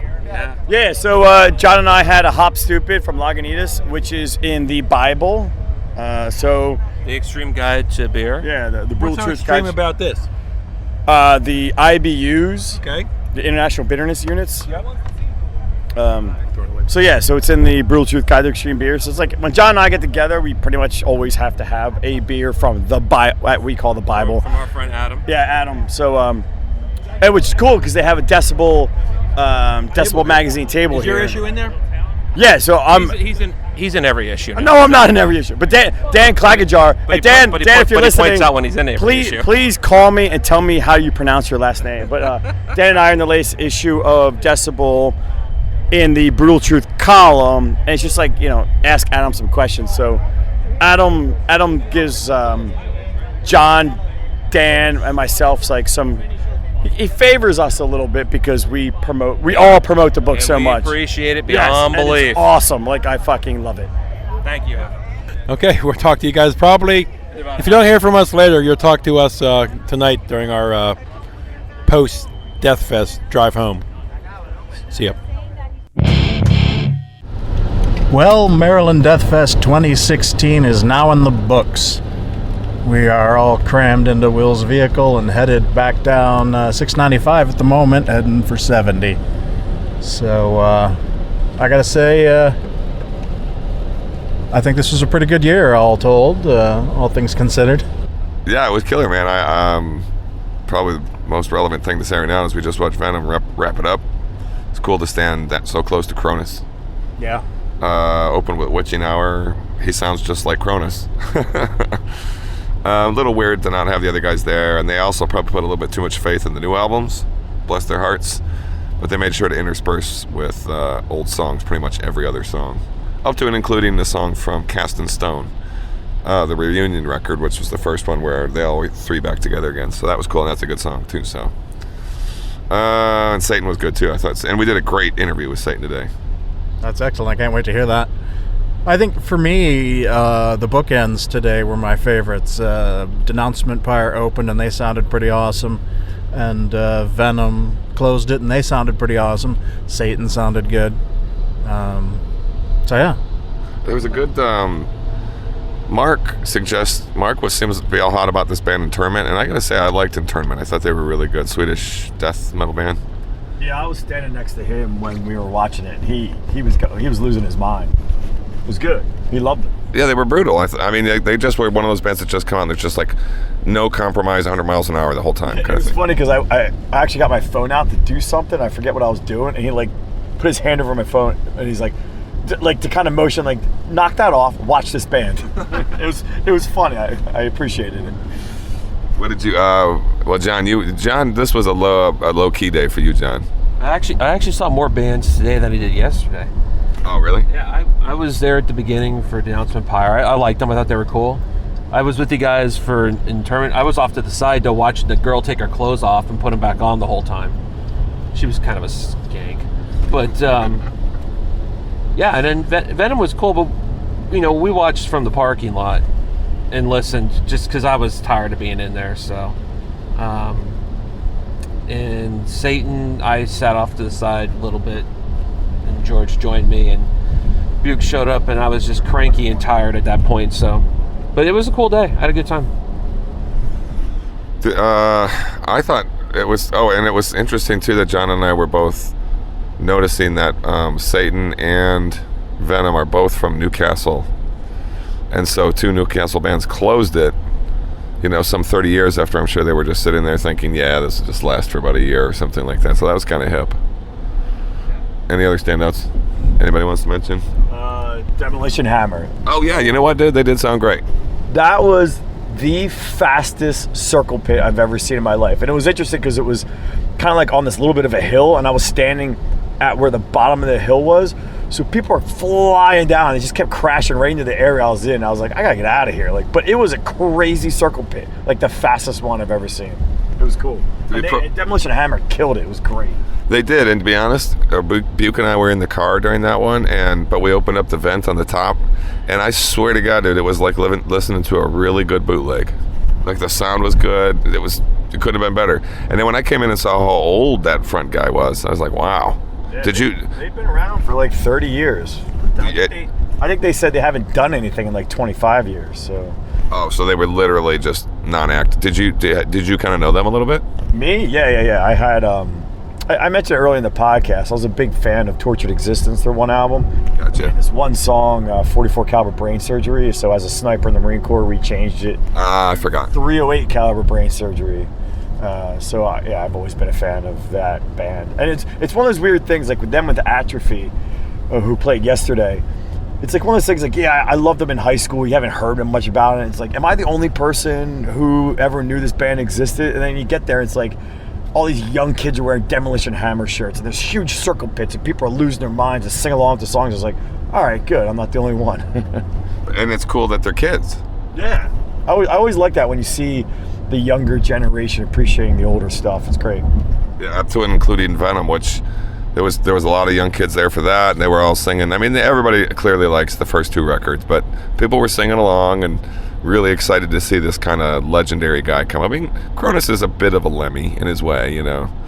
So. Did you guys hear the rumor when Kate Middleton and the Prince got married that I guess Cronus is somehow related to her, like a third or fourth cousin?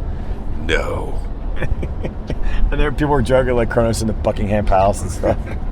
It's gonna be funny to the wedding. The one thing that was I do want to say was pretty interesting is so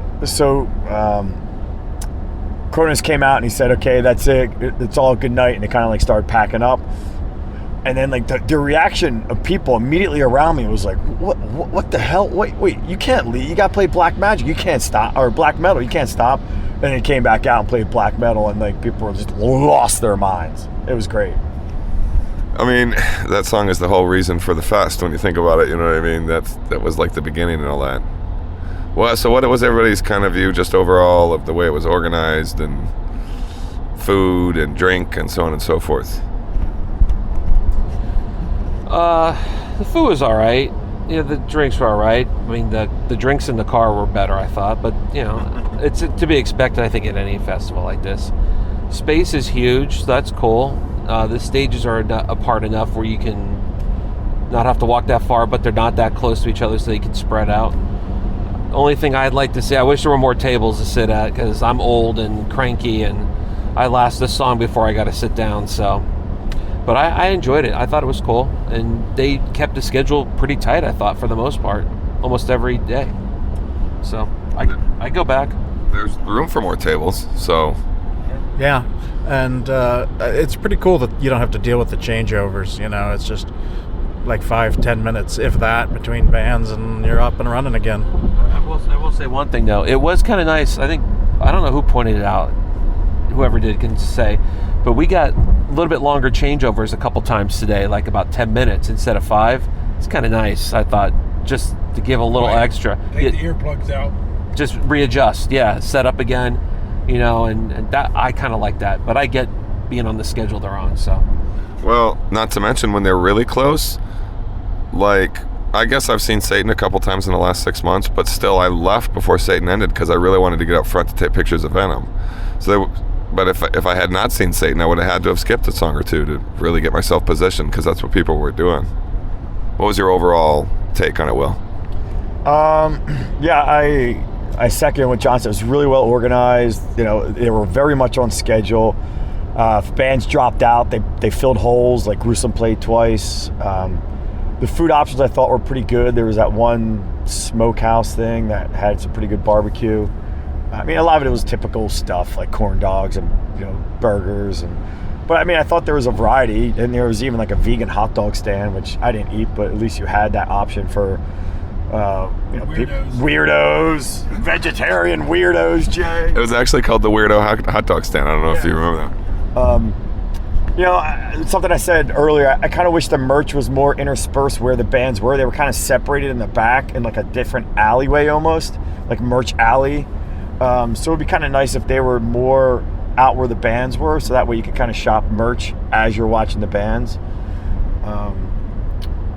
You know, the beer options were okay. It was expensive, but I think the first day I bought one beer, and then I didn't buy another beer out there for the next 2 days just because there's better stuff in the car.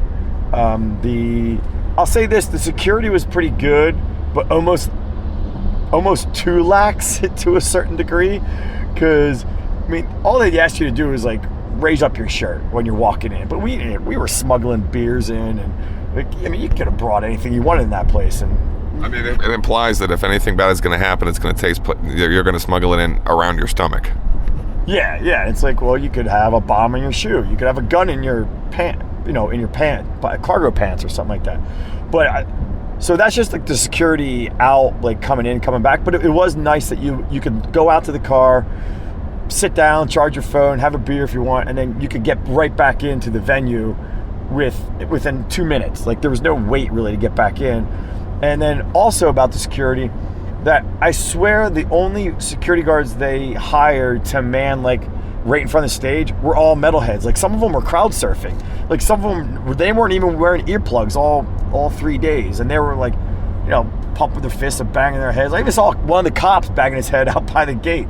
So it was like that part was kind of cool. Like they were, they weren't jerks at all. They were actually great security guards, manning, in front of the stage. So that was, I like that part. That was good. Are you saying that it's unusual that cops aren't jerks?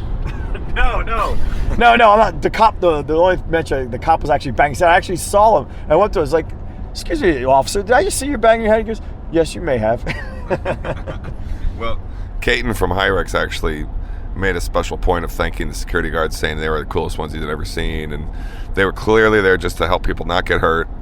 And they also, and there was you weren't getting kicked out for crowd surfing. They were just throwing you right back around. They were just like, go around the back, buddy. So, Buke, what do you think, man? Well, I was letting everybody else get their piece in. My highlight band, Wombbath, being a fan of Swedish death metal, they played old school Swedish death metal, and they played it well. I just got a feeling as we left, I'm like, man, it seems like Friday was just here. Yeah. I don't know what happened to Friday and Saturday, and today we're driving home now. It did go 3 days kind of went faster than 2 did last year. Yeah, it really went fast. So much fun. I've said it numerous times, and I'll make it brief, but the parking lot hang is my favorite by far. A lot of the merch is really obscure for some of the stuff I was trying to find. Same for a lot of the vinyl. A lot of the vinyl was obscure also for me. So I walked out here with very little merch. Nah, you got a Gruesome shirt. You got a Wombbath shirt. You did get one album. Yeah, I got one. One vinyl. Was that it? 2 shirts and a vinyl? But I think everybody here didn't get much themselves. It's pretty low key. No, not really. Like last year, George and I left with fucking stacks. Yeah, it was quite a bit. Did you spend more time in the merch alley last year, or nope, just the same? Yeah. Yep. Is it because you have everything already? No, it's just it was a lot of obscure stuff. Maybe having a more active child, where work, I've been, she's almost 2, so I'm spending a lot more of my time playing with her, where I'm not maybe listening to as much music, so a lot of stuff maybe isn't on my radar. Oh, no, dude, they were obscure, some of them. There was some, like, Black and Death labels there that were just like, dude, none of them. Never heard of any of these. Yeah, I didn't know much of the stuff here. That stated, there was always, and I suppose there always is, a good representation of old school shirts, and then some of the more popular stuff shirts. I picked up 3 records, I think, maybe 4. So I got a few things. John, did you get anything? Just picked up 2 CDs. I was going to pick up some vinyl, and I just never wanted to deal with it in terms of leaving it in the car, holding it all day. So I just picked up 2. What CDs? I got the new Gruesome, and I got the last Migwa, which I already had the digital, but I finally got a hard copy. So I think George got 4 records, maybe. No, I only got 1. I got the Hyrex record. No, you and then I got. You bought some stuff at Relapse, I thought. Nope, I did not. I bought. No, actually, that's not. Take that back. I got the bobblehead at Relapse, and I got the tour, or not the tour, but the show poster to hang up on the bar. Okay. And we also met, and by the way, in the parking lot, and had a really nice conversation with some of the guys from Relapse.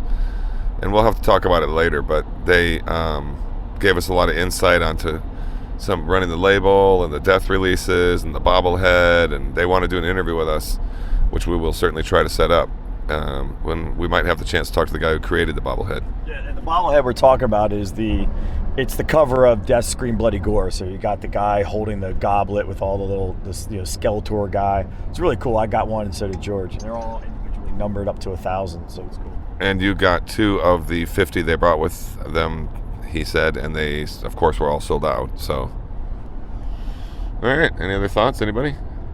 Just that I had a great time. It was great to see everybody. It was great to have Jay out here. It was a blast. Thanks for coming. I'll say thanks to Will for driving too. Yeah. Yes. You are welcome. Thank you. And yeah, all right, too. Good times. All right. Well, we're gonna try and do a podcast from the studio, so we can tomorrow morning, so we can actually do an in-studio episode with Jay.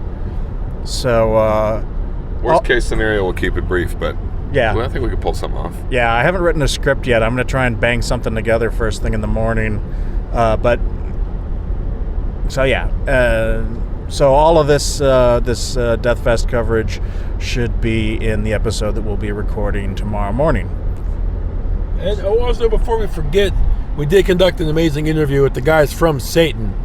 Very good interview. So we can say that Satan is on the podcast. Yes.